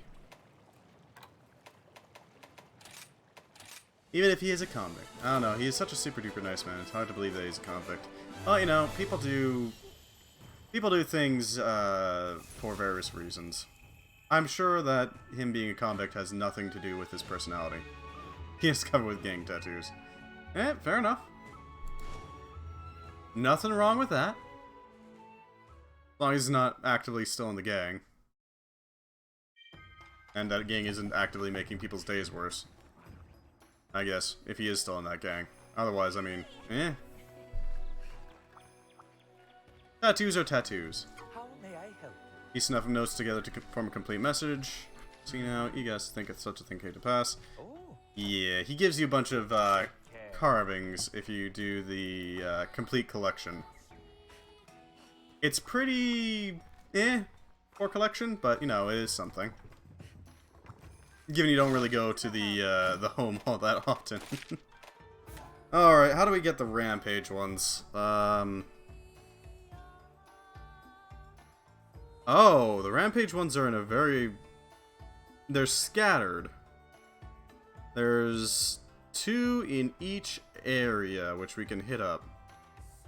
What ones do we have? Okay. It's just criminal enterprise. Fair enough. So it's more like Yakuza than actual... Or I guess than United States or North American. So we got 1 and 3, so that means we need to hit up 2. That means we need to go to the shrine. Average citizen will never see or smell a gang member. Ah, I see. These are the available quests. I wish you luck. Just gotta go. We can do this. We can do this. Yeah, I know, I guess that would be even more subtle than the Yakuza, wouldn't it? Because the Yakuza were more visible. Way more visible than never see or smell them.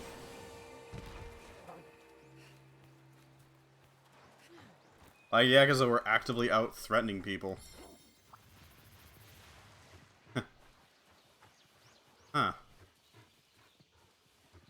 Oh, they're not bothering the average citizen. Let's see, so it should be around here somewhere. Question is where? Number 2 is up here, maybe? Cannibals and banditos rock their colors visibly. Nah. But they won't bother the average Joe. Well, that's something, at least. That is something. So it should be around here somewhere. I'm thinking it might be up in that tree, because that seems like the most obvious place for a developer to hide it. But I can't climb that tree, so that's a new. Yeah, it makes sense. Yeah, it's still screwed up, but... Oh, yeah, that last part is kind of screwed. Not gonna put a butt on that. Huh. Yeah, there it is. There it is. We got what we came for. That seems like kind of the bread and butter of every single gang in existence. With the Mafia, with the Yakuza, with all that, it's usually that sort of thing, isn't it? I guess not so much in Japan. They've got a real strict view on that sort of drugs thing. But gambling, yes. There's that. Next target, we're going to the Frozen Islands, where a bunch of soldiers got frozen to death or massacred by various monsters. We're going to Area 6, just above it. Didn't take us long. And now that little sorrowful riff at the start of this, it makes a lot more sense. Oof.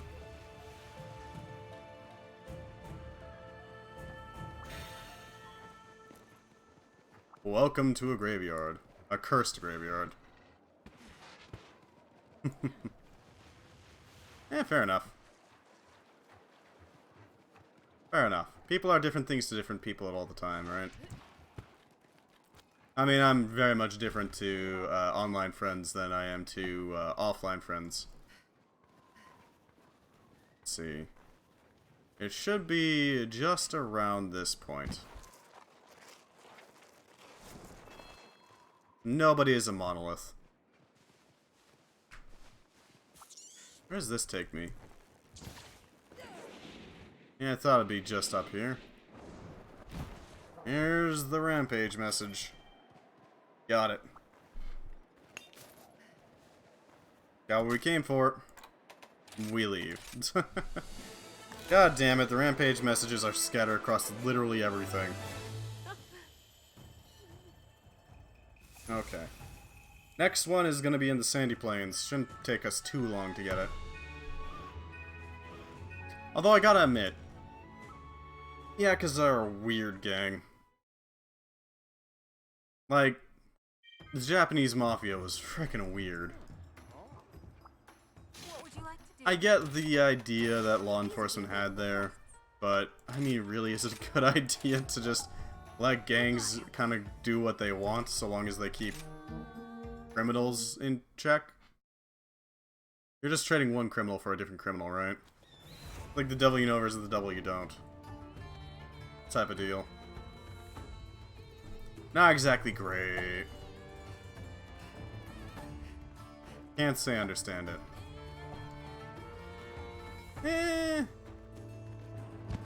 In what sense? If you don't mind me asking.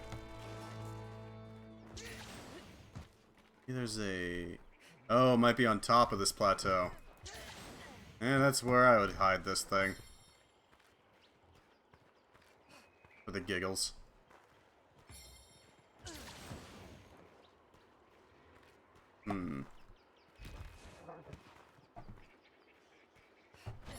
It should be right up here.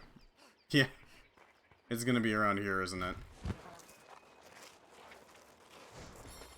Yeah. Yeah, that is true. They do have a completely different ideal of what's good or bad. But still, we can still judge them. We can judge everybody. Nobody is above judgment. As long as it's, you know, fair judgment. Not just like, they look gross or something. That's not exactly the best way to judge somebody.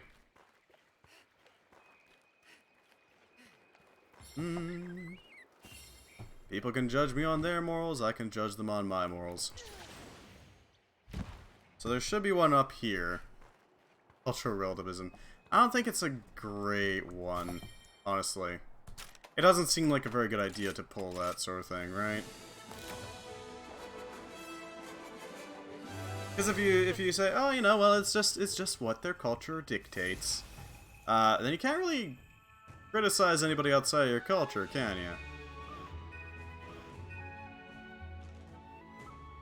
you? If I understand what you're saying, at least. I don't know if I do. Yeah. Yeah. And you can use pretty much any type of relativism to cover some real heinous shit.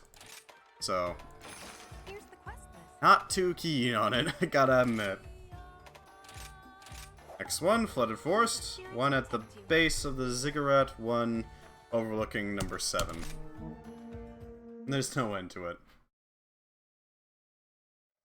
I think it's more like it's a conversation ender, because I mean, like, where the hell do you go from there?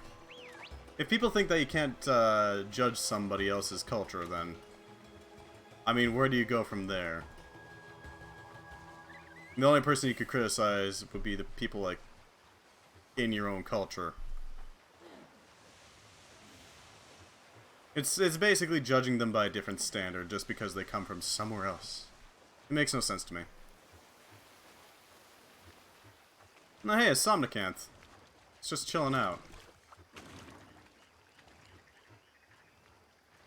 There should be a message around here somewhere. Yeah, I would agree with that. There are some universal stuff, but it does shift as time goes on. Like, for example, if everybody got access to universal, like, cloning machines, would Don't Kill become a universal standard, or would it stay a universal standard? I don't know. If everybody could just clone themselves and not have to worry about dying, then, I mean...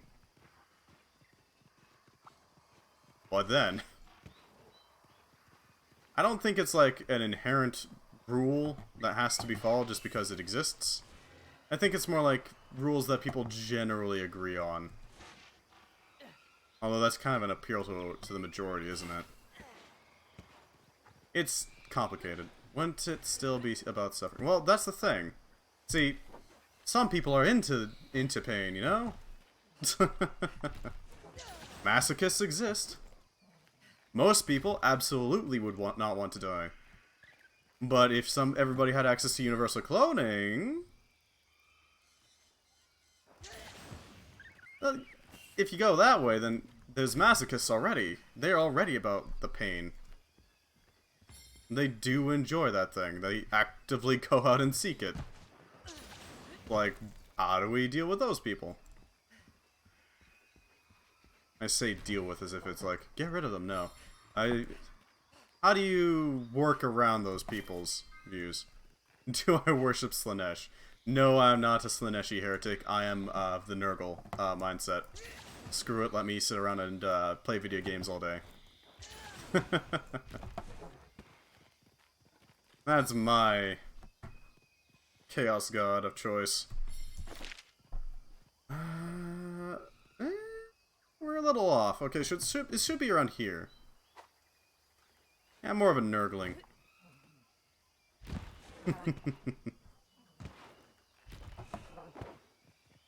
Maybe it's inside the pillar?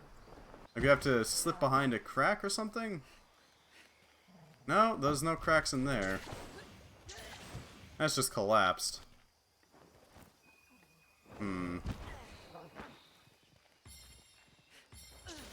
But yeah, I mean, like... everybody has their own standards for what would be considered suffering and what is considered pleasurable, right?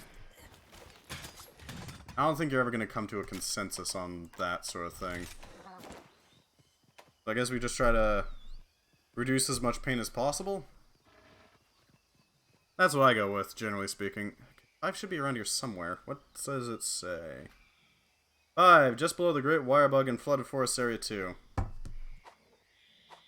there should be a Great Wirebug somewhere around here.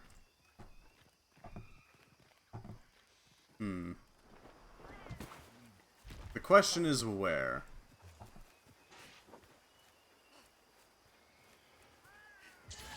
My ideal world, cloning wouldn't change anything. Eh, fair enough. In an ideal world, cloning wouldn't change anything.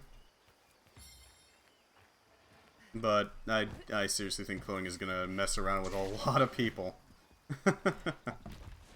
I think you are gonna start seeing those Slanesh cults start popping up if cloning does actually come about. I'm not saying we shouldn't have cloning. I do actually want cloning, regardless of that. But I'm just saying it's probably gonna happen. Probably. People are weird. Oh, there you are. No, that was just a red. Cloning is bad tech. Is it? There it is. There we go. Is it, though? I would like to see cloning come about. As long as... The problem with cloning isn't so much cloning itself. Cloning is... It's nice, being able to cheat death so easily. It's the world around cloning. Because, like, if we had cloning in Star Trek, absolutely great. Perfect. 100% I want it. If we have cloning in Shadowrun, that's where it starts getting dicey. Or like Warhammer. Yeah, no. It's the question of like how much death is an actual release from a society. In this case, I'd argue cloning in the current society, probably not good. In the current society. Probably not. It depends on who you ask. But I don't want to be stuck in a society that relies entirely on wage slavery in order to run. What's the word? We live in a society, bottom text. There should be a message somewhere around here. It was overlooking it. It's contextual? Is that the word you're looking for?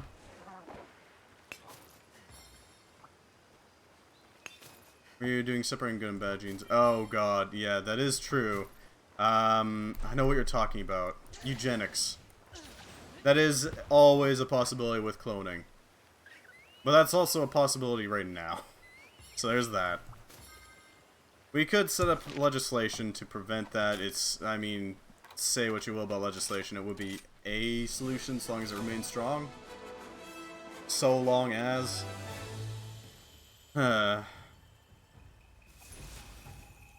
Yeah, there would be problems with cloning. But I believe that we could get around it. I don't think it's a inherent problem to cloning. I think it's more just a problem with the people doing the cloning. More than it is the cloning itself. I keep moving my phone like that to make a lot of noise, and I don't know why.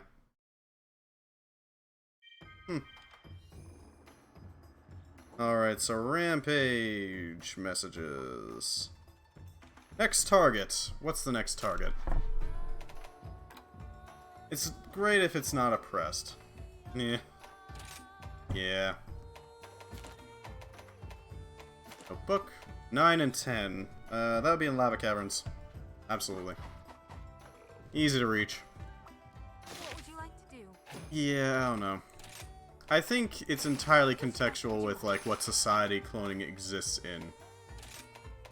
Yes, cloning has the great potential to do great harm, but it also has the potential to do great good. It's got its problems. It's got its benefits. Ultimately, I think I am for cloning, specifically because it allows for even greater maximization of happiness. Because, like, if you can keep a person going on forever, and they're just happy for the rest of their life, excellent. On the other hand, it also has the possibility to do, like, infinite suffering. As you said, yes. Or as you mentioned about suffering, yeah. Go this way. So our first target is in Area 3. Okay. I went way off track. It really depends. It also depends on, like, the cost of cloning. If it's just, like, put in the organic resources, get the person, done. Awesome. I don't have to care about the cost of cloning. If it's just about, like, if it's a person has to die in order for another person to be brought back, that's a whole nother level.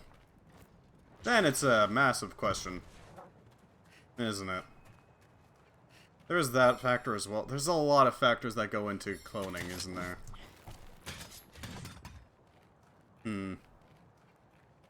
I still think I'd stick by my position, though.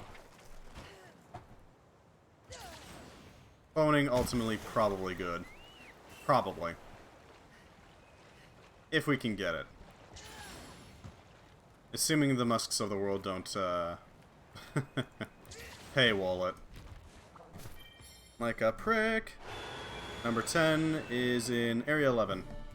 Hi, Valstrax. Don't mind me. That's nice, Valstrax. I'm busy over here. Let's go. No, Jesus. Nope. Screw that. Don't want to deal with that. Not right now. No, thank you, Valley. Freaking Valstrax. Severe psoriasis, and the last one in my family who had it was my grandmother's grandmother, but if I knew my baby had it, I probably would want to change it or both. Yeah, that's fair. That's fair. Technically, breeding out certain traits in humanity is not an inherently bad thing. Hot take, I know. But it's the fact that a lot of people would use it for less important things. Like, yeah, getting rid of psoriasis, great. Excellent use of that. Making it so that this black baby is now a white baby? No, that's a horrible thing. It is technically eugenics. It's not an inherently bad thing. It's just that a lot of people do use it for bad. Inherently, no. Because of the society we live in, yes.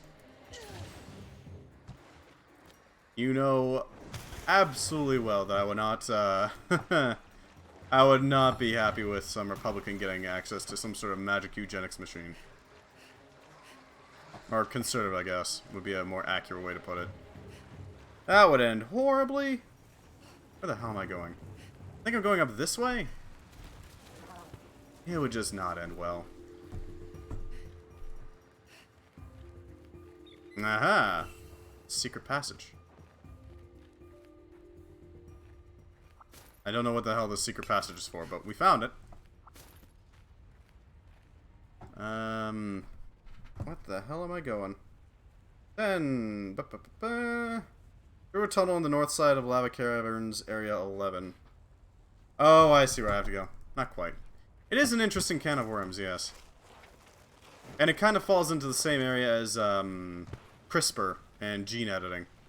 Because gene editing has the exact same possibilities. How the hell do I crouch again in this game?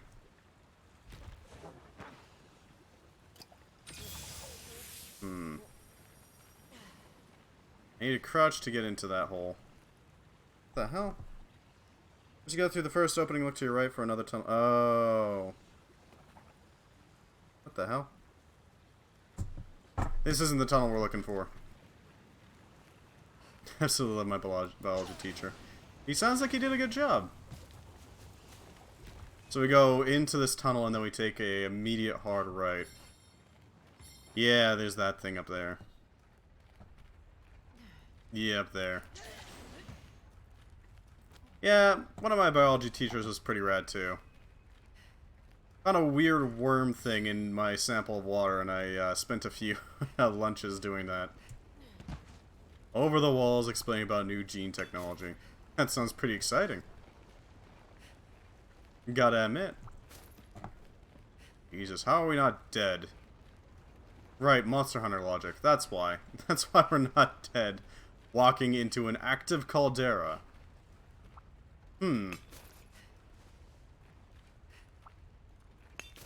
There we go. Some more bits. There we go. Some nice ore. And the last rampage message, somehow not roasted utterly by being literally next to a goddamn flow of lava. Who the hell knows how this works? Convection schmonvection. We were raised in a peaceful village. The pure wind chased out evil and the calm flames illuminated our path. But one night a dark cloud descended, blotting out the sun, and we were beset by savage tempests and feral lightning. We set up field trips for the students that took extra courses into gene labs. God damn, that is impressive. Biology teacher had some frickin' connections, god damn. Recalling ancient tales of the calamity, we sang in supplication, "Fearsome gales, be still, we beg of you."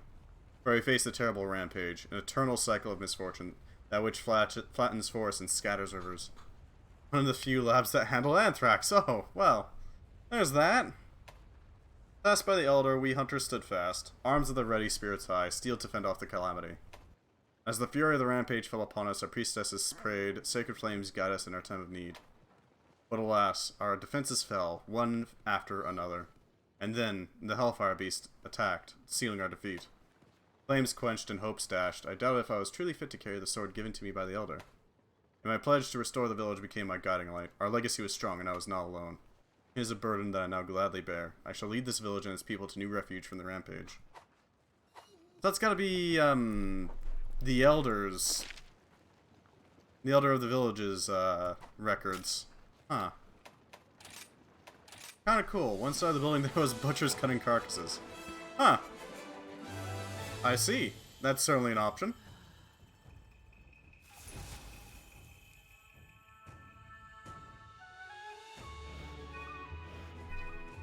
Anthrax is probably pretty frickin'... Ooh, antique bookmark.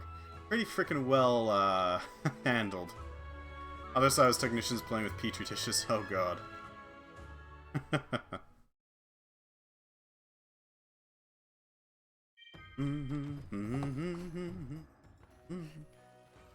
Now we got all the notes. Now what to do? I suppose we could go and, cause some havoc. Welcome to my shop.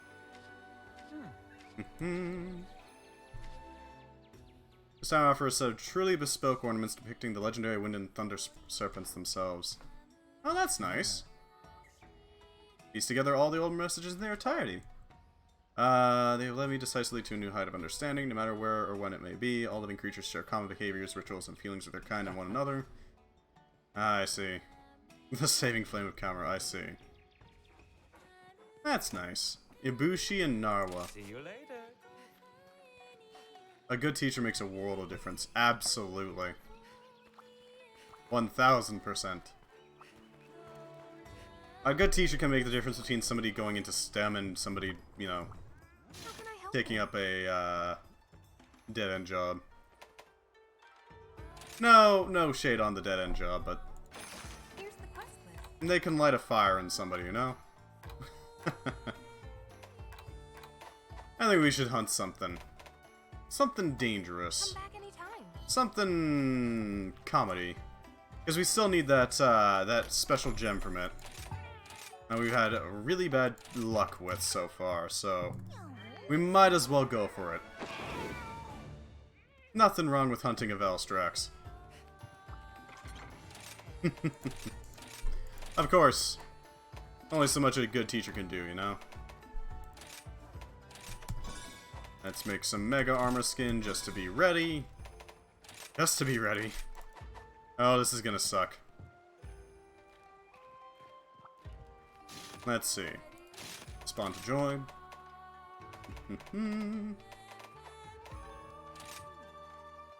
Yeah, there we go.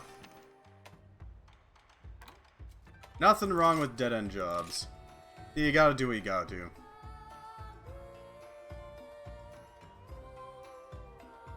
But yeah, a good teacher can light a fire in somebody and really get them into something that they otherwise wouldn't be. Spaghetti. Alright, let's do some drugs real quick just to get us operational.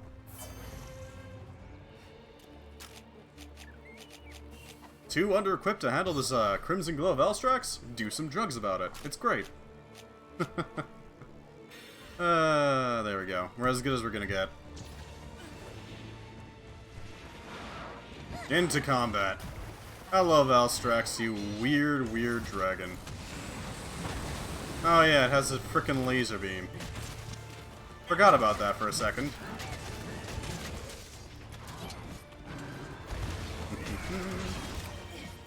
Yutrakil is dead. Yutrakil is Yutrakilled. Ski has joined the quest. Oh, we're so screwed. I do not have the ability to warn him right now because we are in the middle of combat. Yeah. I don't know. I didn't really have too much of an interest in biology by the end of high school, I gotta admit. But I did have an interest in culinary, which has led to me learning a lot about how to cook things, even if I don't usually use it.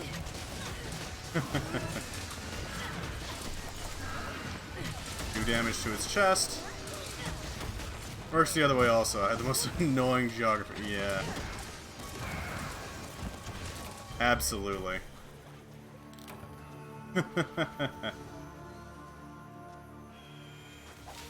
It's something.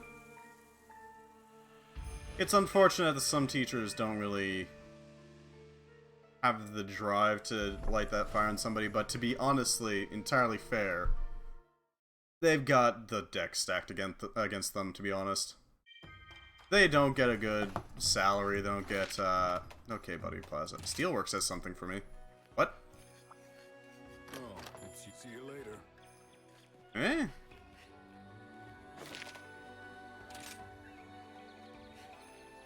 9 out of 10? That's pretty good.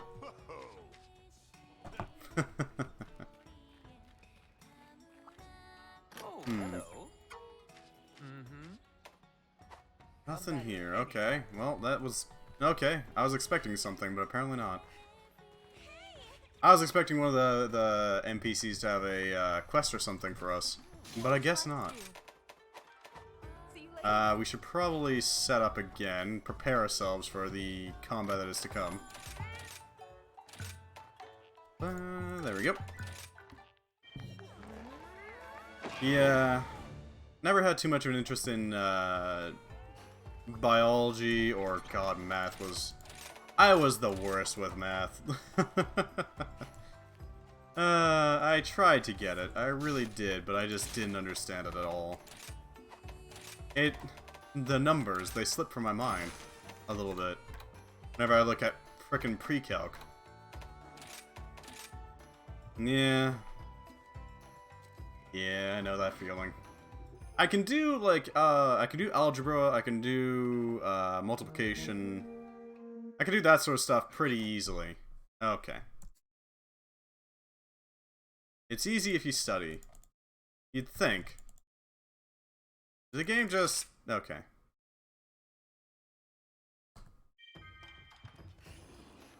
Am I still dangled at least? No, I'm not dangled. God damn it. Dango, dangon. It's easy if you study, but I mean, it's math. It's very, very dense and very, very dry, you know? It's like hardtack. A little bit, I can handle it. A little bit. Too much of it, I'm probably gonna vomit. I gotta admit. Dry, dusty, tough. It is the hardtack of subjects. How's it going? Nothing of particular interest on this dude. He might have some stuff, though. Good luck. Mastery. It's kind of funny. In retrospect, I think all the teachers knew I was... fair enough.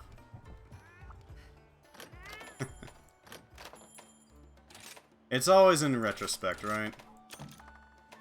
Now you realize stuff. Skipped a lot of lessons. Damn.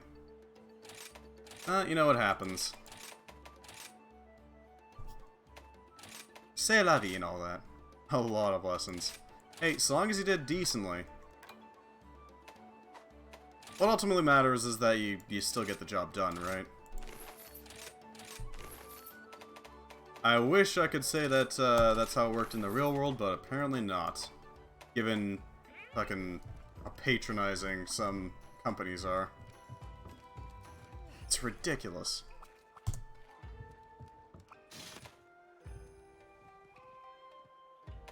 Well, that's nice. That does sound like they were making sure that you actually knew about the subject without forcing you to be there all the time, you know? I would have to pass the exam. Exactly. Because all that, you know, coursework is mostly just there to teach you how to do the thing, right? Passing exams is, regurgitation, yeah. Pretty much.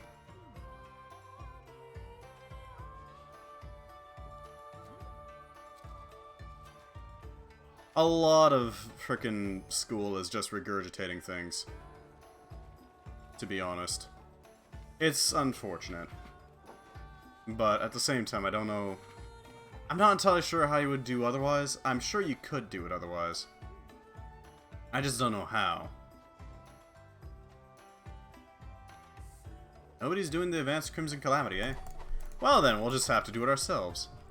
Fine then. I'll do it myself. Been waiting for you. High rank, Crimson Calamity, send a join request. There we go. Good luck out there. Nothing too hard to do. Shouldn't take us too long to handle it.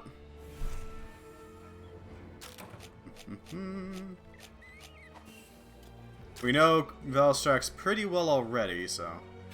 Matriculation exam was kind of hard because there you had to convey your own text. Ah. So you had to explain what you're doing in your own words. You couldn't just regurgitate. Well, that's something, at least.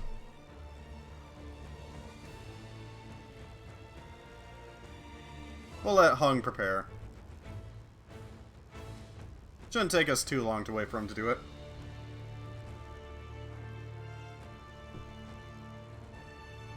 What a good little boy. The wirebug is adorable. Yeah, you had the source text. Yeah. That's your final exam. Avoid getting screamed at by just basically rolling through it.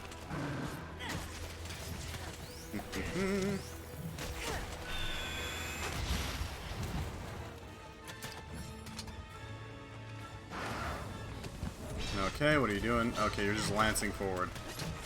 That's fine. Yeah, that's a nice big guy.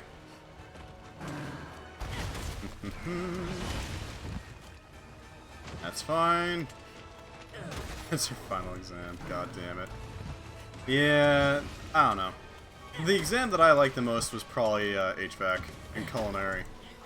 Because culinary was like, hey, how fast can you cook? Is it an acceptable level to actually do the thing that you're trying to be professional in? Awesome, you're good to go. There's the yeah, off it. Nice. Makes sense. Only high resolution full color backlit display and built-in math print future TI-84 CE architect eyes has no end. Architect because you want it, oh my god. Hello Revenger Kindly, how you doing? Welcome. We're playing Monster Hunter, cause why not? Honestly. How you doing? We recently went and grabbed all the little notes that we needed for the lore, you see. You need the lore of Monster Hunter. I'm doing good. TI-84 Doom player? Exactly. TI-84 Doom player. You get a little nice parting slash on its tail while we back off to heal. And 2B, yeah. I'm doing pretty well, I'd say. We got all the lore we wanted, so I mean, there's that. Uh-oh, I'm in trouble, get out. Yeah. Kinda wish I could do that. Even for just like the sheer ridiculousness of it. You gotta admit, being able to shoot frickin' laser beams from wings on your back would be badass.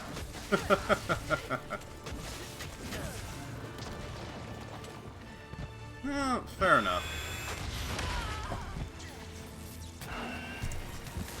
I'm not gonna give you too much shit for it, you know? As long as you're not doing it to an excess, you know? Want to make sure you're happy and healthy, you know? Or at least as much as I can make sure that happens. Recover. Back out. As he's probably gonna attack us. Okay, he's articulated his wings forward, so he can't charge us anymore. Good to know.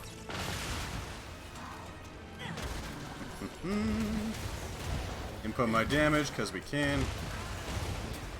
Well, that's good. No responsibilities is good. It means you can fully and completely relax, you know? Which is rare in this, So Godzilla if you had a child with Ghidorah.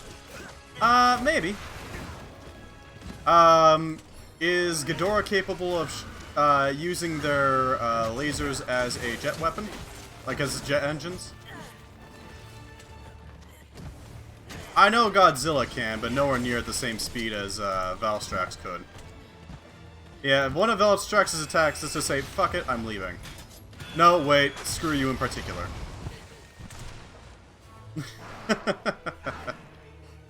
Valstrax is, you're probably gonna see it if we survive long enough to see it happen. Because he always does it at least once during a fight.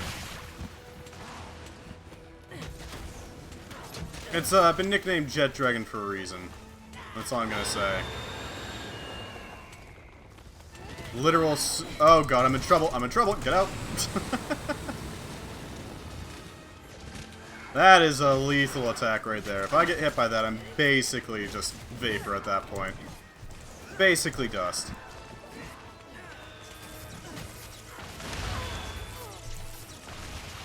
Get the hell out of there. Recover so we can actually do some stuff. Yeah, Valstrax has the speed of a subsonic fighter jet. Because why not? Hung is fallen. Okay. Well, you know what happens. Happens to the best of us, Hung. I'm going after that tail. Yeah! Remove the tail. So a jet, a fucking Mach 3, and Mach 2, basically. Basically. This thing is no joke. It's called the Crimson Comet. Ow. Heal up. And it's got the speed to back up that nickname.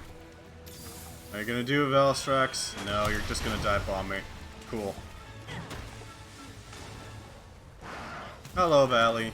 Hello, Valerie. Let's just do some damage. Unfortunately, all of his power is in his chest.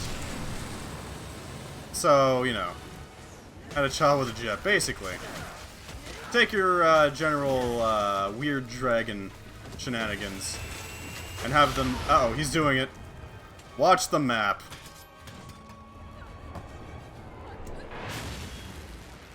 Yeah. Fuck you, I'm out. No, wait, screw you. Literally just leaves the frickin' area. Specifically to do a suborbital dive bomb. Which I know isn't technically saying a lot.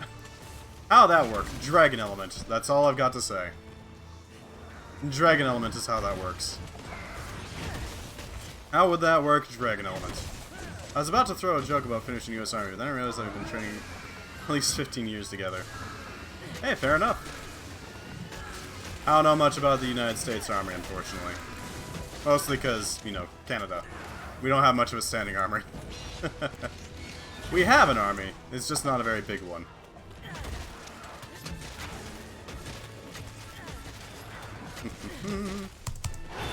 It's mostly to make sure that we can stick around in NATO.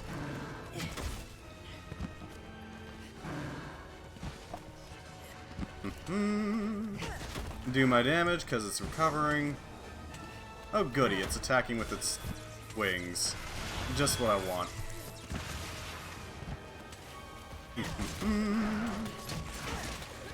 Ah yes, the creature that forced an entire town to evacuate because of its mere existence in the region. Let me just, you know, casually put in some damage. And make sure that maple syrup is exported. No, that's the Quebec cabal.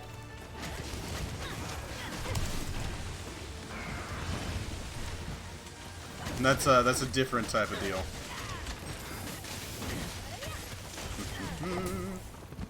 What are you doing, big guy?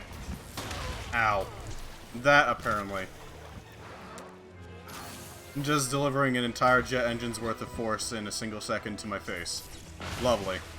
Just what I needed. Quebec cabal. Most of the maple syrup isn't made in the majority of Canada. It's like Montreal and Quebec, if I remember correctly. And that's about it.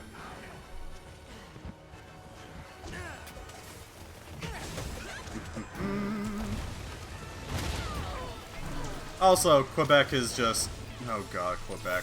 Quebec is our Texas, except French.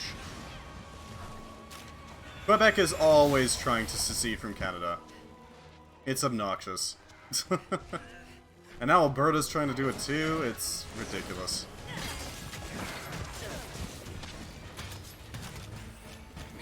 Do I have any Farcasters? No, but there is a Excite Room here, which we can craft into one. Ba-ba-ba. Don't mind me, I'm just running away. Can I not make a Farcaster? Really? No Farcaster.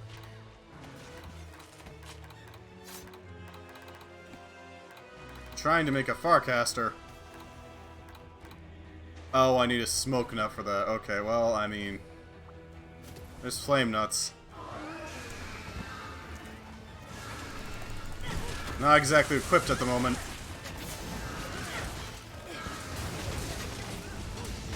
At least you can smoke in most of Canada. I got indicted. Oof. I do not know the rules for smoking in your region. But yes, we can still smoke in Canada. In designated areas. Not everywhere. Where the hell is some smoke nuts? I came unprepared.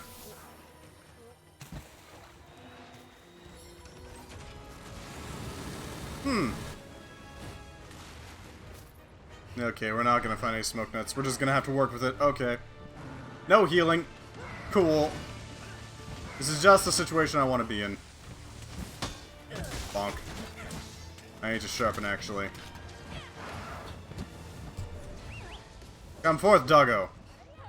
Indicted to court. Goddamn. Yeah, Canada has, everywhere has to have at least one safe smoking area, but otherwise you're kind of restricted to those areas. You do have to... if somewhere has a specific spot for you to smoke at, you have to use that spot. If my understanding is correct. Which, I mean, I'm all for. Nah, and you can't smoke near bus stops. Honey tobacco, yeah. I see. So, if I'm picking up what you're putting down, BC's biggest export. Okay, he wasn't targeting me. Well, we got some Dango Reviver. I did my best. I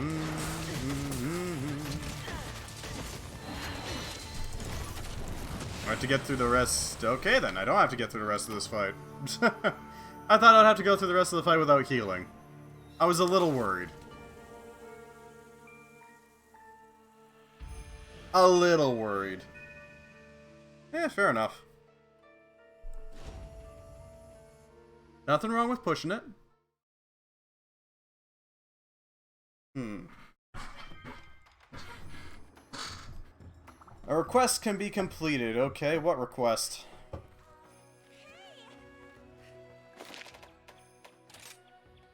One back here, maybe? Maybe. Over here? No. Not over here. Gotta be somebody over here, maybe. Oh, this dude. Oh, well. Forgot about this dude. Yo. Huh?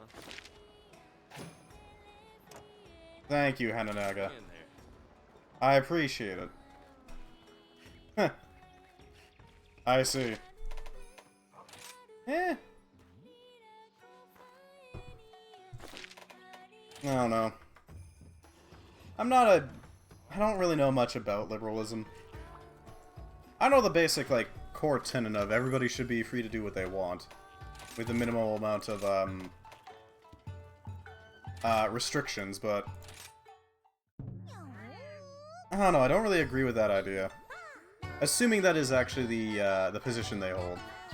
Or that you hold. For that matter. Yeah. Gotta do the canteen animations at least once. Every time I stream this game, it has to have at least one. There we go. Yeah.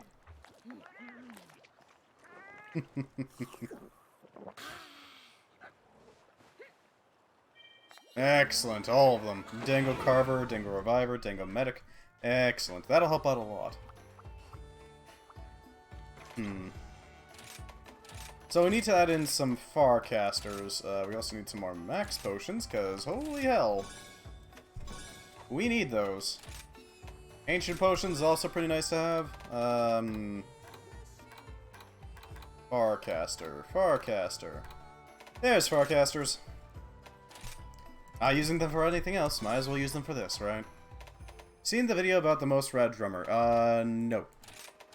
You're gonna have to catch me up with that, fortunately. I only know of one drummer. And that would be the one on Twitch, 8-Bit Drummer. Welcome to the hub. My apologies. Here's the quest list. I wish you luck. There we go. We got our quest, we got our Dango. All we need to do is make sure that we got all our stuff going on properly. That's going. That's going. Permit. The too big. I don't know why it deletes every single message. It's so weird.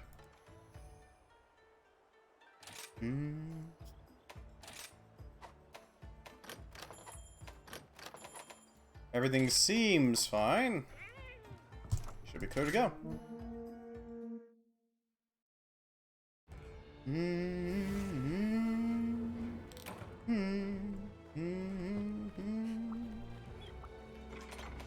Oh, they got easy oh, god damn it. They got easy Farcasters. Son of a... Okay.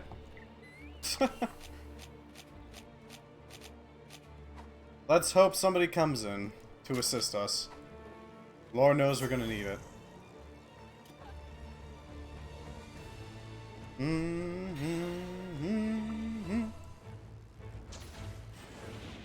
Let's do this. For the moment we're alone, but we can start off the fight this way just fine. Lord knows we were doing amazingly last time, but they were also distracting him to an extent. I see, I'll have to check that out after stream.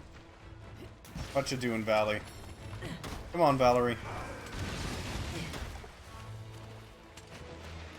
There we go. Big cut on the tail. See if we can do anything about it.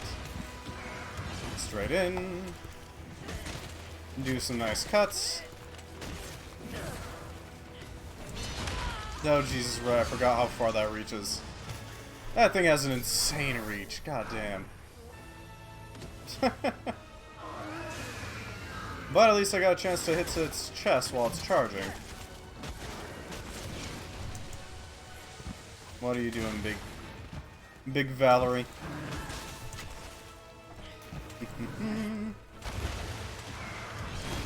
That's fine.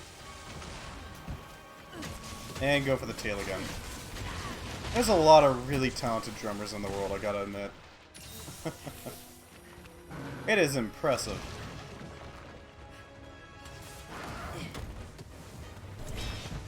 He's gonna spin it. Yep, he's spinning it. Back out so that we don't get hit by anything, or at least nothing too out of the blue.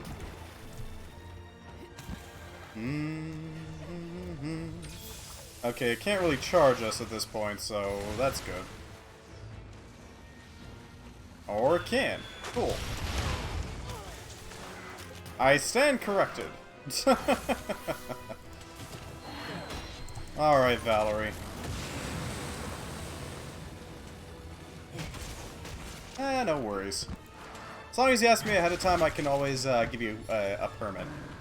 I don't mind, it's mostly just to make sure that nobody's posting a, like, it's to make sure that somebody doesn't just pop in and drop some sort of disgusting link, you know? It's that sort of approach.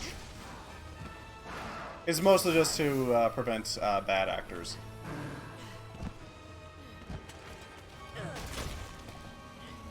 Mr. Hands? My god. Now, what you gotta be wary of is Mr. Eaton. Different person.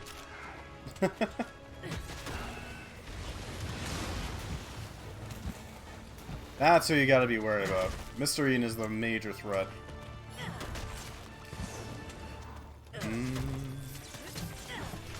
Yeah, I thought you'd be doing that, Valerie.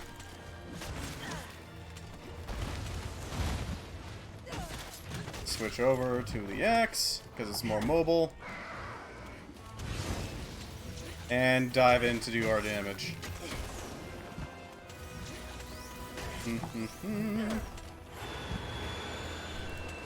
Damage the tail, because we can. Ow. Isn't Mr. Denton's the... I don't know? I was referring to, like, Fall in London.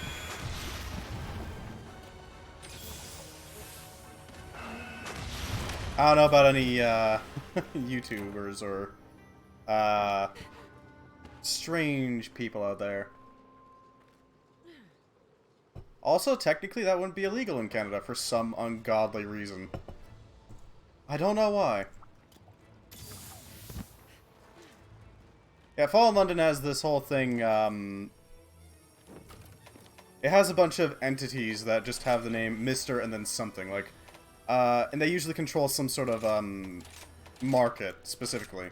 It's like Mr. Potts, is the master of anybody who makes, pottery or earthenware, things like that. I don't know what the other ones would be. Mr. Wax, I think, is candles. And then there's just the unknown one, which is Mr. Eaton. Which has this entire, cursed, line for that. It's not funny. Oh, I don't imagine it is. Yeah, I know. It is unfortunate that he perished, but still, like, why? Come on, guys. The memes and, yeah, shock images are... Well, it is, you gotta admit, it is a very strange way to go out. That's probably why people find it funny. It's unfortunate to lose a innocent soul, I guess. If you want to call that innocent, but... Still, why? Just why? One should never go 100% horny. It is too dangerous. Okay, Valerie. You do that. Find our hits, because we can.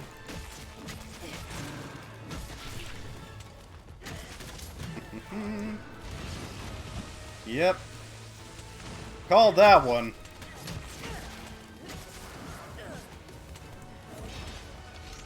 Spinning. And do our damage. What do you want to... Yeah, I guess, but still, why?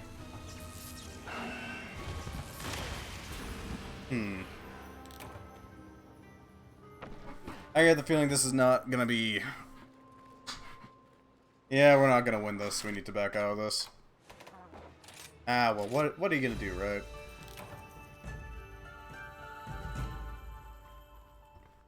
Abandon means you get your stuff back, so there's that. Hello, Streamlabs.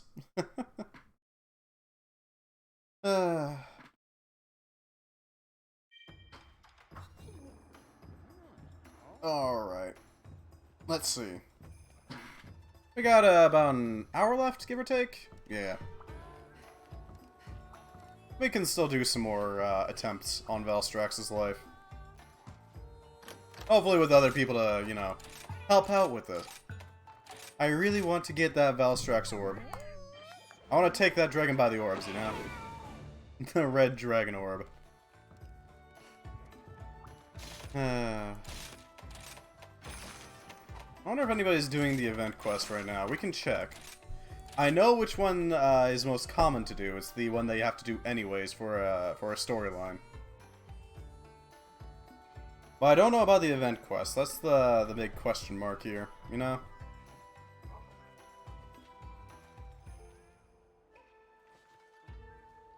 No? No, guess not. Unfortunate. Well, we got our backup plan. The Crimson Glow. Ultimately, we don't need the event quest. It's not really necessary. It's just more likely to provide us a orb. The important stuff. There we go.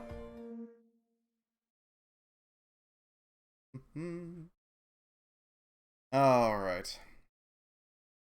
I am really hyped for Sunbreak, though. Because it's gonna be real funky. They're introducing some sort of vampire dragon with like a cobra hood. It's got a pair of like extra like dorsal wings on its neck that kind of flare out almost like a Dracula collar. It's really cool looking. You got two guesses what its main gimmick is gonna be.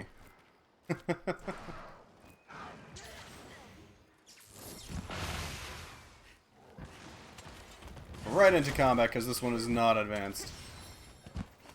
It just is.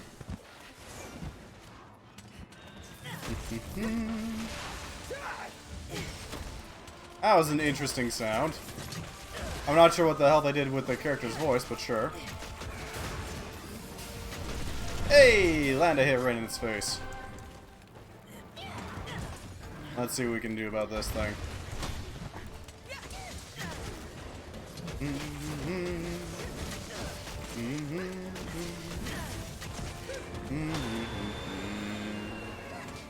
Excellent. Yeah, that's nice, Valstrax.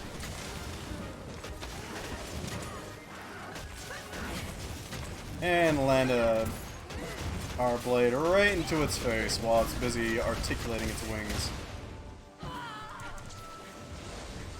There we go. Okay. I underestimated its power. Played way too carelessly there. It's unfortunate. But, you know, it is what it is. God. I also look forward to the frickin' pine cone. The pine cone's gonna be great.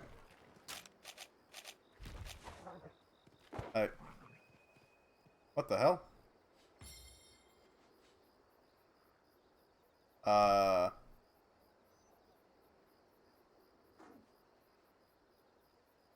Did everything just crash?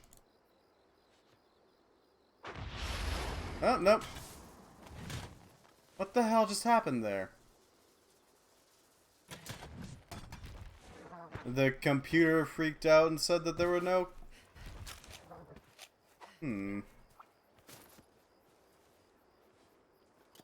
I'm gonna have to take a look at antivirus. I'm a little concerned what the hell just happened.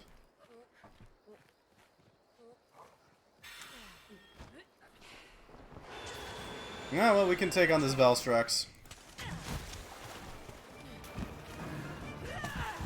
Is IT just sitting there? Alright. Well, I mean, if he wants to be a be carried. Did I miss something? I went to the porch for a cigarette and I aimed to the ashtray, but it fell through the floorboards.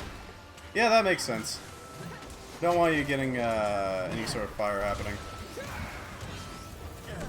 My computer decided, looks like you don't have any programs open now.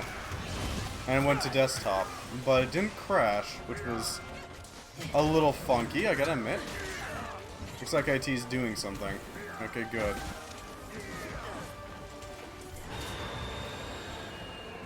Not missing much. I mean, I did get my ass handed to me by Valstrax, but, you know, it happens.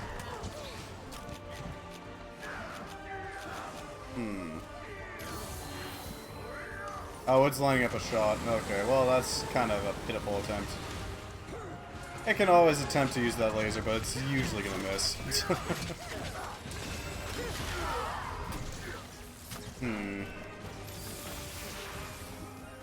I am pretty... I think... I did talk about Sunbreak a little bit. I am pretty hyped for that. I really want to see that DLC come out. It's coming out in like 6 weeks, give or take. It looks really cool, and I want to see it come to fruition, you know? Because they're introducing a vampire dragon of sorts. It's even got like this whole like almost like dorsal wings just on its neck. I don't know how to put it. Essentially, the neck's got these extra wings that kind of make it look like some sort of eye collar. It is a look, but certainly a interesting look. You get 2 guesses as to what its thing is. Are you planning to play Swan Song? I don't know what Swan Song is. I would need to know what that is, unfortunately. Delete! Hey, we broke its face.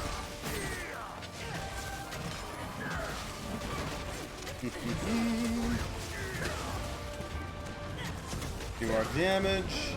Hopefully take it down a bit. Oh, Vampire the Masquerade. I don't know, maybe. If there's interest in it. I don't see why not.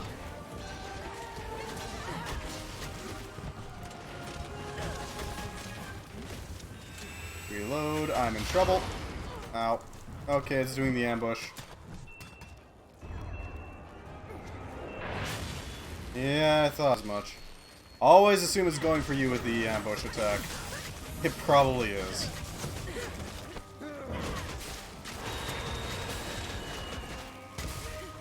Was it in the 20th? Eh, maybe. If there's enough interest in it, sure, why not? I don't see a reason why not. Hey, we broke its chest. There we go. That's some damage.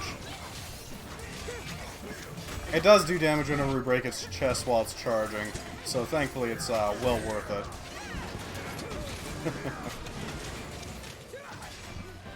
Plus it also prevents it from actually powering up, which is very, very frickin' handy here. Unrezo down. Do my damage, or just bounce off, sure, that's cool.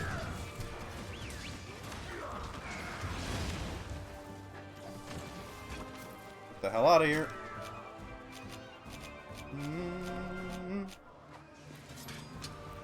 Dropping my blade. There we go.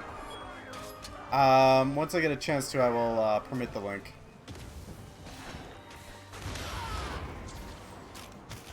And this seems like a good chance. Let me just permit the too big. There we go. It's something. Seems like we got a lot of links.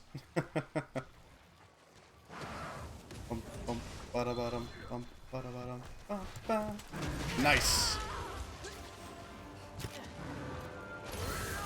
Fair enough.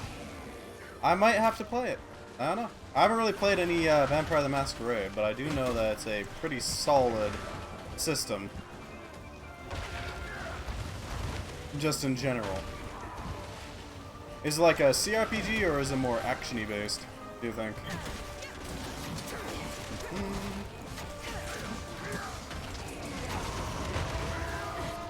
Thank you, Basil Goose. I appreciate your dive bomb.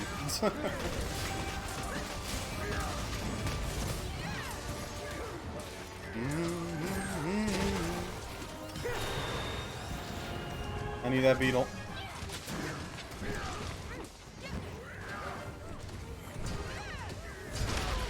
I got it. I got the beetle.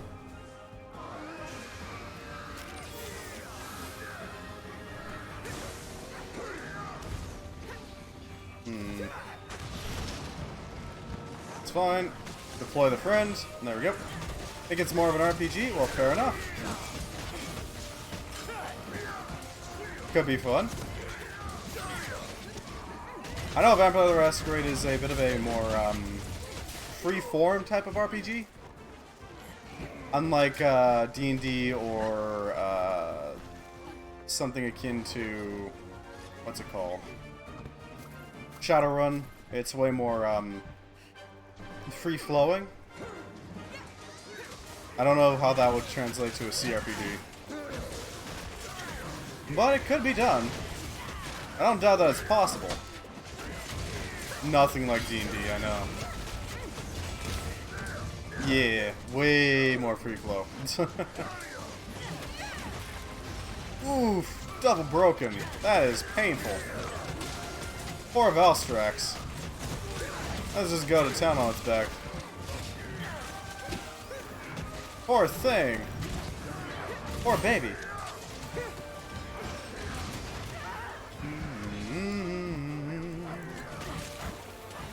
Get out of here and reload while I'm at it. It's close to death. We know that much, thanks to the blue face beside its, or under its portrait.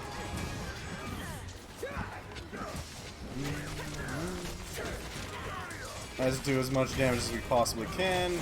Drive that stake directly into its back. There we go.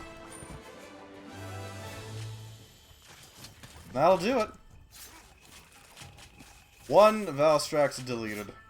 Yeah, it's way more free flow, so it's more like a way more collaborative storytelling than anything, like D&D. I know that much about it, but that's about the extent of my knowledge of Vampire. Still, nothing wrong with that style of play either.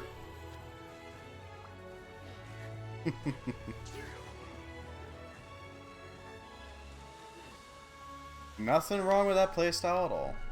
I don't know. I usually like the more rigid rules of D&D, because that kind of makes it so that it's not quite as choice paralysis and keeps it a little more on the rails, you know? Being able to do literally anything is one hell of a one hell of a way to keep your players from doing anything. For tabletop, I think Vampire VTMB is a lot better than D&D. I don't know what that would be. Vampire the Masquerade Bloodlines, there we go. I got it. Still no gem. Okay. Well, you know, that's fine. We shall accept it. I don't know. I like having some limits. Not a lot. A little.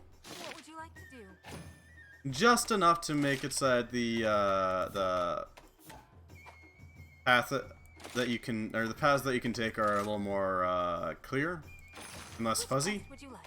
At the same time, nothing wrong with We have to stop this more now. free-flowing ones. I need Pookie bits, so we're gonna have to wait until we find a Pookie. Until next time. Maybe somebody's doing a rampage that has a Pookie. Eh.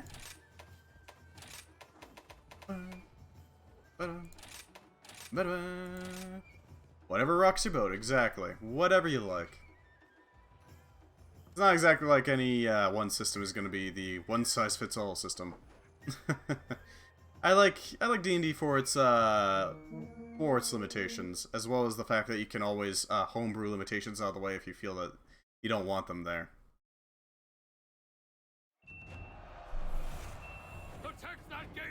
It's not exactly hard to do either. It takes a little bit of work, don't get me wrong, but it's not hard. D&D 4... If it was a CRPG, I could work with it. But no. No.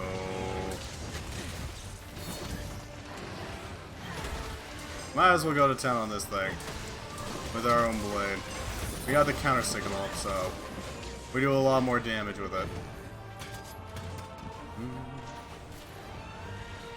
What do we have here? Stun a monster, repel using Wyvern Fire, inflict a blight.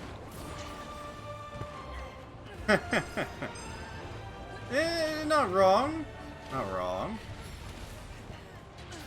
This is not online, is it? Okay, well, that's fine. Drop a bomb.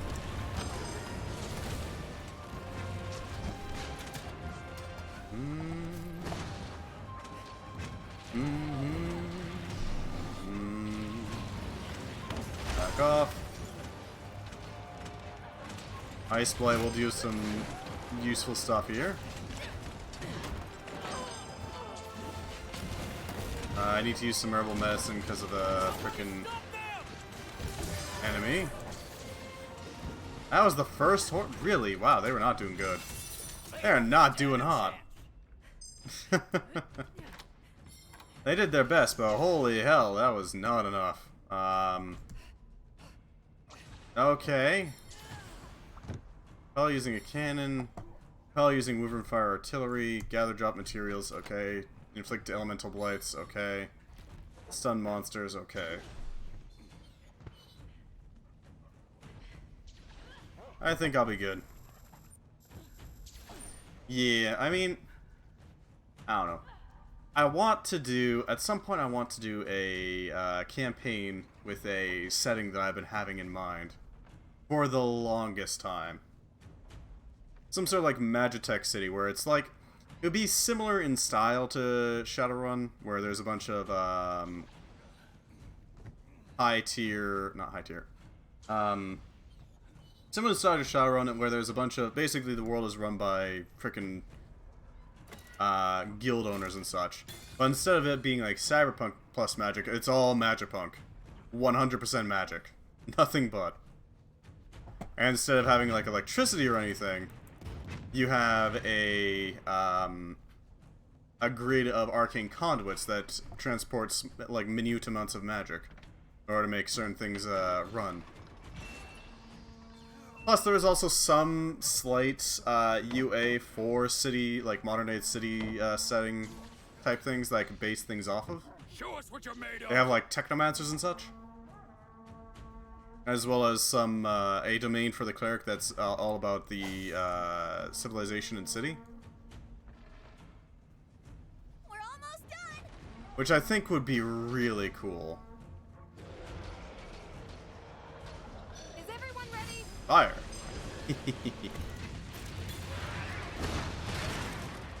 Do the damage so that we can get as much pain inflicted as possible. I think it would be a really cool setting, especially since, like, there's quite a few mechanics that I could borrow from other systems in that sort of situation. I think you could do a lot with it.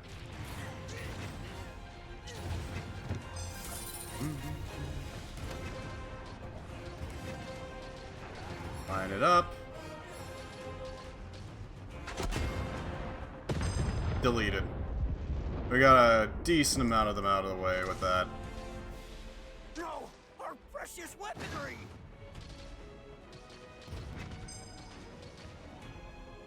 Why can't I get off? Okay, there we go.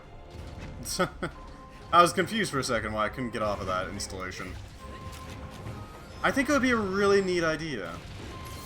I'm disappointed that I haven't seen more of that sort of idea in, like, more public versions of D&D. I really want to do that with a bunch of streamers at some point. I haven't quite got the full, like, setting completely down in my head, but at the same time, you don't need, like, 100%. You just need, like, 95% of it. Which I think I could flesh out pretty easily.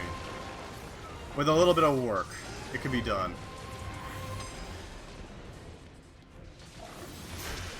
Doesn't need a lot, just enough to run.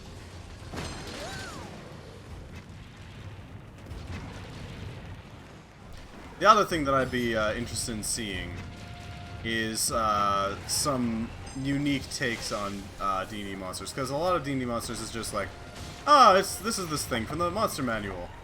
But I want to see like monsters that are really funky, like they've got modifiers attached to them. Like the Black Dragon Kobold clan that I was thinking of. Where it's basically got copper plating attached to its claws. And this little kobold on the back is just cycling away, producing electrical energy. Granting its abilities, its attacks, thunder damage. Thunder and lightning damage. For the memes, you see. And if you were to take out said kobold, you'd be able to, like, make it so it no longer has said properties. I think that'd be a really good idea. What's the meme about the D&D games? Well, I mean, depends on the game, you know. Every game has their own memes. Every single game of D&D has its own memery. It just depends on which one. Oh, Jesus Christ, yeah. I'm going to block that message, but I know what you mean. Yep. I'm gonna block that term, but yeah, I get what you mean. I know exactly which one you're talking about. The one that shall not be named. Screw that. Not a fan of that one.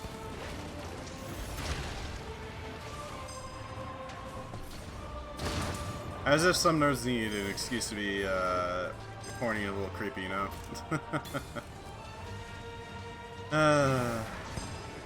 It is what it is. It exists. You almost want to play it? Nah, I can see what you're talking about. Just for the sheer, what the hell is this factor? Yeah, I get what you mean.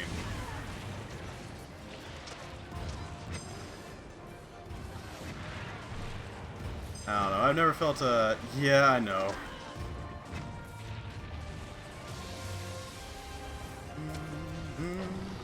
I know what you mean. I just don't want to get kicked off of YouTube for TOS, you know?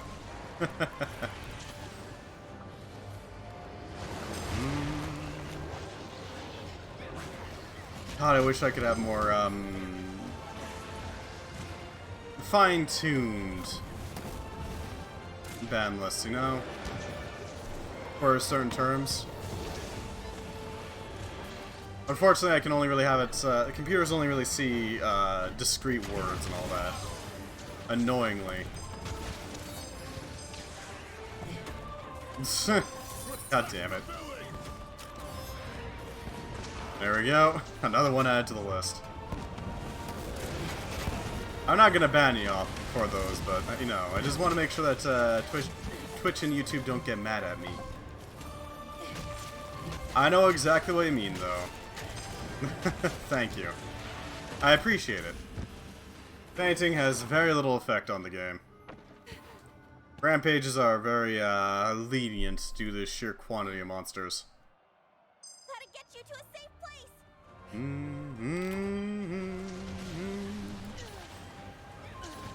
Straight in.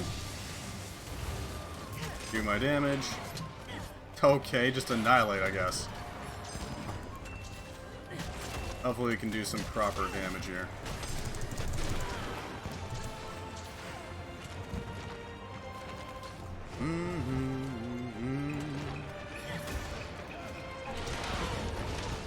Ugin heads into battle.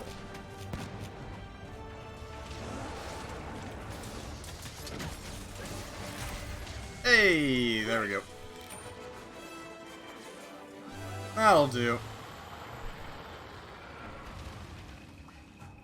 Yeah, that game, I hate it so much. I bet the game would be awesome with a group of friends and a boatload of booze. So long as they are really, like, a really tight-knit group of friends, I can't disagree with that. You have to be, like, real tight with those friends, though. It's not like a thing you can just do with, like, anybody. And 1000% not on stream or anything. 1,000,000% no. That game is just no. It's it exists, and I hate that fact, but it exists.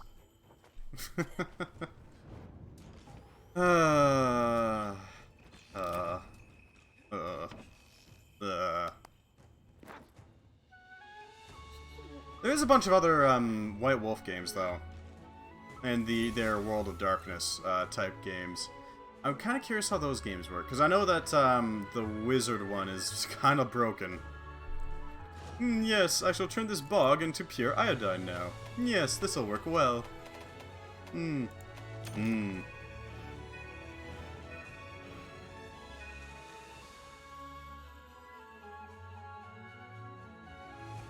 fair enough, fair enough.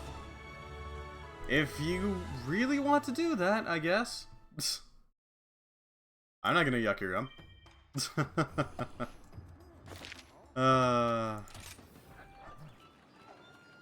I don't know. The game just throws me off so hard. I don't know why it exists, other than just pure horny, and that's about it. It is diluted horny. Nobody thought anybody could possibly make such a thing, but they did. They were so focused on whether they could that they never stopped to consider whether they should. The pure horny. Distilled into one location.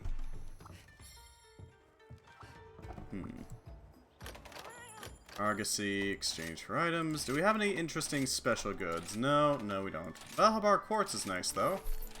Pale Extract will come in very handy, too, because we can convert that into the good shit. Because we have a totally different level of what sexual is. Fair enough. Fair enough. From what I have seen of the Forbidden system, it's pretty sexual. Like, overtly. At least in my opinion.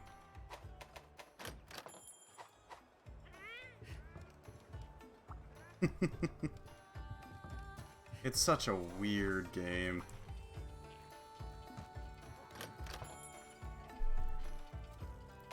Fair enough. Fair enough.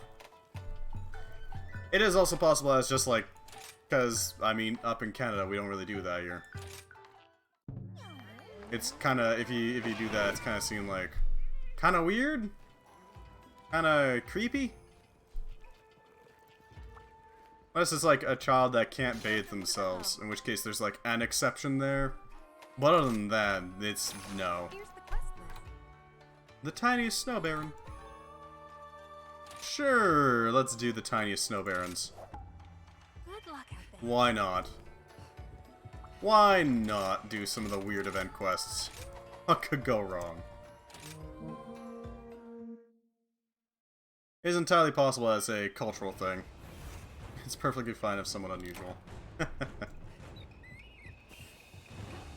Fair enough. Small bean. Behold, the small. It is actual bear-sized. Actually, it's a little smaller than actual bear-sized.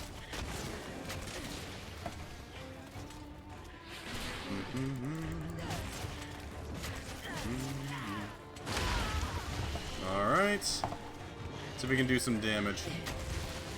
It is always wild to see people seeing bears for the first time up here in Canada. Because you can always tell who's the tourist and who isn't when they see a bear. Because, I mean, like, over here in North America, bears are... they exist. They are not uncommon. You're not gonna find them, like, everywhere, but you'll find them from time to time. But generally speaking, we usually get most of our tourists from, like, Japan and Asia in general. So those people don't really have as much in the way of bears. Fair enough, fair enough. I'm pretty sure in Canada most women would smack you if you were in the same bath as them. Or in the same sauna. Well, no, sauna is fine, because then you're wearing, like, bathing suits. But if it's like a bathing type situation, yeah, you'd probably get slapped. Different boundaries. But yeah, we usually get visitors from, like, Asia and Japan, where the only real bear they have there is bathing suits and sauna. That's just pure sacrilege. Yeah, bathing suits and sauna. Every single sauna I've been to, I've worn a bathing suit. It's just what it is here.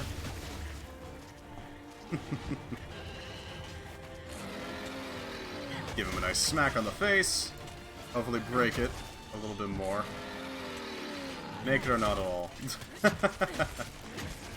fair enough. That is your view. Yeah.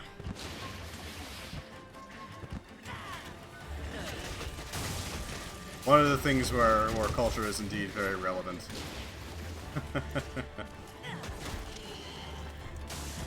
Deal with this thing, because it's not really a problem. So the only, like, actual bear they have over in Asia or Japan is frickin' panda bears, and they're endangered, so, I mean, you're not gonna see those.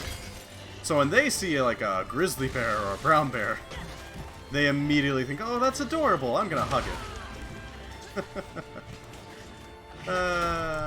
Horrible idea. A lot of foreign businessmen in my sauna, they're always so shy about being naked. Sir, it's naked. The only... They capitulate, It's, different, views on it, you know? The only place that I've, been naked in front of other people, strangers for that matter, would be, like, probably in Vancouver's pool changing rooms, because there's just no space to do otherwise. And even then, they are very much gendered.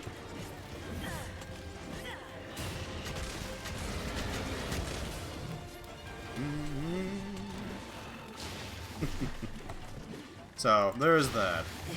But otherwise, yeah, in saunas, in pools, it is entirely bathing suits. Let's actually reload our weapon here. Just give it something to work with. That's the thing I like about my culture. Hey, fair enough. Fair enough, my dude.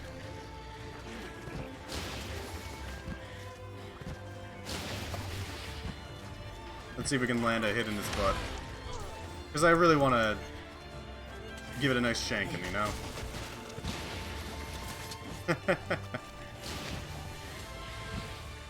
You, Sony, or welder for your brother's garage. You know, fair enough. Fair enough. Land our hit. Switch over to sword mode. Get up close and personal and shank it. Okay. Well, that's unfortunate. Yeah, I don't think this thing is surviving through this.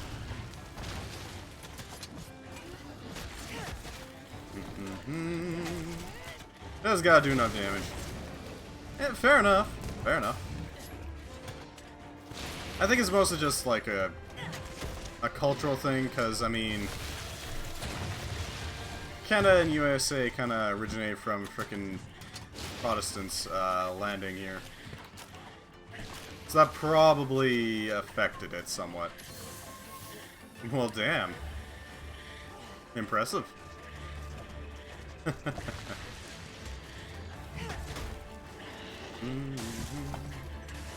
Deal with this guy.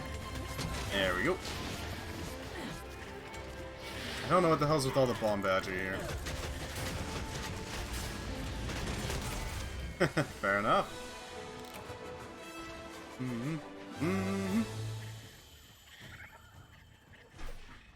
I don't know.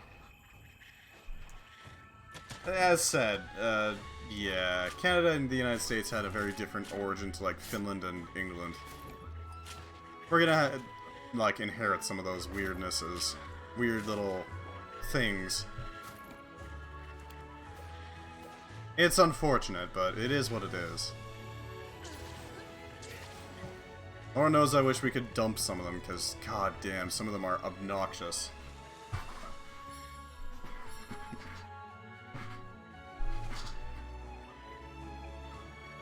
Let's see.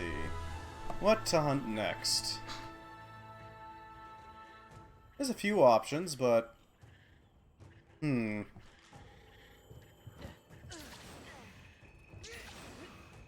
Not much, honestly. Unless you force the guest to sauna naked, it's fine. Fair enough. Fair enough. The Badgie set of stickers, I see. Not bad, not bad. Not bad at all.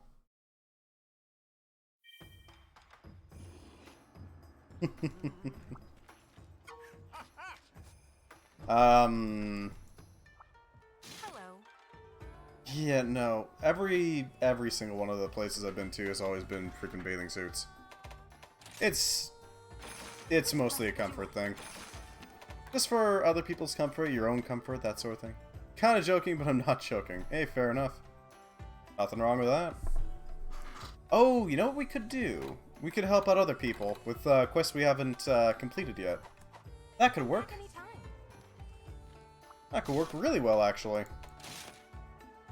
I wish I could just look at every quest that people are requesting assistance for.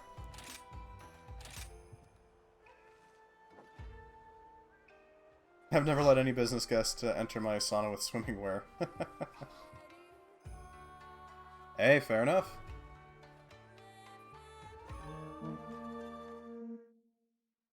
Do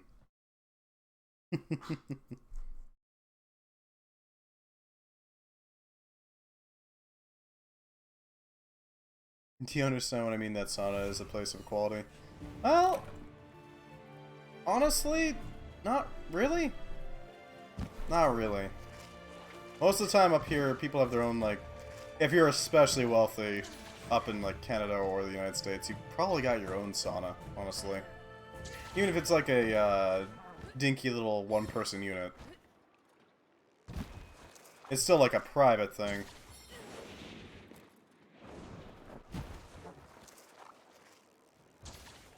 I can completely understand how it could weird you out a bit, though.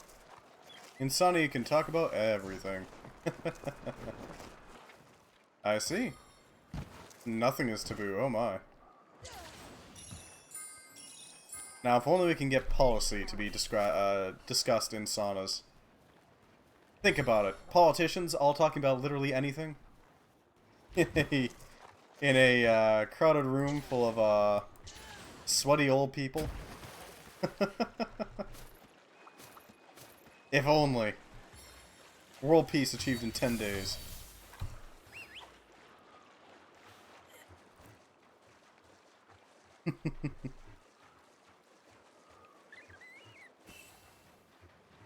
Well, they already got one of the baggy down. That's good. That'll certainly help him out. Almost taken out one of the baggy, too. There's sauna in the President's Castle. It's called the President's Castle. Okay, then. God damn. Talk about bougie as hell, god damn. It's not a mansion or a house, it's a castle. Screw it. We're having a full-on castle.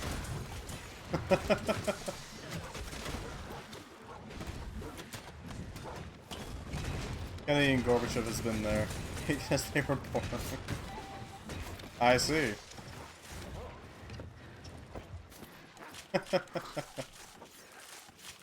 God.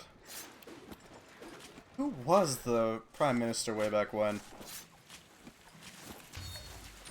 Oh, Jesus Christ, it was Stephen Harper, wasn't it? Oh, for God's sake. Kennedy was... Conan. No, as in like Canada's Prime Minister.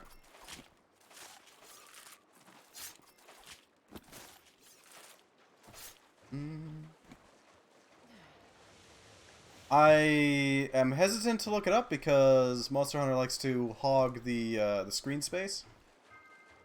But I would be absolutely livid if it was frickin' Stephen Harper. That ass. I also wouldn't be shocked if it was Stephen Harper. Because Canada doesn't technically have term limits, so you can get some interesting situations, we'll call them.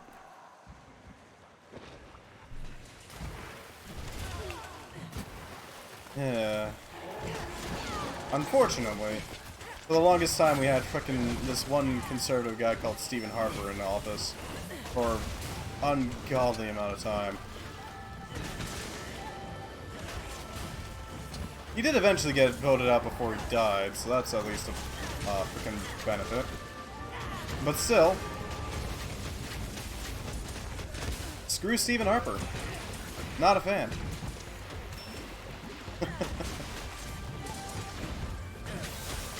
Do more damage if we can.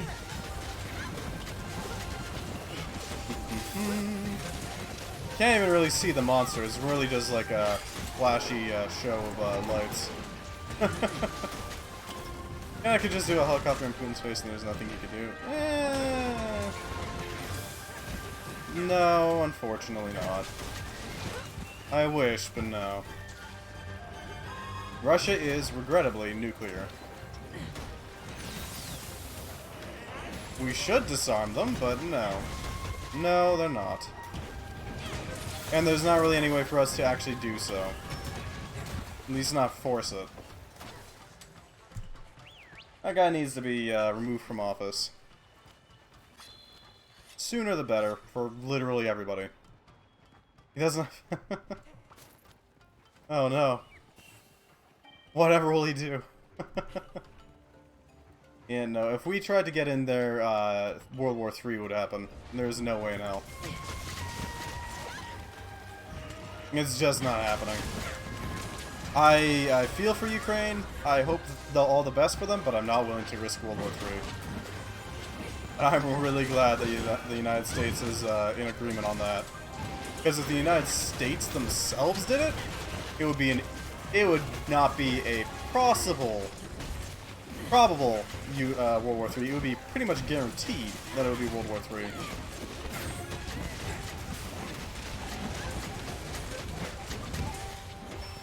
So you know, not too keen on that. Although if Ukraine is able to show just how poorly prepared Russia was,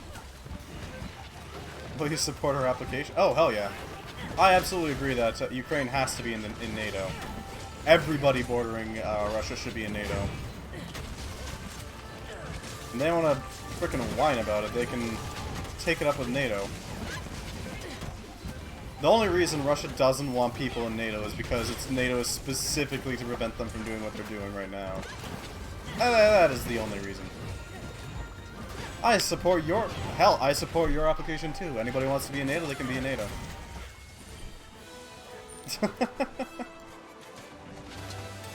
My mind just immediately goes to Ukraine because, you know, that's the one currently getting raided. It's an instinctual leap, you know? I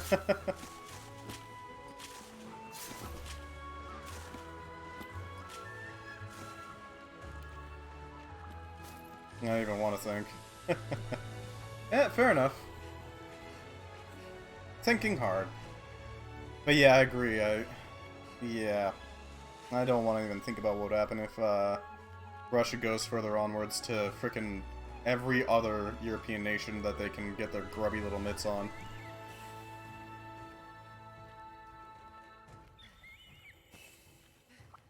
Though, to be honest, I feel pretty bad for Russian citizens, too. They have to deal with Russian occupation, like, 24/7.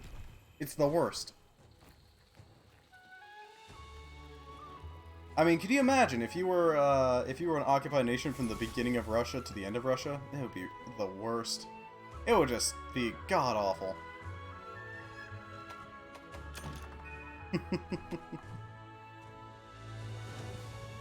Hopefully, Ukraine is doing well.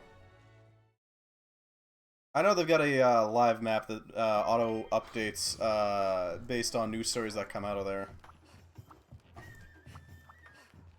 Look at the Russians that deal with foreigners. Oh god, yeah. Those poor bastards. Well, majority of them I wouldn't be surprised, yes. Majority I would not be shocked. But, even amongst them, there's bound to be some sort of hardliners. But as a majority, I'd assume, yeah, probably.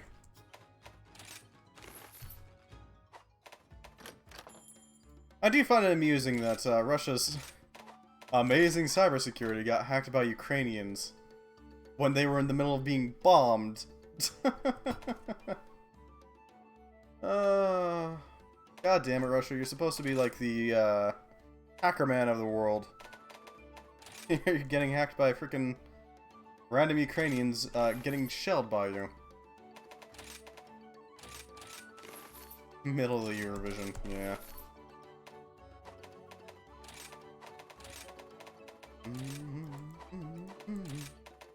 Take all of our loot, because we need it. Buddy bargaining, breakneck. There we go. Oh, well. I think we got time for one last hunt, and then we'll call it a night. Something simple, ideally. TV program schedule said something like Ukraine's blood is on your hands. Yeah. Do not support the war. The government is lying to you. That sort of stuff. Frickin' based as hell.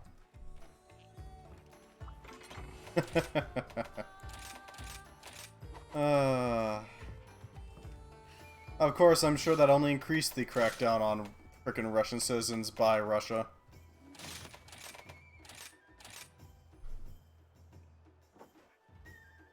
Probably didn't help much on the Russians' side.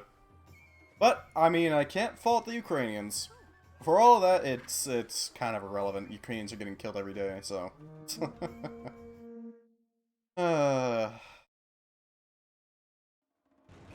I think it's absolutely 1000% fair for them to do that sort of thing.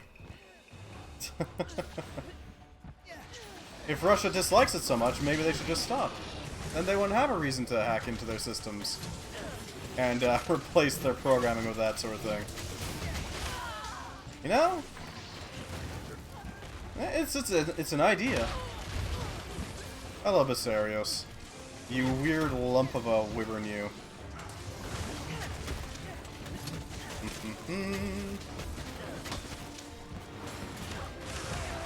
Straight in, do our damage, because we got some free damage in. Yeah, I imagine so.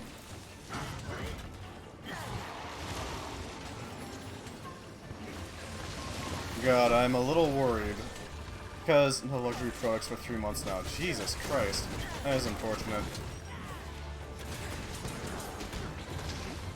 People like to think like, oh, luxury products, like, oh no, you don't have a diamond jewel, but... still, there is some luxury products that are pretty important. Frickin' computers are pretty important, but they are technically luxury. So...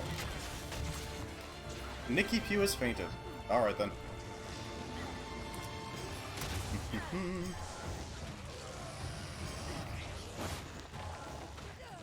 How could I get close to you? And do our big swings, because we can.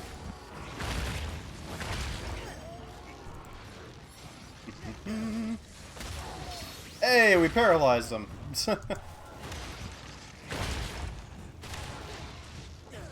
Even another paralysis effect. Yeah, it is unfortunate. But what I'm really worried about is because of Russia's attack on Ukraine. I'm worried that North Korea is gonna get a bit big for their britches, you know. Oh, if Russia can just do this, yeah, I don't doubt it. We're both referring to the Russian government here, not the people. The people are separate from their government. It's Putin and his enablers that are doing the war.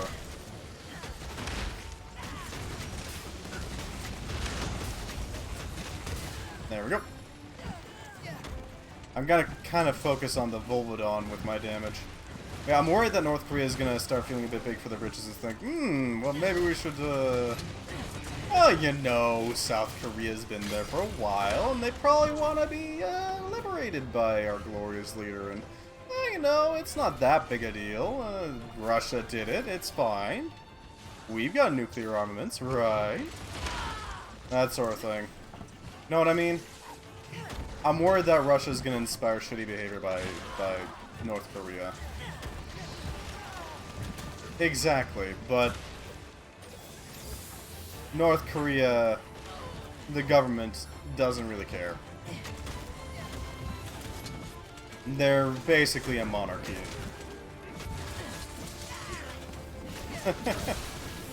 Well, good on them. I'm glad they've been proactive about that sort of threat. Really freaking glad.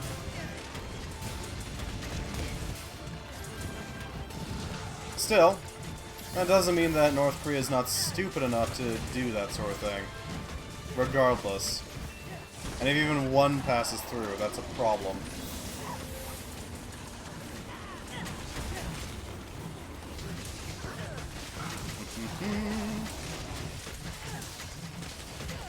Just gonna do the damage because we can. Big swingy.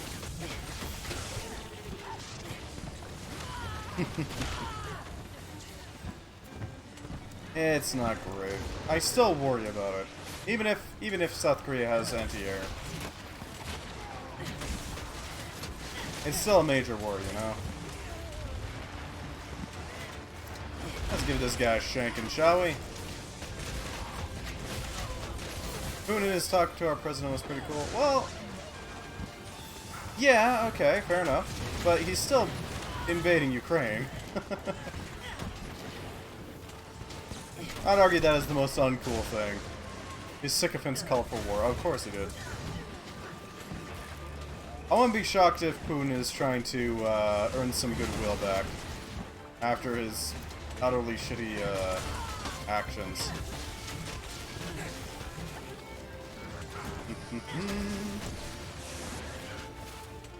Do some more damage. Big swings, stab into him.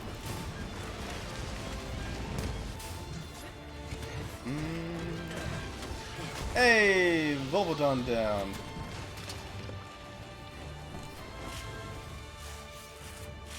That's one wyvern dealt with. Here comes Basarios.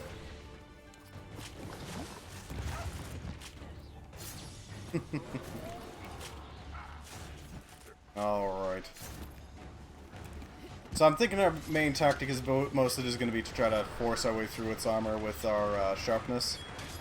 We got blue sharpness. We can probably chop into its rock armor. But if we can, yeah, we can absolutely chop into it. If we can, we're going to go for the head, because, I mean, obviously. That's just a given. Aim for the soft spots, you know?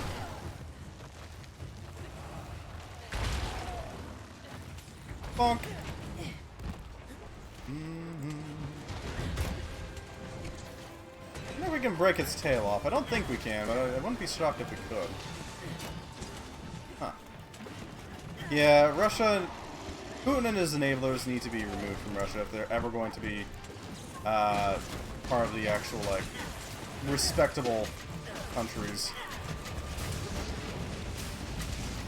Putin is clearly chasing ambitions for trying to bring back the old Russia before the USSR fell apart. He's clearly trying to. The only thing that's really in his way is, well, decency. And the fact that he has to go through a bunch of countries in order to get them. Yep. Sheer megalomania. It's obnoxious.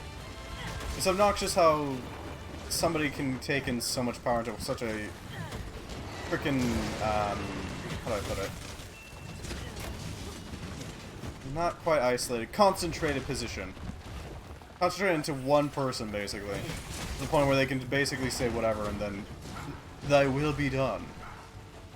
Basically being a king in all but name. The nation is a master of propaganda. They're pretty good at propaganda. To be fair, their leader was an ex-KGB. So I know. Kinda expected from him.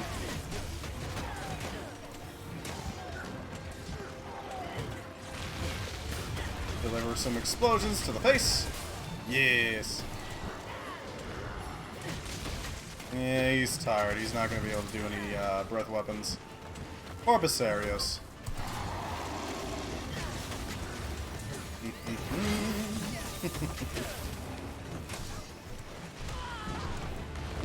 That's nice, Basarios. Yeah, it's unfortunate. Lord knows they've got freaking propaganda agents even outside of Russia, which is impressive. Hell, they've got propaganda agents in the United States. So there's that. Not sure how much they're paying him, though. Very concerning.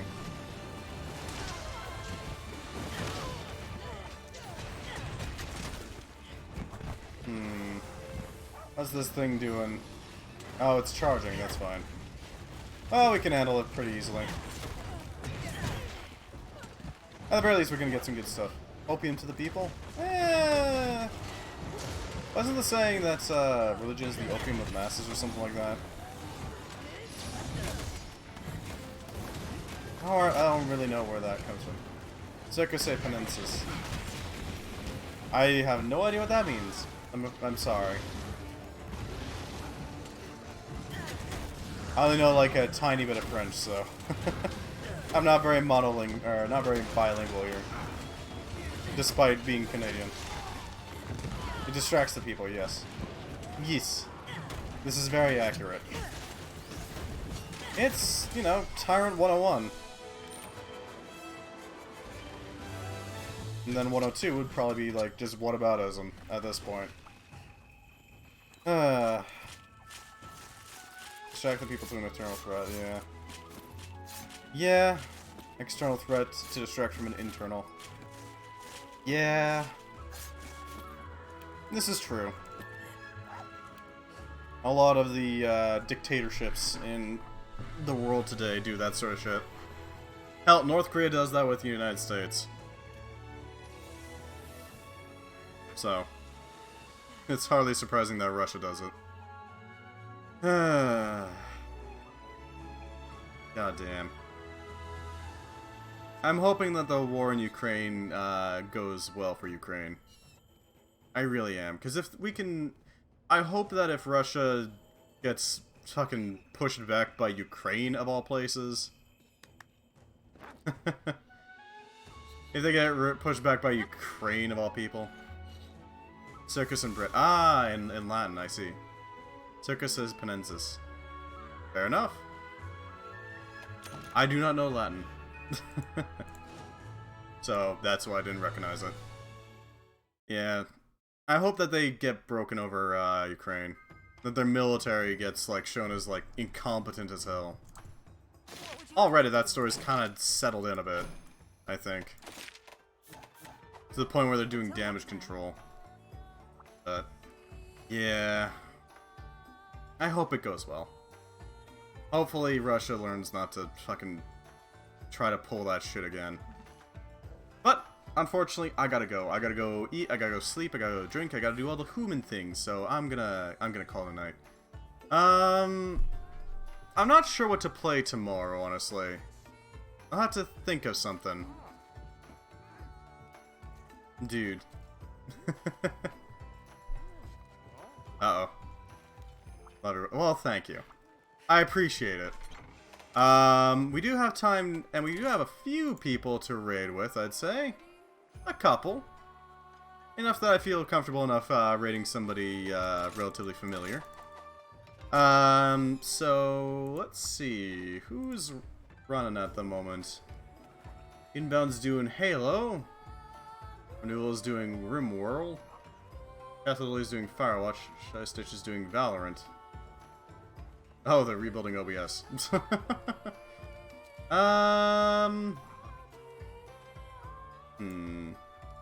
Which one should we raid? Oh, I should probably also sign off one. Thank you very much for watching, YouTube. If you enjoyed it, I hope you join us someday, but otherwise, I hope you have a good one, YouTube.